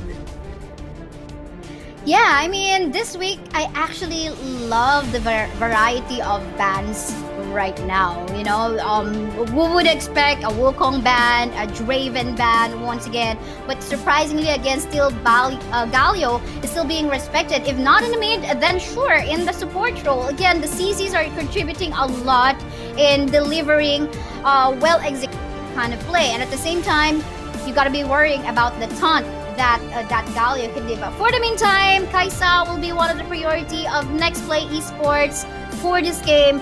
What do you say about the Kaisa first pick for Nexplay? Honestly, it's worth it solely because Kaisa is queen of the late game, and maybe they're gonna pair that off with a Braum since Braum is open and Team Secret did not take Braum. However, they were able to secure Camille and an Orianna. Orianna has a very high win rate nowadays. Of course, command protect, command attack, always have amazing shockwaves, and she has so much damage that can burst almost anyone and can actually set up a fight, which these two teams, they're all about that 5v5s. Oh, for sure. Well, loving here the disengage and engage capability of Nexplay Esports as well. I do believe that they have picked off the Gragas to actually cancel out what set the Trevor Orianna, no, not the Trevor Orianna, but the Orianna that Tatsuri potentially might be using later on in the middle lane. So that is a good counter pick up against the Orianna. But of course, there's still more to come in here for sure. That's a good reaction coming from Nexplay Esports. But look at this one, an Olaf as well as a Seraphine that can actually set up team fights and just go all in once we've seen that Ragnarok come into play. Here's the thing, the moment or the day after Team Secret was able to take or win against Nextplay, the following day, yes, Team Secret did choose Seraphine again, of course with the encore and still with the high notes, all that beat drop, but Nextplay answered an Olaf to them. So the fact that Team Secret already has an Olaf locked in now could mean that they're forcing Nextplay to just stay where they are and they can just freely use this Seraphine. Also, wow, Sona. Second time we'll be seeing Sona for the Icon series. First time we've seen Sona was yesterday and Action PH actually picked her. Yeah, Sona as well as the Seraphine coming into play. No real marksman ADC in the lane side of Team Secret. Looks like they want to show us something new again, this time for the second week. And that's what we love about the patch changes every after 2 weeks. Like, you know, the variety that allows not just the casual gamers in the ranked games, but also the competitive players that we have in the scene. But for the meantime, I think what we can say about the draft between these two teams is that there will be a 4-1 rotation that will come into play for Nextplay Esports, and Team Secret might just not be scared about finding that setups, because definitely they both have the sustain and of course the engage. But we'll see about that. But how about you, Yuko? What do you think about the draft of these two teams? Honestly, I'm surprised about the Seraphine Sona bot combo. I mean, it works and it's all about that CC, it's all about that burst. However, if you're gonna be up against a Kaisa and a Braum, that can diminish the life of you or your champion. And Sona as well as Seraphine is very, very squishy. So I suggest, yes, they can be aggressive during the early game, but they need to tone this down because needs, I remind you, just she is on that Lee Sin, so he will be going literally everywhere just so he can restore the kills. Yeah, most especially, again, you mentioned it already, these are squishy targets on the side of Team Secret. If that Fiora or that Lee Sin is able to displace these members, actually not only them, but also the Gragas can definitely displace either of these targets, you gotta be very careful. You have to avoid getting wiped out in team fights. So I'm pretty sure that Nextplay Esports, despite having this 4-1 type of composition, they are looking really, we might be seeing them looking really confident, because again, that Kaisa as well as the Braum combination might be looking scary, especially if that concussive blows might be connecting onto the proper targets. Also, you talked about the lineup of Nexplay. This is a kind of lineup that, of course, banks on damage, but it also banks on confidence. How aggressive will you be in the early game? Will you be able to get your objectives? Will you be able to get kills? And that's one of the reasons as to why Team Secret, they really need to stop the strong early game of Nexplay. We talked about this time and time again. Nexplay, they're very strong during the early game. Mid to late game, of course, they're still strong. But one of the things that their opponents could do is just stop them from snowballing. Easier said than done, yes, but that's actually how you take them down. Yeah, for sure. I think what the good advantage that Nextplay Esports has in here is that their early pressure, the early pressure that they can put on the laners on the side of Team Secret. Again, they got much potential because they got the natural DPS source coming up from the Kaisa in the lane. But for the side of Team Secret, the DPS source that they have in here will be the Olaf, who might be still looking for the power spike that he needs from the jungle. So we'll see about that. It's just basically about Team Secret having to avoid that early pressure that the Lee Sin might put up against the laners, and Nextplay Esports just finding that perfect spot to shut down the laners on the side of Team Secret. So it's gonna be still a battle of execution. I believe they have their both pros and cons. But we'll see just about that. But how about you? Do you have any other insights about the comps of these two teams? Honestly, I just like the fact that Team Secret, they showed us a Team Secret that defeated Nextplay in the previous week.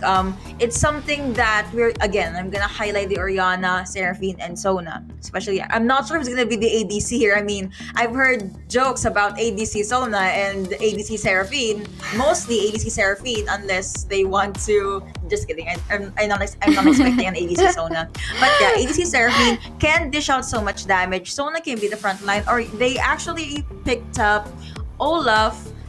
Initially, I thought it was to just get the counter from Seraphine, but now I believe they picked that up because they need someone to protect Seraphine.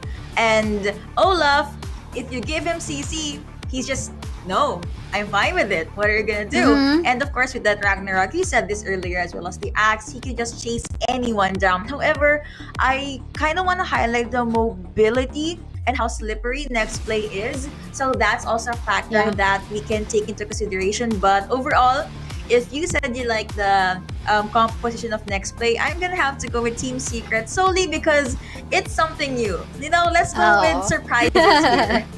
Yeah, for sure, especially if they manage to go for that play safe in early, not giving that Lee Sin the chance to even pick off a target from Team Secret, then that's gonna be it for, just Team Secret just allowing them to find their power spike.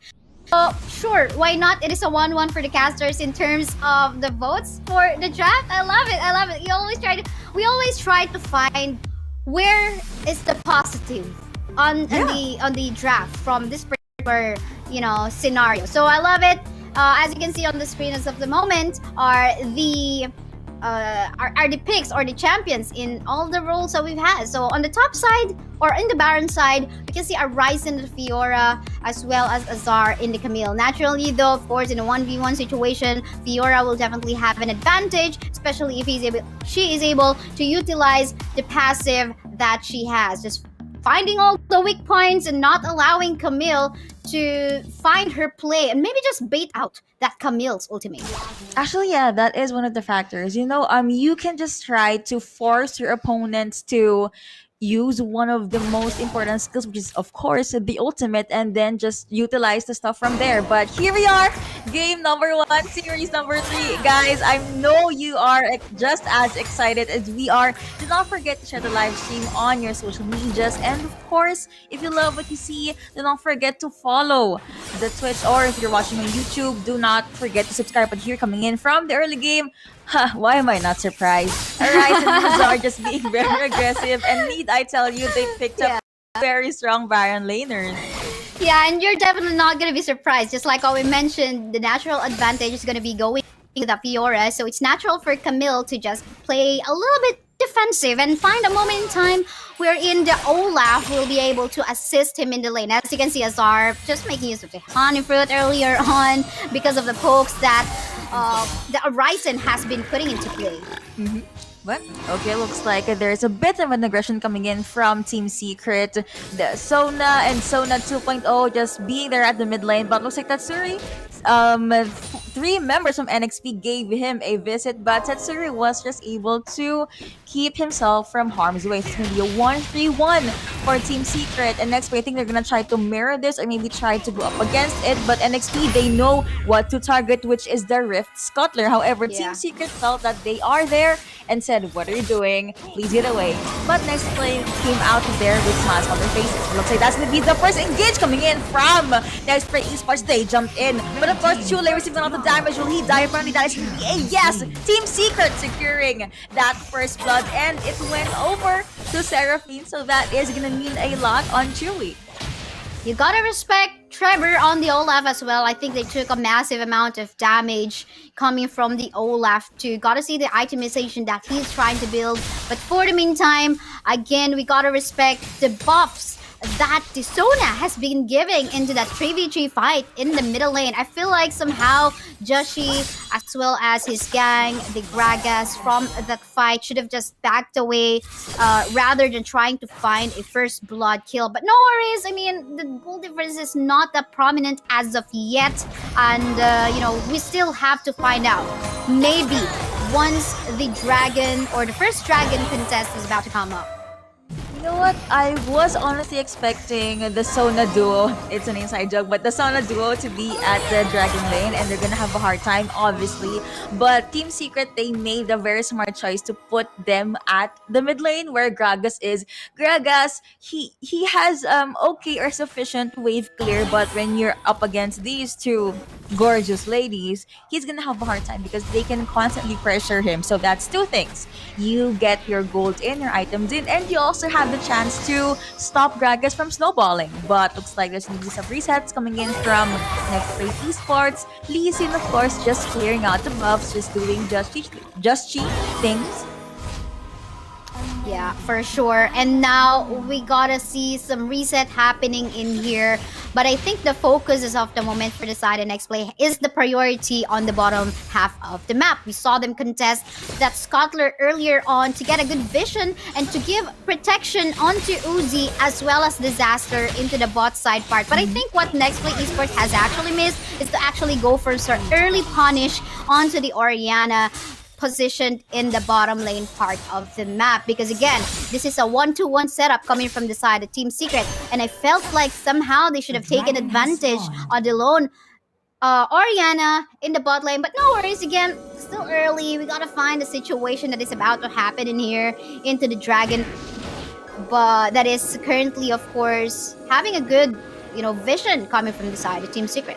I thought just she was gonna try to take out Sona, knowing how aggressive this player is, but looks like he just decided to let it go. And I do agree with what you said. They could have taken advantage of Oriana, but I also believe that that was just Tatsuri having so much vision in his lane. He knew whenever Nexplay was trying to jump in on his face. But as you can see right now, Team Secret, they are near the dragon. I guess that was just a dragon dance, just a way to taunt their opponents. They're now gonna hide at the bush, but the advantage that NXP has here is they can use the barrels of Gragas to just give them vision. You Looks have like- bomb at the sides, yes. Are they gonna give this for free? Seems like no, they're gonna be contesting, just waiting for Team Secret to actually start the fight. Okay, look at the Void Seeker is gonna connect, and Red Team was able to get that drag. No, look, also with the top right there. Beautiful plays coming in from Team Secret. Red Team was able to take that Gragas out. Lee Sin says goodbye. The biggest damage dealer for Nexplay Esports this early on. That is gonna be a 2-0 in favor of Team Secret. That was a beautiful engage from the Brum. However, we now see the power, early power of Azar as well as Tricky and Chavez. They were able to get 2 kills in, and they were able to get that mid-lane tower. But here at the Dragon Lane, Tatsuri just dancing around. Instead, he was the one that was able to get a kill. Imagine your opponent trying to 2v1 you, but instead were able to play around that turret and took out the support. That is an amazing play from Tatsuri. This guy, Ariana, man. Yeah, sorry about that. All good. Yeah, overall, we can see and give that game on to Team Secret. They managed to get the dragon. They also managed to get a turret in the middle lane, and at the same time getting a lot of kills from that fight. But in here, let's see if there might be a potential contest that might happen. I think no. I mean, this is a really good position coming from the side of Team Secret earlier on. Wow, okay, they were able to get the Rift Herald, and this is the burst coming in from, I said this earlier, Seraphine and of course Sona. They have such early game presence, and next play, they just have to wait this one out. But how will you wait when you have three champions just trying to take out your Baron lane turret, and they're gonna charge in? Are they gonna go with the engagement? Looks like they have Trevor here at the front line, but okay, no. They decided to chill unless, okay, Rift Herald has been summoned. They want to get the turret. Of course, Piara was able to get that turret from a different part of the lane, but here comes the Encore connecting onto that ultimate coming in from Camille. Of course, Brom did try to use a Vision Vision, but will it be enough?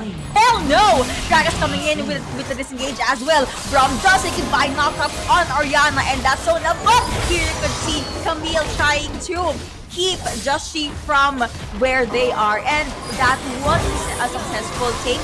You have one turret and two champions, namely Disaster and Uze, which is now up. Team Secret, they had a lot of objectives and kills in. They had enough gold, so they're gonna go with the reset. I think this is Team Secret playing to the sustain is the name of the game, and of course you gotta respect the buffs that the Sona has been giving. Lots of feels coming in from her, as well as not just the spell but also the abilities in her kit. So that is a lot. So we saw Team Nexplay Esports actually going for two turrets in the bottom lane part of the map, but again Team Secret managed to do the same thing as well.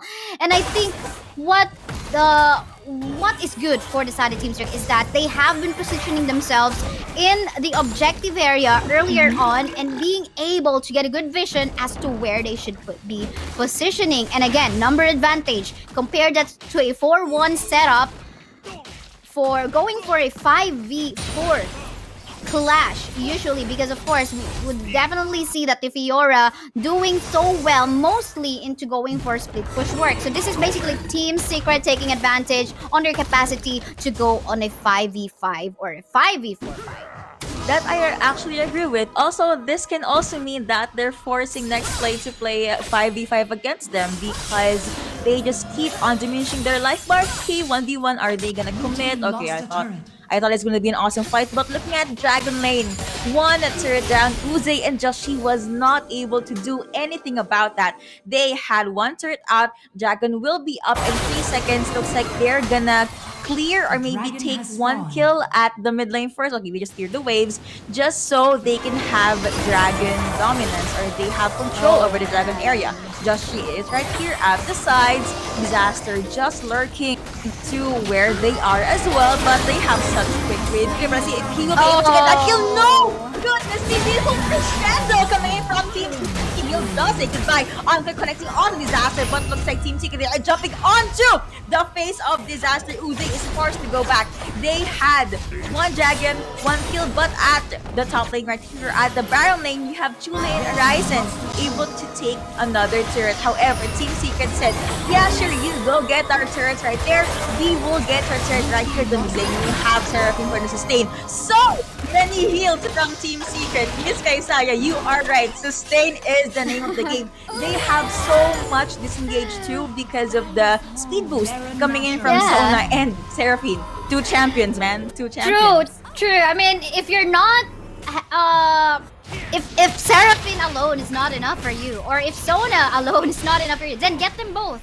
Sure, why not? I think the reason why Nexplay Esports is having a tough time into matching up the 5-man setup or 5-man engage that Team Secret has been trying to pull off is they're getting poked out so much to the point that Disaster or maybe Chule and even Joshi is just, having their HP bars going so low already before they can even find the setup or the engage that they want to do. So what Nexplay Esports is now doing in here is to just go for some counter play. But again, they're getting punished. Even when they try to go for a counter play, they're getting punished because Team Secret is just fast to react. Speed boost as well. They are roam around the map super fast as well. So yeah, I think Team Secret, or rather Nexplay Esports, needs to find a way to pick up a target and probably wait for the late game for the Kaisa to go online later on. Yeah, they need to be very patient here, but at the same time, they have to keep Oriana in check. Yes, you're gonna have your eyes on Sona and Seraphine, but there are other better targets. Already connecting onto the Dragon. Like, look at that jump connecting on the three champions. It's actually forced into this ultimate, but looks like he is gonna die in the hands of our songstress. And after getting one kill, Team Secret said, "What up? You good? We're gonna get this Baron. Okay, you're good. Bye." And then looks like that is something that they're gonna do right now. But of course, next play they need to get this. Camille was taken out by Arizon though, and of course Gax became golden. Oh, a lot of champions being rooted, but what is gonna happen next? Yes, that did connect onto Joshi, but Olaf was taken out by Lee Sin. That's gonna be a double kill coming over for Joshi. Oh, sadly, the Sonic Wave did not connect, and instead, Chewy was able to get that kill. But while there was a ruckus at the Baron Pit, Arizon doing Horizon things, doing Fiora things, doing split push things. Yeah, you guys go crazy over there. I'm just gonna, I don't know, put a hole on Team Secret's base. Gotta love what Nexplay Esports did into trying their best to contest, despite them getting caught by the anchor of that Seraphine. It's totally fine. They just mispositioned themselves.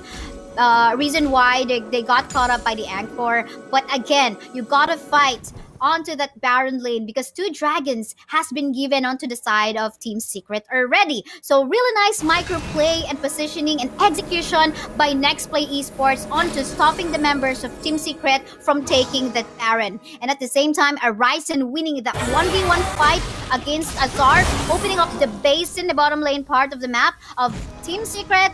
That is looking good. This is the counter play that we're looking for from the side of Nexplay. But then again, second try coming out from Team Secret in here in Baron. And in here, we gotta go for that Braum ultimate in here. Anchor has been pulled off. Will there be a steal in here? Oh, unfortunately not. But the Kaisa as well will go down. So it's a disaster. But the rest of the members of Nexplay Esports are trying their best to actually try to go for some kills. However, though, Joshi in here will be able to make a play. Gonna go for that dash out, but getting chased by Azar as well. And that is a wipeout ace by Team Secret. And now with the Baron buff, I feel like Team Secret will be able to end this game as soon as they can. Brought to you by Ocarino. The teammates come from the side of Team Secret. We're gonna give this a 1-0 score so far in favor of Secret.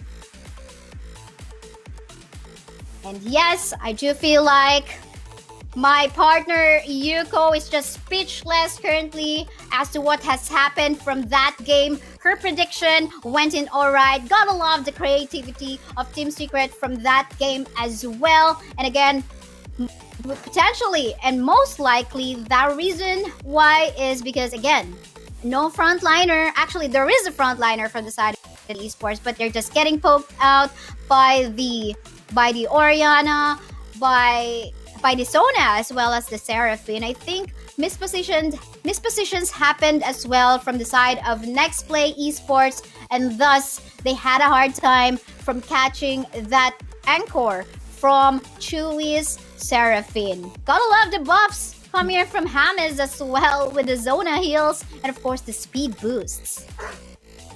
That is true, and honestly, see, the match was so intense that Kaisaya just went straight on with that fight, and it was such a beautiful game. And you know, one of the things I want to highlight is during that dragon take from Team Secret, Just Tree is very much known for stealing objectives, and Nexplay Esports is very much known for just diving onto their opponent's face, right? Team Secret was able to answer that with the encore from Seraphine. Now, they can use that whenever they want because they have another ultimate, a quite strong ultimate, honestly, which is Sona's Crescendo. And it put on a lot of pressure for Nexplay Esports because they have to make sure that the ultimates are down. But even if these 2 ultimates are down, they have to keep in mind the shockwave coming from Oriana, as well as, of course, the Hexic Ultimatum from Camille. So they have a lot kills to keep in mind or keep track of, that it came to a point the damage was just too much for them to bear. So basically, things that Nexplay Esports opponents can do is shower them with CCs, make sure they can't move. They can't take you out if they can't move. And yeah, you cannot blame Joshi. I mean, we've seen Joshi trying his best to actually go for steals, but unfortunately, there was just way too much CC to deal with, and they're making use of the stasis as well. Maybe, I don't know, the Quicksilver enchant might be a better option this time, because again, Shockwave, Anchor, as well as what else? What was still in there as well on the side of You Team have Secret? Ragnarok, you have the Hexic Ultimatum. Yeah. The Hexic Ultimatum as well. So, yeah, there's a lot in here, but for the meantime, let's take a look at the play of the game brought to you by Oppo Reno, the highlights from that match. Definitely. And I know a lot of highlights happened in game number 1. It just goes to show that these two teams, they are definitely worth it to be in the third series. And looks like the battle for the King of the North is gonna be difficult, but I hope you guys will had so much fun. That's just game number 1, okay? And I'm not surprised if we're gonna see game number 3. However, let's see if Team Secret will let that happen. Oh, yes, indeed. And again, as you can see in the replay, that was the the anchor that we're talking about. Of course, gonna be utilizing the full description of the skill, of the ability. The more you are in line or in one queue, you're gonna be reached by that anchor. But yeah, I think it's all about as well getting poked out so much by the composition of Team Secret, and at the same time not being on time or earlier on time in the objectives. But nice try, the steals coming up from Joshi was there. It's just, again, there's just way too much CC and way too much burst damage coming from the picks coming out from here on the side of Team Secret.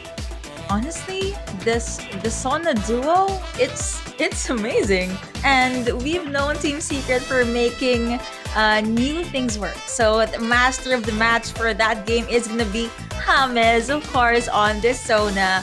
Aside from Seraphine's encore, during the early game, Sona was able to sustain her, or his, let's just say her, because Sona's a group. Her ADC, open and close quotation marks, which is Seraphine, and these two, it just supported the team entirely. A lot of damage, a lot of burst. Of course, we know how strong these two champions are, and they also have they have someone at the back line, which is gonna be Oriana. They have a very beefy front line, namely Camille and of course Olaf. It just worked so much for them. It was beautiful. So I'm not sure if we're gonna be seeing that in the ranked games. I'm scared, but I'm also excited. Well, I'm not too scared about the Sona rank game because I've seen that. I personally have used that sometimes as well. I think for as long as you get if you just be safe in the early stages of the game and just find a power spot, just get the proper itemization that you need in order for you to give massive amounts of heals for your teammates, then sure, why not? This can be just an Olaf running towards you while he was in Ragnarok, and also that Camille just chasing you, locking you down as a target, and just, this is just massive amounts of burst damage as well coming from the Oriana. Yeah, and now that you brought up Camille, they have so much lockdowns, but at the same time, they have so much chase. They can chase you, they can disengage. We talked about this earlier. And yeah, these are the picks and bans for game number 1. You guys can copy that if you want. I mean, that was a beautiful game number 1. However, next play, they did not play any horribly. I've seen Joshi try to do plays. He was mostly successful. Uzi, of course, still doing his best to farm. He did get some damage in. And of course, Arisen on split push duty. It did work. Gragas being tanky, Braum being tanky, and giving mission as well. It just so happened that they were not able to punish this lineup from Team Secret. And my word for this game is wow. I was expecting Team Secret to do something new, and It they is. did. This is it. But I'm so Yeah. surprised. Yeah, this is it. This is the surprise treat for you, Yuko, I guess. So that's lovely coming up from the side of Team Secret. We'd love to see more of that. And I guess if we take a look at the bans again of Nexplay Esports in here, or rather Team Secret, they ban out the Akali as well as the Galio, and potentially they had that as their vision already, just to stop anyone to assassinate the backliners, the one that is providing the heals, sustain, the buffs, and the movement speed for the whole members of Team Secret. So that is a nice trick or strategy rather for coming from the side of Team Secret. But then again, like you mentioned, Yuko, gotta love the split push work coming from the Fiora of Ryzen. But then again, even though we got tanky frontliners in the form of the Braum and the Gragas, it's not just way too much. Maybe just the Braum. I think somehow there's a balance in the itemization of the Gragas in here. So Braum alone just soaking in all the damage. And not just damage. These are poke damage wherein you'll just be surprised. Oh, where's my HP? Where is my HP? I cannot frontline anymore. So poor Braum in here, but nice try, as well as the Lee Sin steals that we didn't really see, but there was an attempt, right? It's just, there's just way too much DC. So you cannot blame your jungler for not being ego for that smite steal always, because again, there's a lot of factors to consider. Can I just say that Kaisaya here is a jungler main? And the fact that she said you cannot blame your jungler, she's challenger, by the way. It just made me smile because, looks like someone's been playing like games. No, I mean, I feel the jungler sometimes when you get blamed for not getting the steal whenever you go for an attempt. But yeah, I mean, I feel you, fellow junglers. So I don't know. To be fair, with our support player Yuko in here, can't blame you as well for getting poked down with lots of, AP damage coming here from the Seraphine, from the Orianna, as well as the Sona. So yeah, let's support each other in here. So yeah. We can see ourselves in Yes. the games that we cast, and that's something that's in it to all the casters. So looking into game number 2, what do you think should Nexplay do to be able to adjust things, or what should they work on? Is it draft, or maybe you want them to do something new? Actually, I can say that it is really the draft, because again, they got their win conditions, and we did mention a while ago while we were casting in the early stages of the game, we felt like somehow the gank maybe that should have happened in the Orianna bottom lane part of the map didn't happen. Again, it is a 1-to-1 rotation coming from the side of Team Secret. And how do you punish a 1-to-1 rotation? You punish them by punishing the side lanes that are just all alone in there. And that's what we didn't see coming from the side of Nexplay Esports. They tried to go for an early scuttler in the bot side coming from that Lee Sin, but I guess they forgot about the Orianna and just tried to go for an attempt into going for a kill in the middle lane. We saw that the first blood actually went onto the side of Team Secret, not respecting the buffs of that Sona as well as the Seraphine. So I guess it's not really the draft, but more on the execution in the early plays. So it's all about the early game. Man, these early games really pick our brains almost always. And yeah, I'm looking at the draft for I'm gonna go back to Team C real quick. Usually I'd expect Orianna's ultimate to go in first. So I was curious as to why Hextech Ultimatum happens first, and then it dawned me, like there was a light bulb on my head. Whenever Camille pops her ultimate, Orianna comes in with a shockwave, and then you see the encore from Seraphine. So it's literally once you get locked down, pray. That's it. That's what's gonna happen.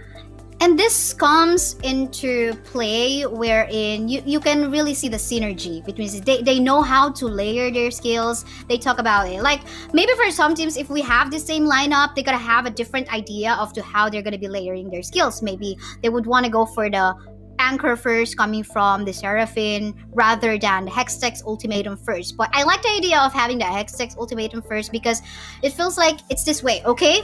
If Camille goes for the Hextech ultimatum on this particular target, Seraphine, make sure you're gonna go point your anchor towards that target as well. In such a way, we gotta make sure that it's gonna be a locked target, and we just have to burst him down while you guys provide a sustain from the back line. And again, with no assassins from the side of Nexplay Esports, just a Kaisa, but of course normally you don't really want to go for that killer instinct right away while the rest of the members are still alive. And again, there's a lot of CC. So while there's no assassin from the side of Esports, you know for sure that these are just squishy Oriana, squishy Oriana, Seraphine, and Sona just healing themselves and shielding themselves for lives in the back line. And normally you wouldn't want to see, we wouldn't expect, of course, a Fiora trying to go for an attempt into the back line as well. Because again, it's just like entering or putting yourselves into danger, going for a 1v5 fight, and that's not where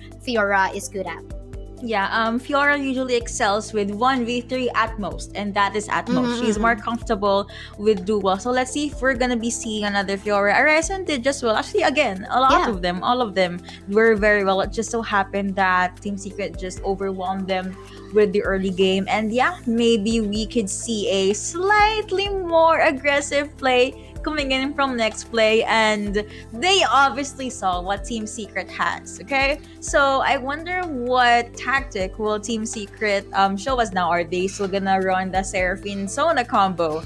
Or do they have, I know I'm thinking about maybe, please don't go this, maybe Jinx and Sona in the Dragon Lane. I don't know, something new. I mean, sure, why not? If you are able to utilize the passive coming up from the Jinx, I mean, Jinx can just go ham and wild with her passive and just basically utilize the attack speed buff that she'll get from the passive as well. So who knows? They're listening to you, Yuko, and maybe you can tap them from at the back and listen to your suggestion. And just like what the panelists told us a while ago, they're pretty even as of the moment in terms of the Globe Cup points that they currently have. And after this series, maybe we'll be able to tell who'll get the slight advantage, or maybe not slight. I mean, 50k it's too much already for me. It is. It's not a slight advantage. I call it big. Still a big amount of advantage if you're gonna get that. Let's see who will be 50,000 Globe Cup points richer after this series. Yes, that's definitely it. Still, I'm still debating about my career choice. You know, I mean, I love casting, but seeing them get 300,000 in 3 days, 6 days, why am I here? Just kidding. Of course, guys, do not forget to share the live stream and to show this to your friends. This is Nexplay Esports versus Team Secret, and we are jumping into game number 2. Listen immediately. Being banned out here, let's see how the red side will answer to that, namely Nexplay Esports. Still, I respect on what Josh G can do in the Lee Sin. Again, there were attempts of steal, and there were actually moments in time when I thought that he's actually gonna get the steal, but that didn't happen again because of the CC. So gotta love that respect ban still coming from the side of Team Secret. They took away the Akali that Arisen has been pulling off so great, not just lately, but all throughout so far in the existence of League of Legends Wild Rift.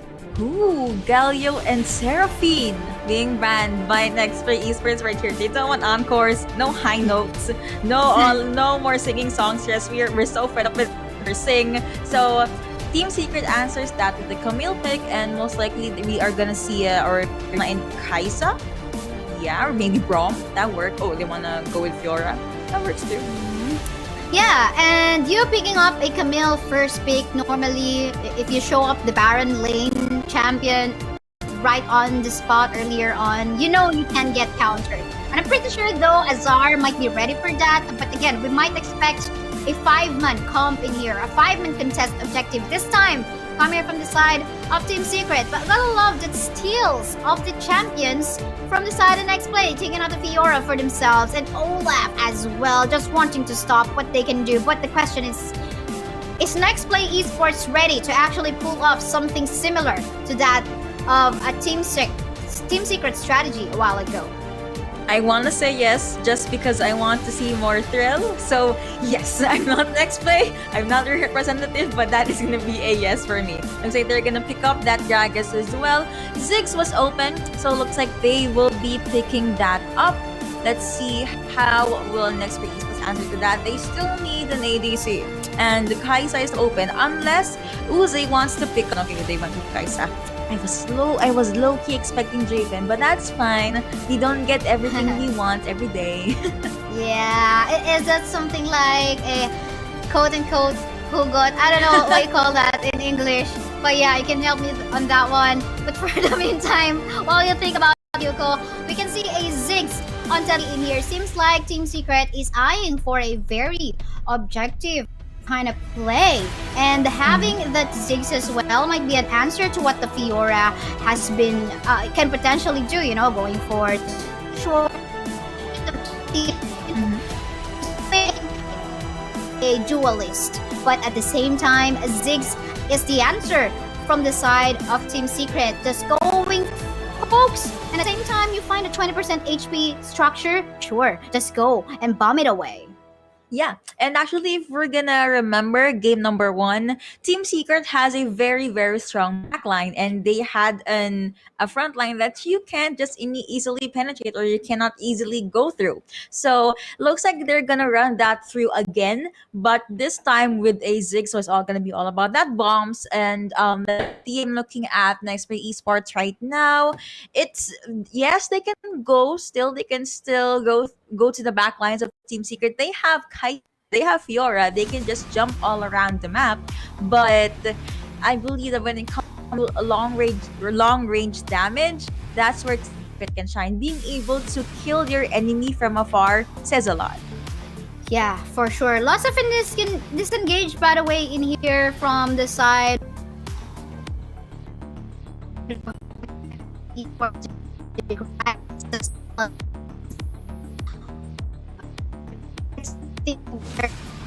As well, because it seems like they're lacking in terms of engages. So is this Nexplay Esports wanting to play on a disengage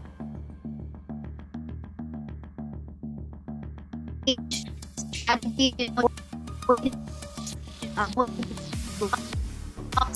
The middle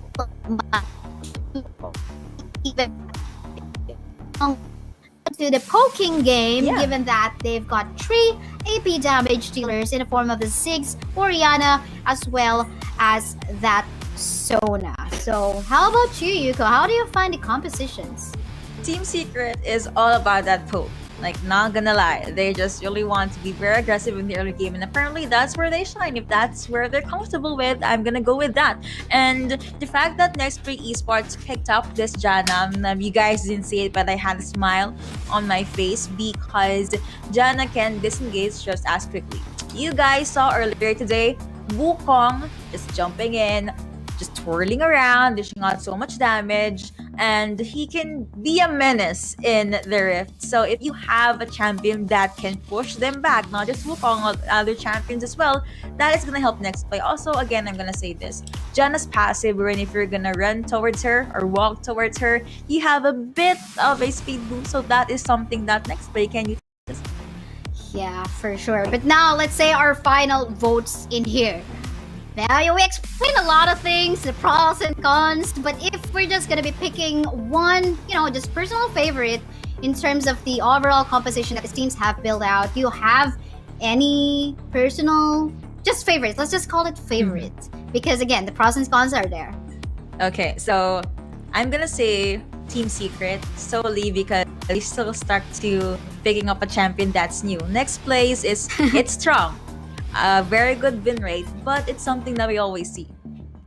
Okay, this time, I hope I don't jinx anything, but I'm liking the poke type composition of Team Secret. Because again, they can CC targets in the form of actually 3 of them. If we're gonna be talking about blocking targets, they got the Camille for that. We're gonna be going for AoE CC man. That's 3 of them. We can do that. The Wukong, the Oriana, as well. And at the same time, again, folks here and there, I'm afraid that the Olaf might have a hard time just taking it in all of his damages. So I'm going for composition of Team Secret side. Okay, so for the draft, no execution, just a draft. Looks like it's gonna be a 2-0 in favor of Team Secret, and their unorthodox pick is of course always gonna work. But let's see if Nexplay will still let them win this. Of course, we're gonna wait for the game to load. And guys, I'm sure you like what you see. Do not forget to support the players, their organizations, as well as the casters. Follow us on Twitter. Wink, wink. Wink, wink. I like that wink, wink. But yeah, seeing a lot of stress at the moment. No one's particularly blamed just earlier after taking Zona at 14 RPs. Hey, that's a Zona. That's not even effective at all. So now the Team Secret is proving you guys wrong. Then it can actually come into play. Well, at least from the previous game, because this time, what Nexplay Esports has to do is to try to show us on how to actually stop this kind of composition. And this is what I love about watching, tournaments, because we are not only just supporting our favorite players, favorite teams, but at the same time actually learn some strategies. If you see this kind of composition, is something that you can pull off in RGs as 5-man, or maybe if you're just going for a trio, then find out what's working so best in a, maybe 4-1 kind of setup or 3-1 kind of setup as well. So we'll see about that. But yeah, that's the lovely part about watching this kind of events. Yeah, and to add to that, we have been talking about the meta time and time again, what champion usually gets picked, what are the rotations, but there's magic in actually using a champion you're comfortable with. Like, that you can play, you can get a pentacle even though you're asleep. Tatsuri's Oriana, what's up? But yeah, sometimes your comfort picks or how comfortable you are with any rotations, that's better than the meta. But of course, don't quote me on that because you might try to use that in the rank game. But you know what? Other than that, I think going back to the teams themselves, I mean, Team Secret being formed more fresher than more and fresher, by the way. Hey, hello. So they just got formed, like, correct me if I'm wrong, I think like 2 months ago or 3 at most. And Nexplay Esports getting formed 6 months. This tells us about how the patch notes, the changes has been affecting teams, regardless whether they have been built their teams for the past few months already. Like, for example, Nexplay Esports since mid last year, right? Yeah. Or late last year. So that's what's the exciting part is. And I think this now depends on how fast your team can adapt onto changes. How about you, Yuko? How fast can you adapt onto changes? I'm just curious about that. 2 years, just kidding. Whenever there's a new patch, it usually takes me a week or 1.5 weeks to be able to get my bearings, and that's me already being a caster. So if you're a player, there's a patch in day 1 and you have a game in game 2, you have to be quick with it, and that's something that I actually respect the players for. Like, they can adjust very, very quickly. So we're gonna jump into game number 2. What's up? What's good, guys? It is series number 3. Team Secret up on 1 game. These are the drafts, so let us know which one you're leaning more to. Just G immediately goes back. Okay, that was nice. Yeah, for sure. No worries though, just placing some or getting some vision and placing some wards here and there, that's totally fine. But for the meantime, no invades will be seen in this kind of composition. I mean, there's no Listen that could actually go for early invades, or even a Brom, not even present as of then, right? So again, this is where we see but hold on, thought there's some nice pokes going here and there between our mid laners. So yeah, again, there is a transition. Again, we talk about right after we saw that tank meta kind of patch, we still can see utility supports coming into play. So this is also the competitive players trying to prove us and give us something new other than what is being placed by the developers. So that's really interesting. But how about you, Hugo? How do you see this utility supports coming into play most of the time this time? Okay, feels like I missed Hugo this time again, being speechless about what has been happening so far. But for the meantime, we see a potential scuttle fight that might happen in here in the bottom half of the map. A really good early position coming from the side of Nexplay Esports. But what's worrying as of the moment is that Uzi is actually super low on HP, and this is Team Secret regaining back their position into this Cutler. Gonna go for the steal. Yuko, what is happening? Beautiful IK win coming in from, of course, Uze, but looks like Team Secret was still able to clear that one out. Beautiful plays coming in from Team Secret, but looks like, nope, Ariana is not finished. She can dish out so much damage and still game in with that, asserting dominance at Dragon Lane. But looking at the Baron Lane right now, it's just, I don't know, again, these two Baron laners just do laner things. I'm actually curious if Arisen is still gonna commit to the split push. I'm totally fine if he does, but I guess it's much better for Nexplay to go with the full-on 5v5s. He can be in charge of cleanup, you know, after Clash. Of course, Team Secret, they are quite squishy, and Arisen can just have the time of his life. Yeah, for sure. Time of his life in going for that dual play, maybe just going for the comeback play up against Azar. But for the meantime, I think a visit might happen in here. Onto the top side, no. The Fiora is just so aware of the map, knowing when to just play safe and go for the proper plays. But yeah, you know what? Feels like into the scuttle fight that just happened a while ago. Again, the disadvantage happened from the side of Nexplay Esports again because of the pokes that these three champions on the side of Team Secret, James, Sona, Tatsuri, Ziggs, and of course Chui Soriana is just dealing massive amounts of damage even earlier on from up against Josh's Olaf. So it's hard to really try to just sustain all the damage that they have been throwing away.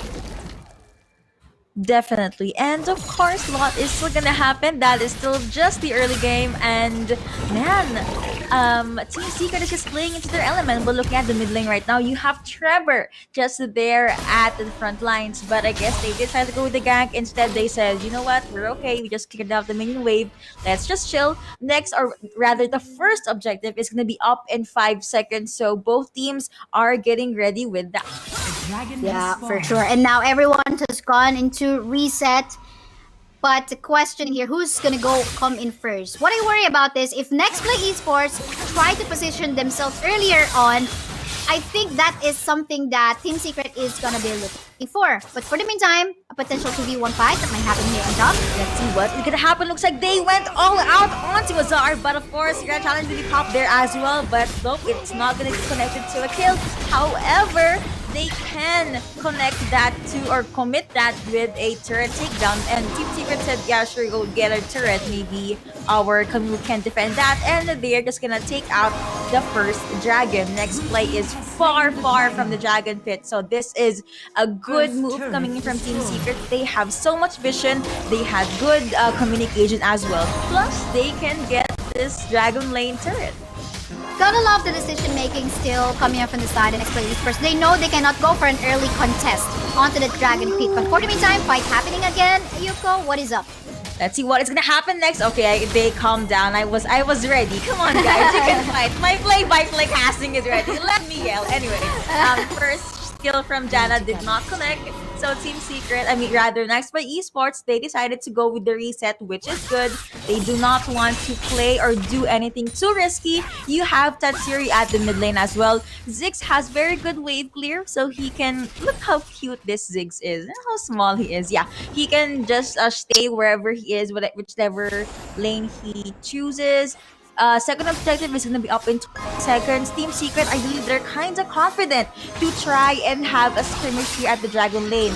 Arisen is right there, but Disaster is there. Okay, what is going to happen next? I'll give you the first, of course, flash in beautiful shock me, but look at that crescendo! Connecting onto Nexplay Esports, but they were able to disengage. Of course, Just Chi. What do you expect? He flashes in. He gets so many bodies. Red team was able to summon down, but Olaf says goodbye as well. That's going to be a trade, and of course, they were able to take up Fiora. Land still, excited team fight. Oriana says goodbye, but the sustained damage coming from Nexplay Esports is just too much. They won that fight. They got that turret. However, Team Secret got the Rift Herald. Yes, for sure. And I think feels like they're gonna be missing the turret up top as well. But to take note, they got the Rift Herald that they can still utilize later on. I just want to go back to what has happened a while ago, where in Nexplay Esports didn't manage to contest the area. But for the meantime, let's talk about the fight that's happening right now. Nexplay Esports, they want to fight yet again. Arise and focusing on Trevor. Just very, very smart. Trevor flashes out, and here comes Zara trying to save, but no, it is not gonna be enough. Your teammate will die, and that's gonna be another kill coming over to Nexplay Esports. Boy, they are mad. They are not happy with what happened in game number 1. They're gonna rotate over to the mid lane. They have minion wave of pushing in. These are two very risky champions. They can take this. See, of course, Jackass jumps in, takes out Sona very, very quickly. What else? What's up? You're gone. And they get one mid lane turret as well. Just beautiful and disciplined rotations for Nexplay Esports in this game too. This is the early punish that we've been looking for. Punish the Sona, or punish that whatever is giving that sustain for the side of Team Secret. And yes, I have been wanting to explain what happened a while ago in the first dragon, and now we're even close to having the second dragon before I can even explain that. So let's just head straight onto that. Basically, Nexplay Esports decided to just give that to Team Secret, while they know that they could just go for a punish and help out that Horizon under the top side and getting the first turret. So they know that they should just go for a turret take instead of just getting poked down and trying to go for an attempt into contesting the dragon. So really nice play, and that was actually a good head start for the side of Nexplay Esports, because just a while ago, I think a minute ago, we don't see a turret on the side of Nexplay Esports getting taken down. The moment that we see them losing turrets already is when the time wherein Tatsuri is actually going for that split push work and just taking advantage of his passive in taking down structures. So that's really nice play coming from both sides, knowing what are their win conditions, what they cannot contest, and what they can contest. Yeah, staying true to their win conditions indeed. Also, I have to highlight that Just Chi is one level above Trevor, or the jungler from Team Secret. But of course, Team Secret are going to try to get as much vision as they can. Camille and Fiora just doing Baron laner things. However, literally everyone else in their team is here at mid lane and where the dragon is. NXP already giving the dragon. Acer will be able to steal this. Nope, no, stealing for you, my dear. Looks like that is even a crescendo connecting on the next feature, but will leave it up. Shockwave was beautifully stayed, but apparently no one got taken out. Sona does say goodbye. Wukong gets taken out. Camille chases Just Chi right here, but looks like that is going to be the grand challenge being popped by Horizon. And yes, they were able to take out Camille here at the lower part of the map. You can see Ziggs got taken out, and that is gonna be a still very much alive Uzi just marching onto the mid lane. Just kidding, no minions. Let's get the buff instead while we wait for the minions and then get the mid lane turret. That is a team ace. You can see the official mobile partner, Oppo Reno 5. Wow, they took out the turret very, very quickly. Even the speed boost from Sona could not stop that. Still gotta love the respect. Actually, I thought they would try to go for that player and okay, let's try to attempt to get an inhibitor turret. But no, because this is just 10-minute game time. Of course, the death timers aren't that heavy yet. And again, you gotta avoid the potential comeback that Team Secret might be able to pull off later on once this Sona as well as Chewy's Oriana is able to get the proper itemization to get the power spike that they very much needed into the team fights. But again, loving what they are doing. They are also supporting Horizon into the team fights. But we'll see how this will further go. I love the disengages that Nexplay Esports has been doing. And actually, during the draft, we're talking about, okay, there's a lot of disengages in here in the form of the Janna as well as the Gragas. But they're actually not playing that much of a way. Because we see them just, we mentioned a while ago that Olaf is actually flashing in even submitting his life just for as long as they're gonna be shutting down the Oriana as well as the Ziggs and the Sona. So that is a really good aggressive play that is actually paying off for Nexplay Esports.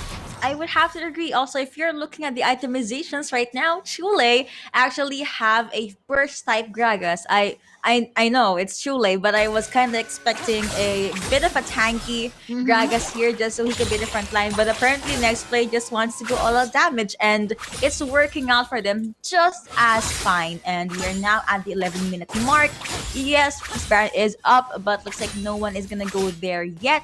Horizon versus, of course, Azar. These two A's, A versus A, they are just minding their own business. But looking at the other part of the map, which is where the Baron is, both teams looks like they're still trying to get a feel or a vision of where their opponents are. Chule figured out the barrel, but did not take anyone out. They could clear out the minion wave, though. That's something that they can focus on. IK Tianrin from Uze, it hurts a lot now. So they have to keep this Kai'Sa in check. For sure. And again, that is an upgraded Icathian Rain, so you gotta be wary of that. And again, he's getting a lot of protection from the Janna heals as well.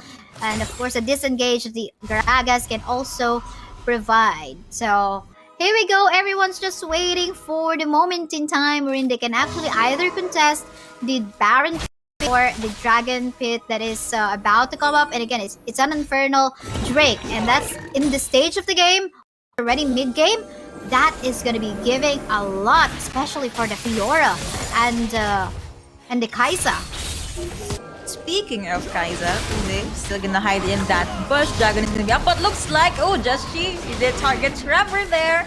But Trevor, of course, with his clone, will be able to get away and go to, or this pathway to safety next by Esports. They really want this Baron, okay? Let me just say that. They have been sticking in this area for a handful of seconds. But wait, look at that. It did connect, but they were not able to trade it to a kill. Yes, Orb is right there. No, apparently Oriana did not use her shockwave. Did they get Baron? No, not yet. Okay. So Team Secret, they obviously want to go with the Baron Steel and Nexplay Esports. They just want to get as much vision as they can. Know where the ultimates got taken out, except from, of course, the one from Tatsuri. So Nexplay said, it's too difficult, it's too chaotic. Let's try getting this dragon first then. And looks like that's gonna be fastly cleared. Just she good distraction for Janna and Gragas here. That is Disaster and Chule. But Team Secret, I thought they were gonna go over and take Baron, but I guess they have different plans. They're gonna clear out the minion wave here, and Wukong is just gonna get his buff. Oriana along with Sona just gonna get some gold in to the mid lane. Yeah, for sure. They have been answering each other here and there. And I like how Nexplay Esports, still giving that respect on to Team Secret. During the time when they were contesting the Baron Pit, Tatsuri in the Ziggs didn't have the ultimate available. So if in case they are afraid onto going for a Ziggs steal, that could potentially still not happen. But with the respect that they have, they know that they can get poked out still by the members of Team Secret. They just just went back away from the Baron Pit and just started off the Dragon first. But for the meantime, again, Tatsuri doesn't have the ultimate available as of yet. You know what might potentially happen in this particular scene. Next by Esports, be able to get this. I'll give you the Musa being popped by, of course, Janna, and Wukong does jump inside. Of course, that ultimate from Oriana will not be able to convert into much. Oriana flashes it. That's going to give you a beautiful crescendo. But you know what happens after the crescendo? You're dead. To send next play right here. They are chasing out that Wukong, and Wukong cannot do anything about this. And that barrel just exploded onto Tatsuri's face, securing his death. And this is a pretty high death timer, need I tell you. That was a 4-1 in favor of Nexplay Esports, and they were able to get the Baron buff. It is very timely because the minion waves are pouring in. This could possibly be the last clash, or maybe the last few minutes of game number 2, unless they want to go back and reset, because the players from Team Secret are going back. Here we go, minion wave pulling in. That's me a 1v1. What is gonna happen next? Also gonna pop that ultimate, but looks like, of course, Joshi flashes in. Now hurts a lot. but he said, okay, not gonna kill, I'm fine, I'm chill with it, and went on his merry way. Two important ultimates are down. One from Azar and one from Trevor. You still have the crescendo. Of course, the ultimate for Tatsuri and Chewy are still up, so that's something that Team Secret can bank on. But we are at the 16-minute mark, and Nexplay Esports, they were able to take out 8 turrets from Team Secret, while on Team Secret, they only got 3. Looks like a lot of win conditions for Nexplay Esports are being met.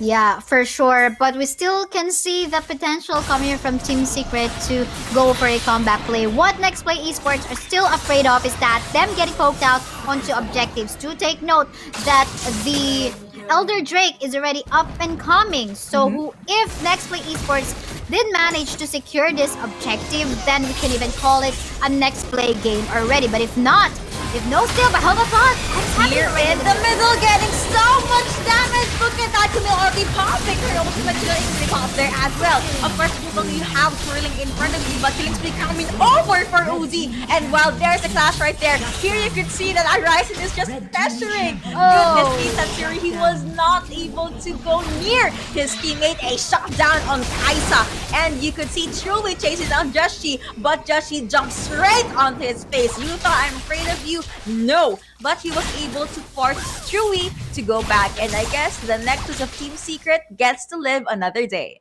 this is looking scary. I mean, Trevor's gonna go alive in 20 seconds, while the dragon is already up and coming in a matter of 5 seconds. So if we're gonna be talking about positioning, it could be Nexplay Esports getting that earlier position into that objective. But the thing in here, again, the comeback play that Team Secret needs to get is to actually go for a steal or a secure onto this Elder Drake objective. This is going to be the name of the game, however, for Nexplay Esports in order to close the game and win it. So let's see if they will actually go for that. Well, getting the scuttler for themselves, of course, will give them a lot of advantage in terms of positioning. The speed boost is there as well. Oh, speed's coming in from Joshi right here. Here comes Joshi. And Oriana got it. And now just asking me a rampage onto this Ola. But look at his team is just trailing behind. Wait, that damage is just too much coming in from that Ziggs. Grand Challenge being popped there as well. Gonna say goodbye, but looks like a lot of damage coming in from Team Secret. They are swirling around. I keep hearing the pop there as well. Says goodbye, and Wukong says goodbye as well. I thought Team Secret was gonna go with the play, but looks like the play is coming from Tatsuri right here. Will you be able to throw out bombs? Explosive Mindful is not available, and looks like that is gonna be the game. We're gonna go with the kill first. Okay, that is gonna be game number 2 in favor of Nexplay Esports. I thought they were gonna play or prolong the game a bit longer, but apparently they just want to secure the win. It was, again, Joshi being very confident as their jungler, flashing in or just charging onto their faces. Yeah, for sure. And again, it didn't matter if it's if it is for a cost of his life, for as long as they punish James into that zone. Again, look at that, 0-6. You're gonna be kidding me about breaking the KDA of James. Average KDA of James in totality of the Icon series. So this is now a Zona with 6 death. But yeah, I mean, that was the plan overall. To shut down the Zona so that she won't be able to provide the necessary buffs, heals, and debuffs as well up against the members of Team Nexplay. So a really nice play coming from Nexplay Esports, knowing their composition so well up against the kind of comp that Team Secret has in this game. Right, so Arisen was still playing the usual Baron laner plays. However, what I would like to highlight here is Chule's Gragas. I did not put much thought into it. I just thought, yeah, okay, that's a bursty Gragas, that's fine, and he can just be in the back lines. But during the latter parts of the game, he actually helps Joshi with the initiates. And there was this one time, the last clash, if I'm not mistaken, Ziggs threw in his ultimate, and next play they will come together. So yes, he was able to get a lot of damage in, and that's basically one of the things that you can capitalize on if you're up against Nexplay. They mostly come together. That's why one of the things you could do is get of course Oriana, Seraphine, or maybe even Sona. But The difference here is their jungler was few levels or more, has more damage compared to the Wukong, and there was this time wherein Ziggs was just way back into the back lines. Camille was dead and they were not able to recover. But overall, Nexplay, they're able to get their footing in game number 2, so that's good. Apparently, we jinxed it. We said we like the draft of Team Secret, Yeah. and Nexplay won. That's what I'm worried about. Hopefully the teams wouldn't, blame us for that. But I know for sure since they're professionals and all. And I love the idea of trying to find what's, anyway, we did mention it's just our favorite and all. But yeah, okay, let's stop the excuses. Yoko, let's stop our excuses in here. So yeah, going back to what is happening there, I think it's basically the Zona getting punished earlier on, not being able to just go for the itemization that she needs, unable to give the amount of heals that is necessary to give that sustain. Here, we can actually recall that flash in coming up from the Gragas despite dying from that, flash in. Still, they managed to punish the Sona as well as Chewie's Oriana in the bot side part of the map. Yeah, and the clash earlier was just basically Nexplay's green light. From there, they just won clash after clash, and I was about to say that Joshi almost always targets James, but then I realized Joshi targets everyone from Team Secret. And yeah, you're right, James has a reputation that he is allergic to dying, so looks like Nexplay wrecked his beautiful KDA. And guys, we hope that you love the highlights from game number 2. It was just Nexplay playing into their element, and coming into game 3, I have to say, we know at the back of our heads, players, casters, everyone, that the early game is important, but the importance of the early game when it comes to Nexplay versus Team Secret is at a different tier. It's at a different league. Like, it's very crucial. So the jungler has more responsibility, as well as the mid laner. Dragon laners are usually very quiet this early on. But yeah, whoever gets to get the early game wins. And the master of the match, why am I not surprised? It's gonna be Joshi on this Ola. Yes, again, dying, being a hero, for you to be able to just take the early objective that you very much needed.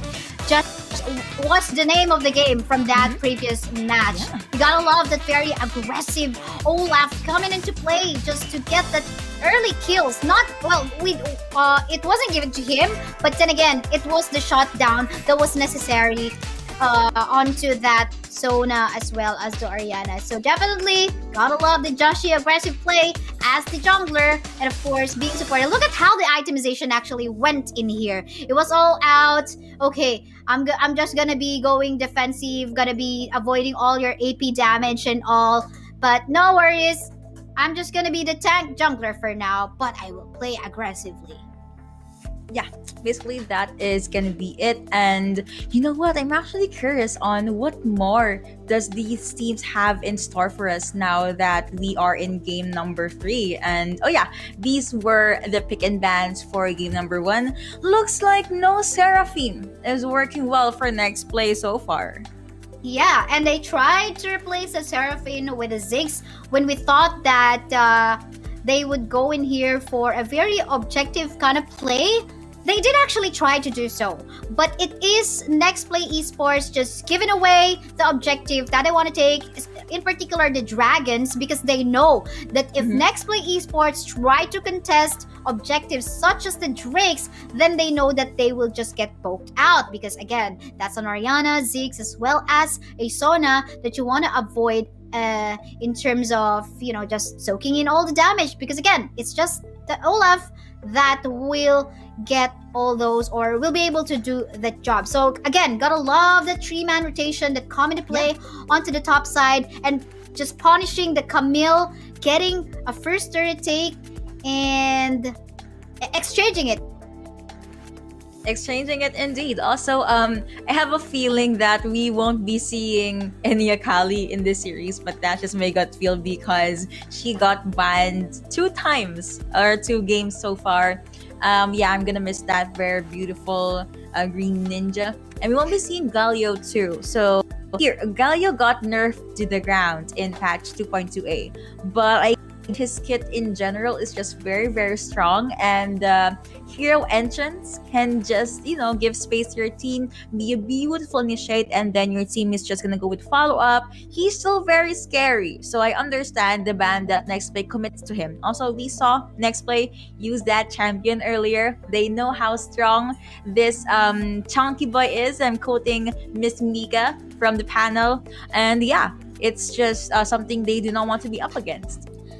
Yeah, for sure. Especially, yes, maybe the Galio in the mid may not be that viable anymore right after the patch notes, but in the support, as a support, again, lots of CC, you got a taunt as well, so that's a lot of ways for you to stop the opponents from doing their thing. And you don't want the Kaisa to be stopped, you don't want the Olaf to be stopped, and even the Fiora to be stopped in what they would want to do. So that's a good ban still coming up from Nexplay. And talking about stopping the things that you would want to do, banning out the Seraphine is also something really good, because again, Anchor connecting onto not just one but targets nearby. The first target of this Anchor will be affected in terms of finding their play. I think that is around 3-second stuns.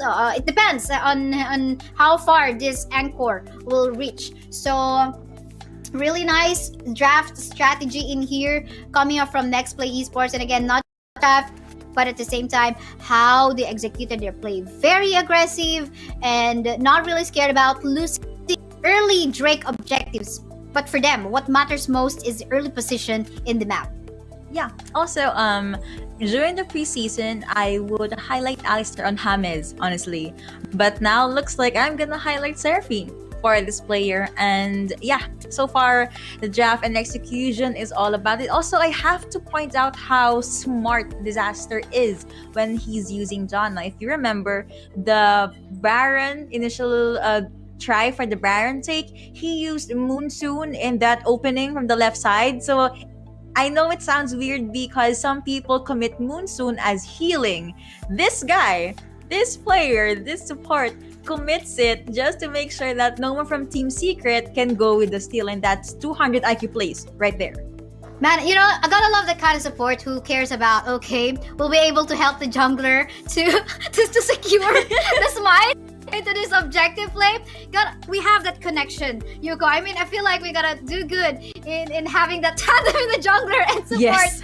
But yeah, gotta love that mindset, and I think that's what you would want to do. But at the same time, I think it's also the advantage as to they were the one to be in the first position in that pit, so they know when to come into play. If they allow themselves to guard the area, the bush, the wall, the back of the wall, and making sure that no one is there, and that Team Secret is just going to be coming from this side. You know where to position yourself. So that's really good timing and positioning for the side of Nexplay Esports. So yeah, let's just see how this Game 3 might potentially turn out. There's again the respect by banning out champions and stealing out champions. So I don't know what to say. I mean, between these two, it's always like a hard way to just predict scores, predict the outcome, because they are still in this stage wherein it's playing. It is really playing to find who's actually really the best. And it's a clean 50-50 for these two teams. Also, if you just jump into this live stream, first off, why did you enter late? I'm your teacher, just kidding. But yeah, you are watching Nexplay versus Team Secret. No one is up on one game because they're both 1-1. So we are gonna jump into a game number 3. if I remember correctly, the panelists, namely Otulu, said it's 2-0 in favor of NXP. Looks like someone should treat the other casters because his predictions were wrong. I mean, I'm not saying Otulu should buy us coffee, but that would be nice. Just kidding. But yeah, I love how beautiful this series is. Definitely worth being the last one. And I hope you guys, players, co-casters, everyone, viewers out there, you are having just as fun. Comment down. Show us, tell us your thoughts about the band so far, performance so far, and what are you expecting for game number 3? Yeah, for sure. As for me, you asked the viewers what they might be expecting. Oh my goodness, if I'm that viewer, I don't know, maybe I'll just go for my bias. But as caster, we can find the bias. I mean, we have to be fair about judging the draft of these players, how they're actually putting their executions into play, and it's just so tough. I'm pretty sure people who don't have biases as well are having a tough time into predicting the potential outcome between these two teams, because despite the situation that they're currently in, like having a bootcamp and all, or maybe just going through online communication, it doesn't matter. They know how to play as individuals. They know their macro plays, and they're very attentive into executing the macro decision makings as well. And I do believe that both of the teams, actually in particular Nexplay Esports, all of them are doing their shot calls. So everyone gets to decide on what to do, and I think like whoever gets the lead in terms of score and who got the most, or who got the snowball rather in their composition, who gets the priority shot call as well. And that's totally understandable. It's like, okay, let's say Olaf got the ball, so we gotta listen to what the Olaf has been calling, and that's what we must execute. So if Olaf wants to punish the bot lane, just go for it. I'm gonna die in here, I'm gonna be flashing in, but please make sure we secure this kill onto the Sona. And I think that worked out so well. Meantime, for the side of Team Secret, I think James most of the time will have the call as the team captain, and of course the support side of Team Secret as well. But that's basically some kind of difference as well on how they actually go. But how about you, Yuko? How do you, for you, like maybe just your preference in terms of personal preference into to having the shot call? Do you prefer like having just one main shot caller, or you want everyone in the team to speak? Honestly, I would love at least one shot caller and 3 at most. Because if it's 5, yes, you get enough vision, but at the same time, if you're all talking over each other instead of having communication, you just have miscommunication. So yeah, at least 1, max of 3. Also, you mentioned biases. Apparently, I do not have biases at all.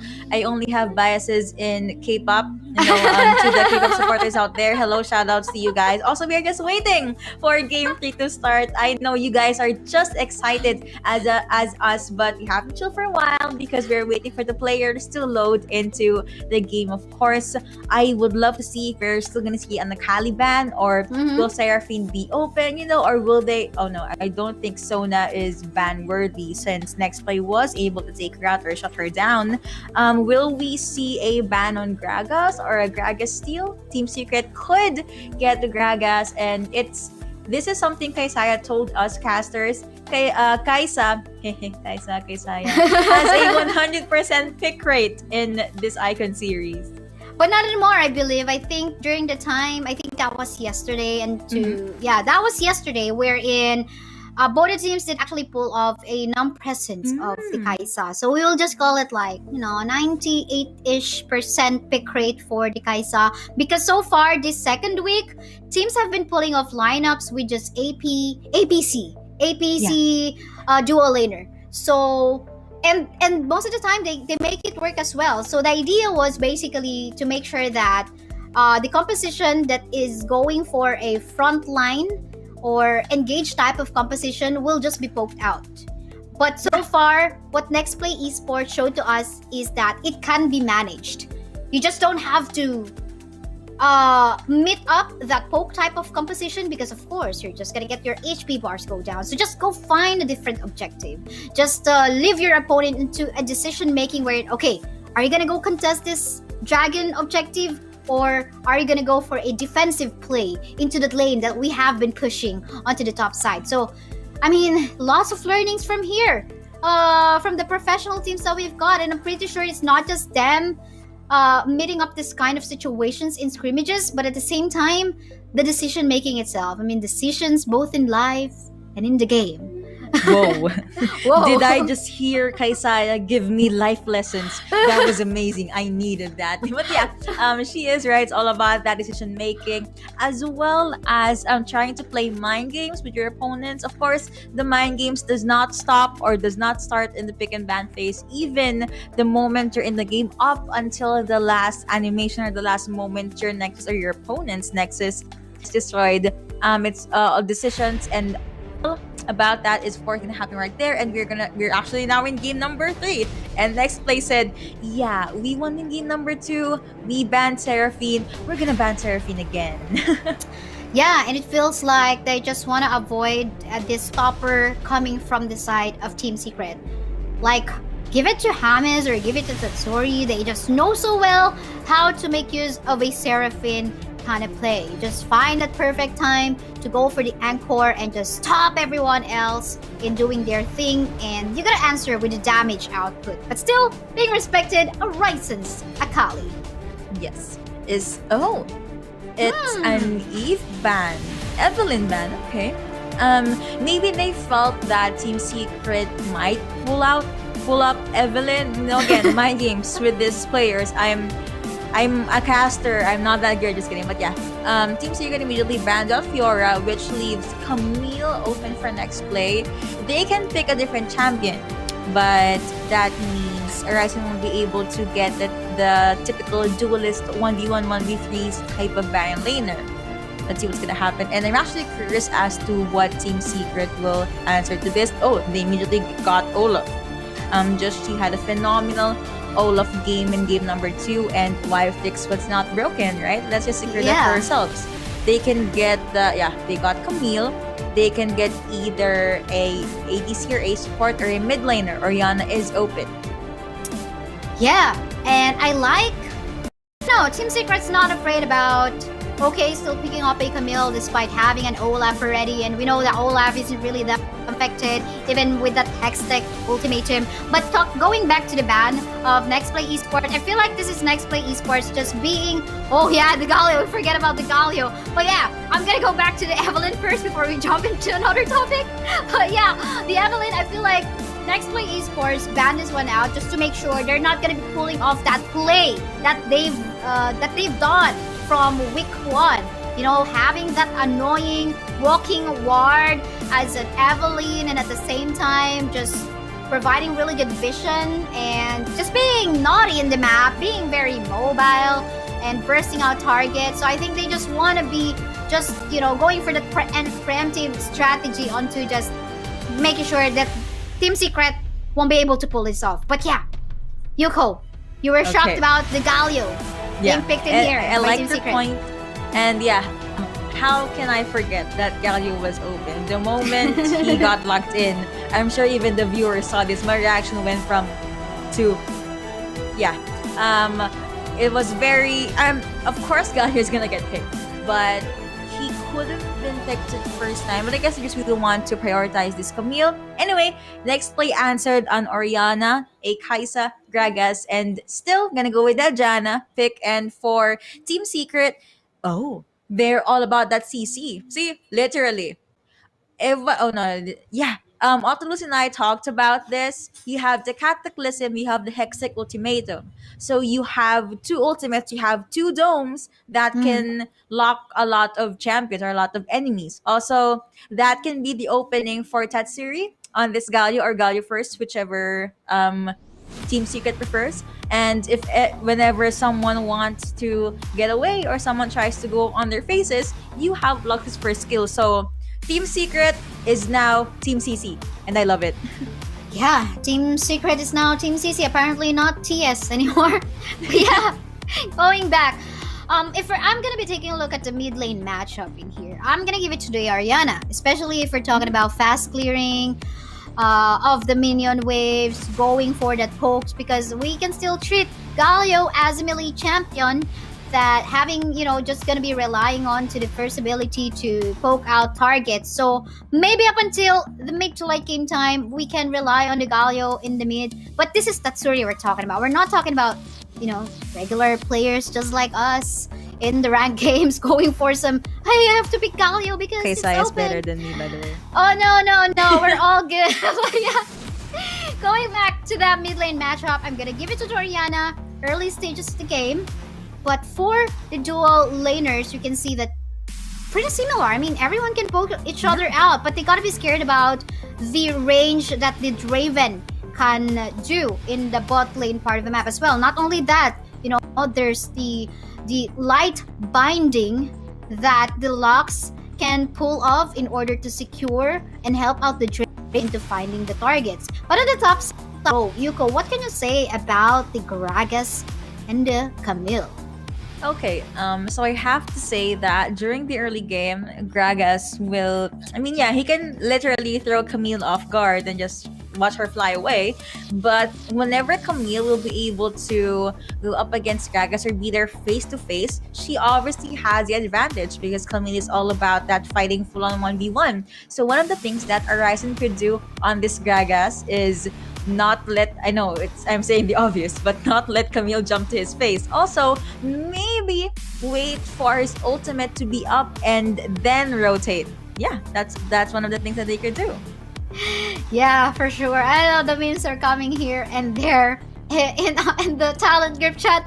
It's kind of I'm distracting. seeing my face, Team But Secret. yeah. So you talked about the CC lock that is present in the Camille and the Jarvan, and it's obvious that Nexplay Esports answered back as well with having both the Janna as well as the Gragas, and having those ultimates specially spent on to ganks that Team Secret might potentially do right even before an objective is looking scary as well, because if we're gonna talking about contest as well, it's gonna be a matter of going to be in a matter of execution, because both of them can dish out massive amounts of damage. The Cathian Rain, and of course, the ball coming out from the Orianna can hurt a lot, especially especially to those who might be frontlining for the side of Team Secret. Could be the Jarvan, the Camille, or the Gachu. But at the same time, you cannot discount what the Draven can do as well. Again, give him a kill, he's gonna get massive amounts of gold, and he's able to get the itemization that he needs, going for that power spike. Then this is gonna be looking like a scary Draven. I mean, this is not gonna get banned a while ago if this is also not scary if not given a chance. That's true. And even though these two drafts are leaning a tad bit more onto the late game, we've seen Team Secret, we've seen Nexplay Esports. They will be online in the early to mid game. So their play times are usually 12, 14 minutes, 18 minutes at most. So let's see how long will this game number 3 be. Of course, the last game for the series. Who will win? Comment down. The Nexplay Esports or Team Secret? Also, I just saw the memes, and yeah, Team Secret apparently posted on their Facebook. Yeah, I mean, internet is fine. It's kind of obvious in the quality. Yeah, going back to the game, this is game 3 of the match between Nexplay Esports versus Team Secret, a 1-1 score. But if we're gonna be taking a look at the draft, it's kind of even. It will now just boil down onto the execution of these two teams. So it's kind of hard to judge as well as casters. Definitely. And we're looking, or rather seeing, a relatively conservative early game, which is very weird because I usually see people just punching each other out early on. But I guess we just want to play it safe. Again, this is game 3. Last game possibly. And earlier on, the DR lane or the duo lane for Team Secret, they have the early game advantage solely because Draven was able to clear the main wave earlier. heals coming into Disaster, and looks like the jungler gave them a visit. Let's see if they're gonna go with the gank, but we were now here at the mid lane, and he jumps straight into the dragon lane. He is just waiting. Let's see, Trevor is actually gonna jump. Looks like no, Poisey, you're not gonna connect, and look, Disaster, he came in, and look at what's gonna happen. Red team was able to get that first kill, and man, the aggression coming in from Team Secret, they really want to get that early game advantage. Even though that was Disaster, that was still a support, that's still the disengager, and the kill went over to Chewy.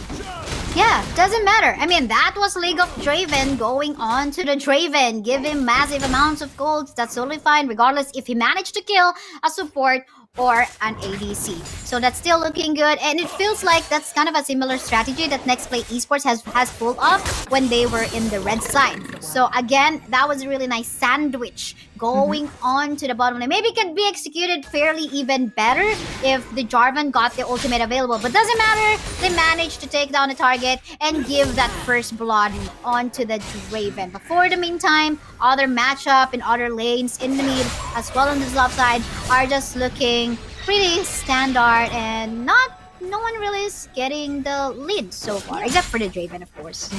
I guess it's back to regular programming, or back to the drawing for these two teams. For Esports, I honestly expect them to rotate more, but at the same time, I understand that they need the gold, they need the farm, so they're gonna commit on to farming. Team Secret, they do not want to, even though that's just one kill, that is still first blood, they do not want to give the advantage out that easy.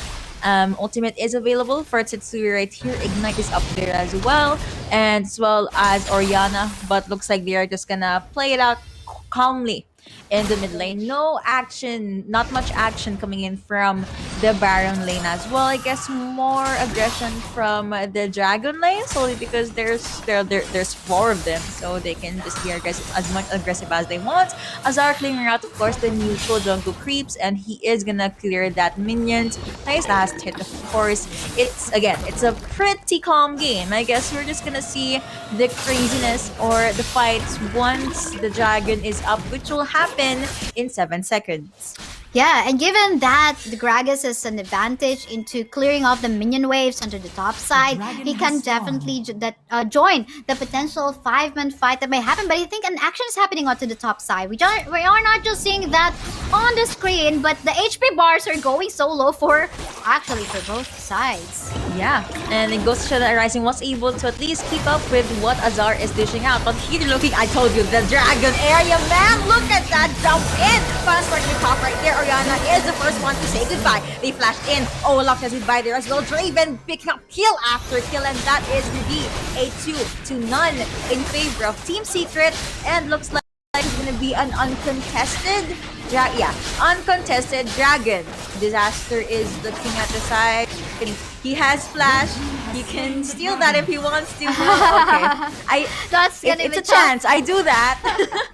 That's gonna be tough as a support, especially if you're gonna be in front of Trevor as a Jarvan. But I think what went so well by teams from the side of Team Secret on that fight was Azar stopping the Gragas from joining that fight. We did see the Gragas going for the teleporter ready to get the first few itemizations that he very much needed before going on to the first Drake. And Camille, Azar, stopping that TP or teleport by the Gragas actually helped out. So that was a nice strategy coming from Azar, helping out his teammates even he was far away. It basically delayed the plan that their opponents have. Next objective is going to be up in 25 seconds. However, looks like most champions from Team Secret is going over to the Dragon lane. I see the logic. You'd want to shut down Uze on this Kaisa, but looks like Gragas is still holding his ground at the mid lane. Just walking around with his axe, just doing just chi things, and you have Gragas just there at the Baron lane, but looks like they wanna have another fight at the Rip Herald area. Team Secret already giving this objective a start, but looks like okay. No shot calling needed as Azar jumped in and tried to put a handful of damage on the Rising, but the Cataclysm being popped in from Team Secret. Look at stay in the moonstone, gonna be popped there as well. Beautiful try coming in from Disaster and the Aether gonna be popped. Will someone die? Nope, Red Team was able to get a repair out, and Killer Instinct being popped by Uzi. Apparently, he Killer Instinct his way into his death, and Team Secret's still gonna go with the re-engage. There are shields, he is safe, Chewy still alive. Gotta love the turn that the members of Team Secret did there. Hold a thought. Oh my goodness! Unfortunately, we did not see that in the camera. But if you were actually taking a look at the minimap, that was Disaster flashing in to secure that kill onto Chewy's Draven, shutting down the Draven who actually got the first blood a while ago. As you can see, the flash has been spent. Man, this is I think the second time that Disaster has actually did that kind of play. Yeah, Disaster is a mood. Need I tell you? All the supports out there, oh no, I killed the enemy. My ADC is not here. Well, more gold for me then. But yeah, it goes to show that even though Disaster is alone, he can still sustain himself. And Janna is a utility champ, but she can still kill, So everyone from both Nexplay and Team Secret, they're scary. Yeah, but again, sorry, I just got stomped by that Disaster play from the minimap. You can imagine what was happening in there because again, Chewy had to get some shields from Hamis to survive that slither of health that he's got a while ago. But yeah, going back to the turn that Team Secret has actually managed to pull off, and the Herald contest was actually perfect. I mean, finding the perfect target as well, but Nexplay Esports was lacking in terms of position too, because again, they were scattered all over the place, and if you are scattered, you don't know what to prio target. You don't know where you will meet up opponents because you are scattered, and that was a pretty pretty walled area, and it's hard to find a good position. So again, getting the lead into the positioning, you got a better vision overall. Yep, that is true. Also, you talked about splitting up your opponents, right? When you have 2 lockdown ultimates, you can actually do that. I'm looking at the Hexic Ultimatum and the Cataclysm right here, but of course, a lot of things can still happen. Infernal Drake, all about the damage, is now up. Team Secret, of course, still want to get this objective. They did summon the Raquel in the mid lane as well, so whether you just here, someone is pushing at the mid lane, but look at that, the middle top will actually connect, but you know what connects? The Hextech Ultimatum and the Cataclysm. Oh, that says goodbye. They still want to give it a go. They are locking in. So a double kill being secured by Team Secret. That Orianna says goodbye, and of course, Uzi says goodbye as well. He got taken out by Azar, and that is gonna be an ace. First ace of the game. 9 minutes in, they got a dragon, they got a turret, and you can see the official mobile partner Oppo Reno 5 flex those phone guys. And yeah, Team Secret, they just pulled off this composition so well. We talked about this earlier. The ultimates from these 2 champions, Nexplay Esports will not be able to get out. And also, I said that if you at least go up against Nexplay or try to beat toe-to-toe with them, you CC the living hell out of their team. That's, I wasn't joking. That's literally what you had to do. And you see, Team Secret, they're making it work. And if you compare the gold that the Kaisa currently has in comparison to what Draven currently has, that is 5k versus an 8k amount of gold. This is a totally online Draven, although getting shut down a while ago, but you also got to be scared about a 108 KDA Lux. I mean, the itemization is still on point. So as, the Galio, we just can call it Team Secret just going online, but for the meantime, what's happening is the bot. Hello, Azar, says the Nexplay Esports right here, but apparently the live steal as well as Camille just being very slippery was the one that revealed he got some healing in, but look at the Baron side. Nexplay Esports, they discovered Team Secret is trying to get this Baron. When they go with the steal, they have to, but nope, they got the Baron and they're gonna charge in. Camille says hello, look at that slow coming in from Azar. He front and spark apparently did connect, but will not be enough to actually take out Disaster unless someone flashes in. Nice first kill, able to stop Azar from chasing him any longer. But Camille with the hook shot and all that stuff, looks like she wanted to focus on just she can. The shield, the passive this time. cross. Rice is now onto his face, and and Camille just goes back looking at the mid lane though. Trevor just gonna clear the minion wave, and just they want to make sure that the minion equilibrium is gonna be in their favor. You also have Galio, you also have Tetsuri alone at the Baron lane, also shoving minions. They're all on shoving minion duty, okay? They have to make sure that the lanes are constantly being pushed. Also, we are reaching the 12-minute mark. Ultimates are up except for Chewy's ultimate here. And yeah, Team Secret, they're just rotating just fine. They do not want to give any oxygen or give any opening to Nexplay Esports. First, we're gonna use that minion wave, gonna lift that minion wave up, but nope, it's not enough to actually keep Team Secret away. Goodness me! Looks like Team Secret is getting the advantage that they need. However, Nexplay Esports, they can try to prolong this and just wait for them to scale or go online.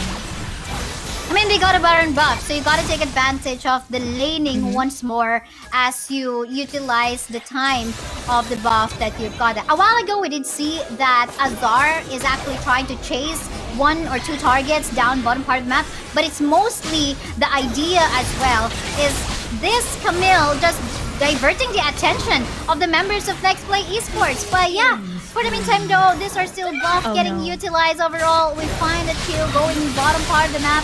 Doesn't matter. That's another kill. This is gonna be a 4v5 fight just in case anytime soon. Ikeith and Rain did connect, and it dished out a handful of damage, but it was not enough for Team Secret to actually go back. Azar being able to take out Arisen, it's now equal to him being able to get out. That it translated to a turret. Take it with the ultimate coming from Galio. Goodness me! And of course, Captain is gonna be out there as well. Team Secret right. We are kind of overextending, but you know what? We got the turret. Let's try to give it a go. One champion down. They still want to go at it. No, okay. Azar just went over to the dragon lane and took out some minions. Chule was not present there, and apparently there's gonna be no shockwave for Nexplay Esports in that fight. Did you see that? Hero's entrance and the cataclysm. It's, again, all about that lockdown, all about that skills, and I wish I find teammates this good. I wish so too. I mean, especially in ranked games. I mean, but at least I'm so thankful about the role queue. We gotta select the role that we want to play in ranked games. But as of the moment, we gotta take a look at what is happening onto Nexplay Esports. They are at a huge disadvantage. Not gonna lie, this is 20k gold lead, and rarely we would see this huge amount of gap in terms of gold. Normally we just see around 10k, but this is way too much. Way too much indeed. Also, need I tell you, Team Secret already got 8 turrets, and Nexplay has yet to get their first turret. The turrets from Team Secret is looking very, very healthy in literally all the lanes. And, well, looks like there's going to be a non-contested Baron for the side of Team Secret. She's nowhere near where they are. Kaisa is very squishy even if she tries to go with the steal. So yeah, Team Secret took that advantage, and they got another Baron buff. They're gonna keep on pushing. They just need to wait for an opening or one final flash to just be the nail on the coffin for the series. Yeah, for sure. But we're talking about 3 dragons that is already present onto the hands of Team Secret. Plus they got a Baron buff. Sad to say, I'm so afraid if Nexplay Esports, might be, having a tough time into dealing with this kind of pressure. Because again, this seems like it's gonna be it anytime soon. It is gonna be it, definitely. Of course, the Shockray did connect, but they have the minion wave. They did have the cataclysm. Why am I still yelling? Game 3 is done, but that's just how hyped we are because Team Secret was able to secure game number 3. They were very, very patient, and I actually saw Jarvan charge into the front line. I believe he was trying to land the cataclysm perfectly, but Disaster was also able to land his first perfectly, so Jarvan was not able to do anything. But the moment Nexplay Esports started to back out, they forgot about the minions. And even though that was a fresh opening, an obvious opening for Team Secret to start the clash, they wanted to play it safe. They went to the Nexus, and because of that, this team, Team Secret, no longer a secret, wins series number 3 2-1 against Nexplay Esports. Whoa. Yes, indeed. And I mean, the predictions comes and goes, even starting from week 1, days 1 to 4. Which day are we? We are on day 4, and it feels like, again, the matchup between these two teams has been playing around. It is so hard to predict because, again, what comes into play are their decision makings for both the drafts and the execution. The moment, I don't know, it feels like somehow there is this idea as well, or if we're going to be taking a look at whoever is in the second pick gets the upper advantage into wanting to get the kind of play that they want to get. So securing 2 champions earlier on somehow gives you an upper advantage into finding the kind of play that you want to pull off, and that says a lot. I mean, the toss coin, or I think the toss coin that we're doing in this event as well is already fair enough to help out the teams into finding their place. And it's kind of RNG-ish as well into finding your position, but it can't be a reason to not be able to pull off a win. They tried their best. We did see that. At the same time, when Team Secret as well was on the blue side, they tried to do their best into pulling off the aggressive play that Nexplay Esports has been doing against them. But I mean, we'll see. But for the meantime, let's take a look at the highlights from the previous match. Again, this is brought to you by Oppo Reno 5. Play of the game. Yuko, what's in it? Yes. Well, apparently in game number 3, it's still a lot of skirmish and displays that were always on point, but most of them were favored by, of course, Team Secret. And whenever the lockdown, James on Dislux did not get any, was not able to die in game number 3, by the way. He just gets the targets in, and it's just the discipline and how fast Team Secret can react. And that was a beautiful series. I'm very honored to be able to cast it, and looks like we have a new combo in the Icon series. And I'm gonna jump into the blue and red side. I do agree with what you said. In this series, the red side has a bit of an advantage, and I guess that's solely because yes, if you're at the blue side, you can choose any champion, but if you're the red side, you can counter pick. And master of the match is gonna be Trevor. Team Secret, of course, on that Jarvan Cataclysm all over, flag and drags on point. He is not afraid to be the sacrificial lamb, just so their team will be able to secure kills, objectives, and I mean, just look at how tanky this guy is. Yeah, even the enchantment has to be adjusted just for him to be able to frontline for his teammate. But that was well played for Team Secret, because again, that was a very aggressive play, just getting and helping Draven to utilize his passive as well. And most of the time, I guess it's also the proper target locks coming from both Trevor and Azar from that Jarvan the 4th and Camille. And it was hard to just disengage from that fight because, again, even though you're a Kragas and Anna, but apparently most of the time we would see Nexplay Esports just scattered in the map right before an objective. But that's what put them into a disadvantage whenever they would try to contest an area. And I do understand that Nexplay needs to be a bit separated, because if they do get caught out by Team Secret, it's not a good sign. We talked about the combos, but at the same time, Team Secret, they just know when to bait Nexplay Esports. And apparently the fight is still on with these two teams. But for now, for the day, King of the North, or the one that will be sitting on the throne, is gonna be Team Secret. So I don't remember panelists saying they're a 2-1 Team Secret win, but I do remember Miss Mika saying that 2-0 TS, and predictions all over the board. And I just love the fact that players keep on proving us wrong, because they just give us an amazing series.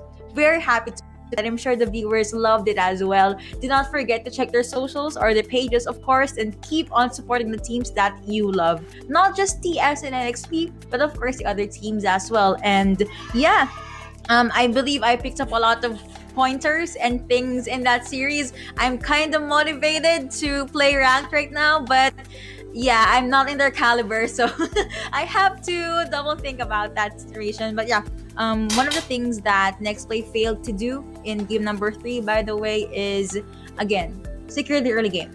Apparently, the early game is very, very important to all our teams out there because you get to dictate not only the tempo of the map, but also you're the one that has more vision. And if you're able to hold on to that advantage, you can get Dragon. We've seen Team Secret do this, even in Nextplay in game number 2. You get objectives in, and from there, you just snowball, get so many wins, and yeah, that is basically it. Yeah, lots of things happened, but for the meantime, that was it so far. But we're just gonna be heading on to break because we have yet to know what the panelists would say. So yes, we're your shoutcasters. I'm Kaysaya. With me is Yuko. We're just gonna go into a really short break.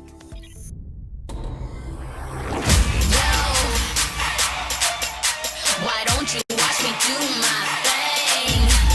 Reinvent the world, yeah. Just to be more, just to be better, just to evolve, just to be more, just to be better, just to evolve, just to evolve. Every time the world spins round, reinvent 360. Thinking you gon' mess up your thing, yeah. And I show the whole world. Reinvent, nobody to no sign. It's sure, ain't a good time.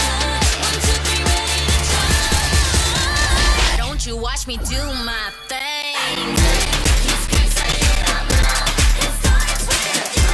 Take it to the next level with Globe's fiber, LTE advanced, and 5G mobile connection. Now you have the power to reinvent your world. Globe. I love my curves and the skin I'm in. Switch it up, turn it around, take it up again. I know you feel me, keep up with me. Come on, let's keep winning till the world stops spinning.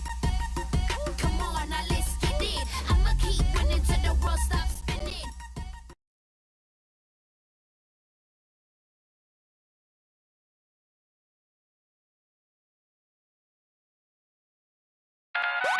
When you want to level up your entertainment, G-Pay your way and get the latest games and movies on Google Play using Globe Prepaid and Postpaid. Add payment method on Google Play. Enable payment through Globe Prepaid and Postpaid and confirm. No credit card needed. Simpleng steps para tuloy-tuloy ang purchases at downloads sa Google Play. Your safe one-stop shop for apps, games, music, and movies on your Android device. Use Google Play now through Globe Prepaid and Postpaid para level up ang entertainment. Also available in TM. Sekreto ng mga gwapong Master Gamer? Para fresh all day, bring your clay game with Master. New Master All-in-One Clay Wash. Fights germs, controls oil up to 12 hours, and helps prevent pimples. New Master All-in-One Clay Wash. Sekreto ng mga gwapo.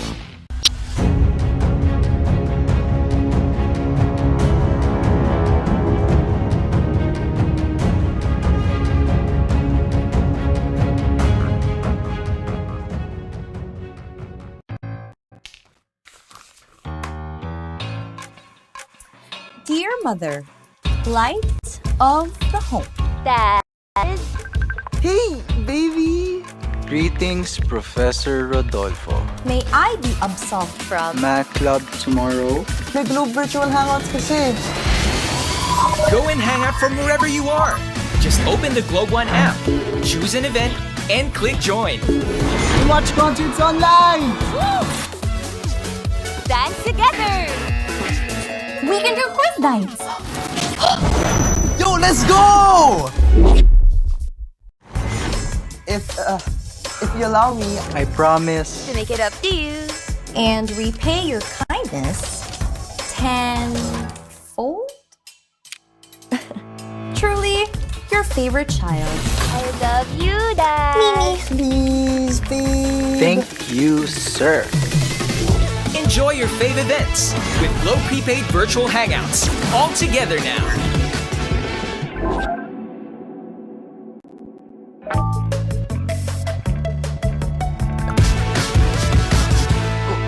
Yes!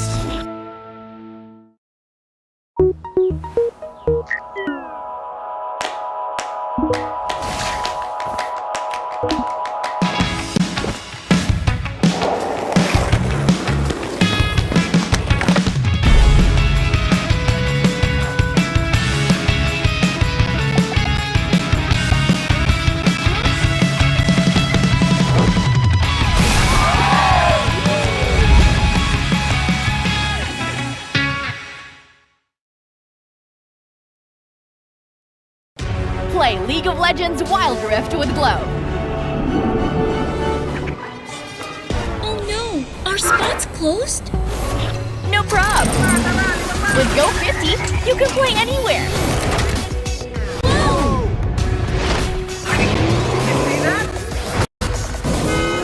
Game on with Go 50 and level up with Go Play 10 for even more League of Legends Wild Rift. See ya!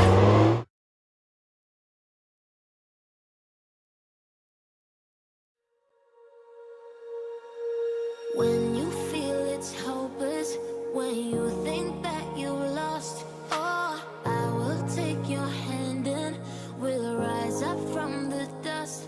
Oh, here we go, go, go, let us heal and grow. You won't be alone, you're unstoppable. Don't be afraid to show what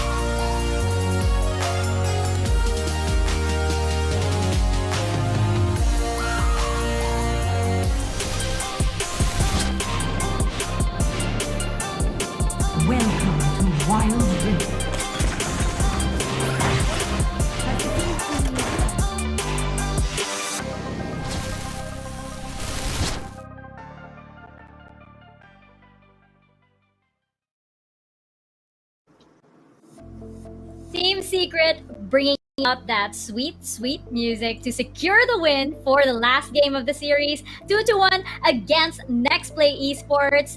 Team Secret are crowned the kings in the north today, and I actually can't believe that my prediction was right. That was the biggest surprise for me. I actually wasn't expecting that. And just checking out our series highlights to take a look back at that exciting game. You know, just to start off the discussion, I know we have a lot to discuss over here. In game one, this was so interesting. No ADC composition. And Team Secret with that, you know, beautiful Seraphine and Sona composition that we saw over there. Oh, goodness, you know what? It was either the Encore, the Crescendo, even maybe the X-Tech Ultimate coming in. But, Otoluz, let me know your thoughts over here. Why couldn't Nexplay crack this comp? They were about to, actually.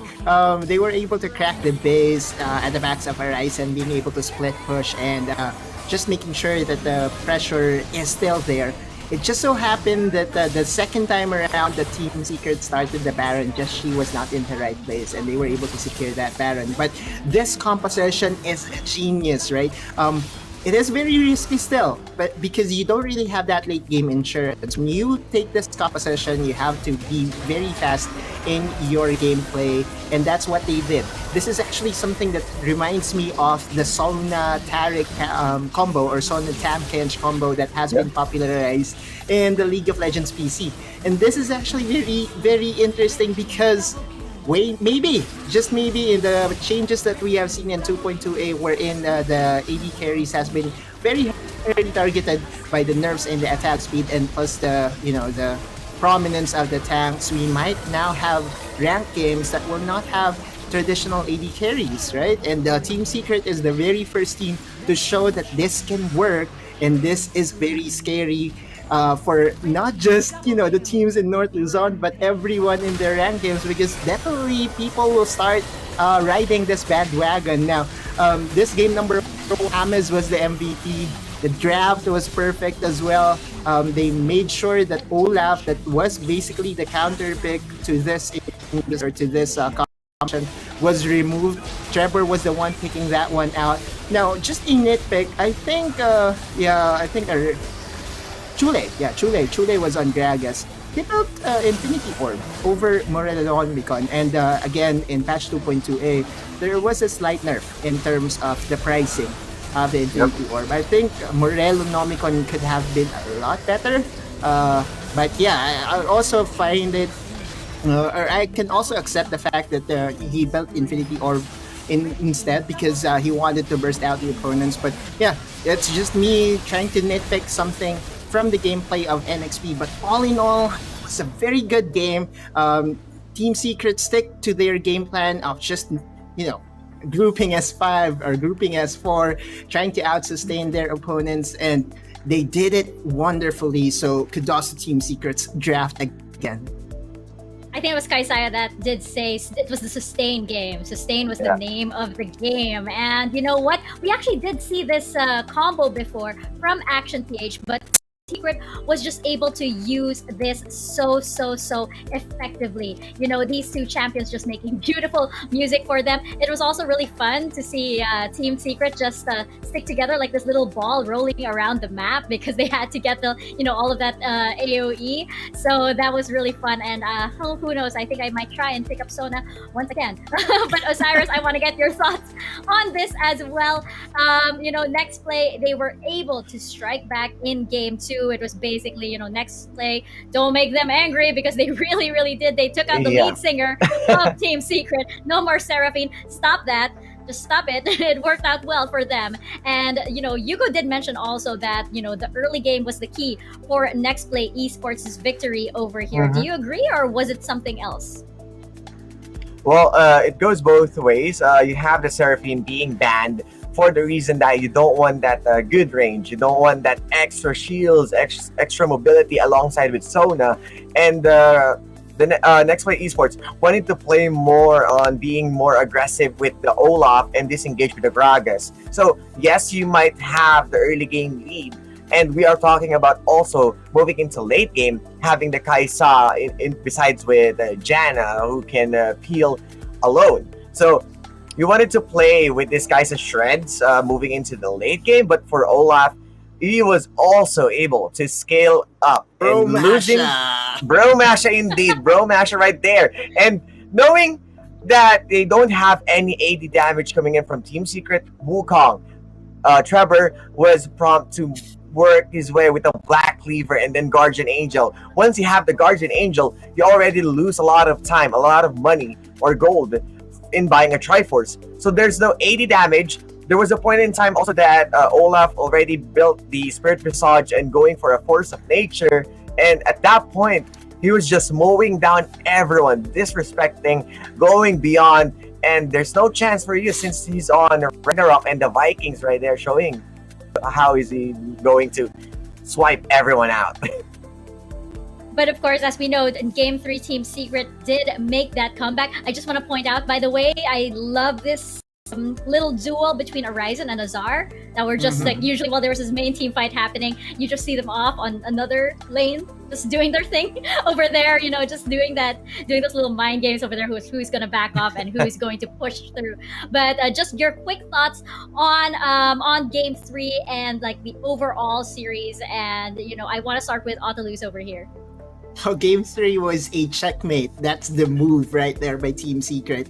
Next place strength in Game 2 was Olaf. And that's the reason why they drafted it first, right? Prioritizing it over a Galio. And the answer by Team Secret was the Jarvan. You put Olaf on that Cataclysm, you have the Hero's Entrance, and you have, you know, the crowd controls that is normally not going to affect the Ragnarok, but Cataclysm is actually just one of those, crowd control mechanic that can really influence Olaf time and time again. And that, I think, is the checkmate move by Team Secret. Again and again, Team Secret just out-drafted NXP in game number 3. That Draven as well. And I think Osiris will have a very good point on why the Draven was a masterful pick as well. Yeah, and you already banned the Evelyn. So it means that you are playing on the early game, early skirmish, that you don't want someone who's going to have a split push potential. So you have Nexplay banning out Evelyn, have Team Secret banning out Fiora, less split push per se. This will be a bloodbath by going hard. First pick Olaf, kind of not worthy. Yeah, lackluster, not a worthy first pick, as you have already Galio open. What's good about this is it paved the way. Nexplay goes for the Kaisa, a comfort pick for Uzi again and again. But we know right now in this meta that the Draven, the League of Draven, they say, is going to dominate the scene because of the early power spike with the Whirling Axis. What's interesting about the in-game mechanics of Team Secret is the J4 play. Mostly on League PC, it was mostly named or hailed as a cheese play, because if you are going to have the flag and combo, you're going to visit the lanes earlier. So what they did upon level 2, they tower dive, and knowing how the chemistry works, the tower juggling that they did is really really well made, and disaster falling into the hands of Team Secret. Nexplay Just-Chi, huge emphasis on the Baron lane side, but he forgot that there's a chance that J4, this play from Trevor, opens up the power play of the Draven. You know, I think it's really interesting what you guys pointed out as well, how many metas from the PC are translating actually quite well into Wild Rift. It has really interesting, I think, ramifications going into as we develop Wild Rift Esports. You know, what the possibilities, all of the different metas, and Team Secret most definitely being at, you know, the head of that, being one of the pioneers of that in the Wild Rift scene. Just checking out the standings that we have over here, having that being, you know, shifted a little bit after that series. Team Secret is now leading with a 7-1 win-loss ratio. Nexplay Esports, Galaxy Racer, and Action PH in that order. Action PH yet to get that win, but we are cheering them on as we head on over into the last day, of course, of the North Luzon group stages. And I love the term that you used, Autolus, checkmate. That was checkmate for Team Secret in this rivalry that, as we mentioned, is almost as old as Wild Rift itself, that started from the very beginning. And just checking out the group that we have so far, this is the North Luzon group stage. We do have Group B, our South Luzon group stages coming up shortly after. This is going to be really, really interesting. If you have already seen the teams that are qualified for this, you know exactly why. We also do have Visayas and Mindanao coming up later next month, actually. Oh, that will be next month. And we have definitely exciting matches to follow. But before that, we do have our last day of the North Luzon group stages. And as we did mention, each team that wins a series will be taking home 50,000 Globe Cup points. And one Globe Cup point is equivalent to 1 peso. And as we can see, Team Secret has 350,000 Globe Cup points already. King of the North. King of the North indeed. Nexplay Esports with 300,000, Galaxy Racer with 100,000, and Action PH still yet to score that elusive win. Hopefully, this might change maybe tomorrow. Maybe they will get that. But this just goes to show how crucial each series is, because there is 50,000 Globe Cup points at stake. Even if, let's say, that the playoffs are pretty much a done deal, there is still that glorious 50,000, which, of course, as we know, as we mentioned before, that is no big deal. That is more than enough, of course, of some, let's say, community tournaments or other tournaments. It is quite a lot. And you know what? Our teams, of course, aren't the only winners today. We do have winners from our wonderful community watching over there. We have some wild course to give away, 380 to be exact, to be given away to 4 very lucky winners. And those 4 winners are Peter James Cabantog, Mark Kevin Urbina, Celine Gloriani, and JB Arca. If this is you, please do send a message over to PPGL on Facebook so that you can claim your prize and spend it on, I don't know, maybe the little discount on the Stargazer bundle? Who knows? As we say here, skins win matches. They do. Skins win games. We know that. We know that. It's a fact. There is a buff. We know that.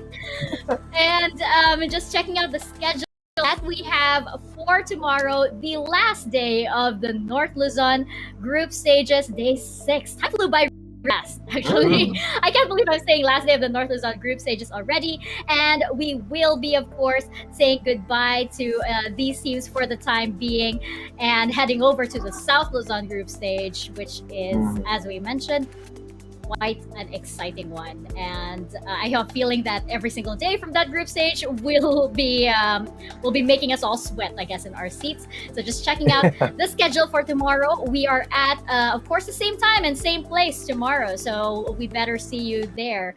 And as we can see, we have Galaxy Racer versus Action PH for our first match, Action PH versus Team Secret for match number 2, and Galaxy Racer versus Nexplay Esports to wrap it all up. Now, this is quite exciting. I have a feeling that should Action PH score that elusive win, we do have to keep our eyes around match number 1. What do you think, panel? What do you think? Autolus, let me know. Action PH all the way, my brothers and sisters. Woo, let's go. The biggest cheerleader just right here. Osiris, what about you? Which one are you looking forward to the most? Well, of course, Galaxy Racer and Nexplay Esports. Galaxy Racer know how to exploit the early game of Nexplay, and it was pretty evident also that they're having a hard time or struggling in early game advantage against Team Secret. So I guess Galaxy Racer can do it up against them, and something to look forward to. You're right. I mean, you know, they did come a little bit close, so maybe this is their second chance. It should be really, really interesting. But do stay tuned to that. That is, of course, going to be the schedule for the last day. And, you know, this wouldn't be possible without all of our wonderful sponsors. Thank you, first and foremost, to PPGL, the largest multi-game esports league here in the country, for bringing the Icon Series over here. Of course, this event is organized by Mineski and Globe. And of course, our official mobile partner in Oppo, experience gaming at full speed with Oppo A94 with its Helio P95 chipset, 6.43 inches Full HD Plus AMOLED screen display, 4310 mAh and 30 watts VOOC flash charge 4.0. Victories and ranking up will be easy. Live life at full speed with the all-new Oppo A94. Get yours for only 13,999. At syempre, andito din ang sekreto ng mga gwapong gamers. Kahit buong araw na naglalaro, hindi mukhang niya GG. Fresh pa rin at para fresh all day, bring your clay game with new Master All-in-One Clay Face Wash. It cleans 99.9% of germs, controls oil to 12 hours, and helps prevent pimples. All-in-one, bring your clay game with Master. Sekreto ng mga gwapo. We're just gonna let him do that every Fake. production.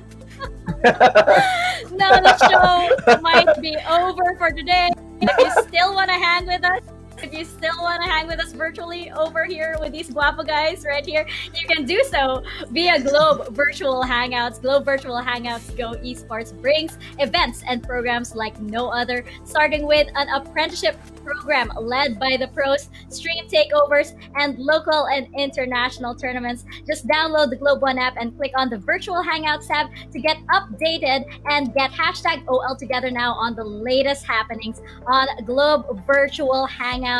Now, as we mentioned, it's the last day of the North Luzon group stages tomorrow, and it's up to these teams to decide how the North will remember them. Will they go out on top, beating a fierce rival? Will they go down fighting? Will they give the best match that the North can give? We'll find out tomorrow on day 6 of the North Luzon group stages here at the Wild Rift C Icon Series. Mika Fabs over here with Otulus and Osiris on the panel. Thank you so much for watching. We will see you guys back here in the Rift tomorrow. The North remembers!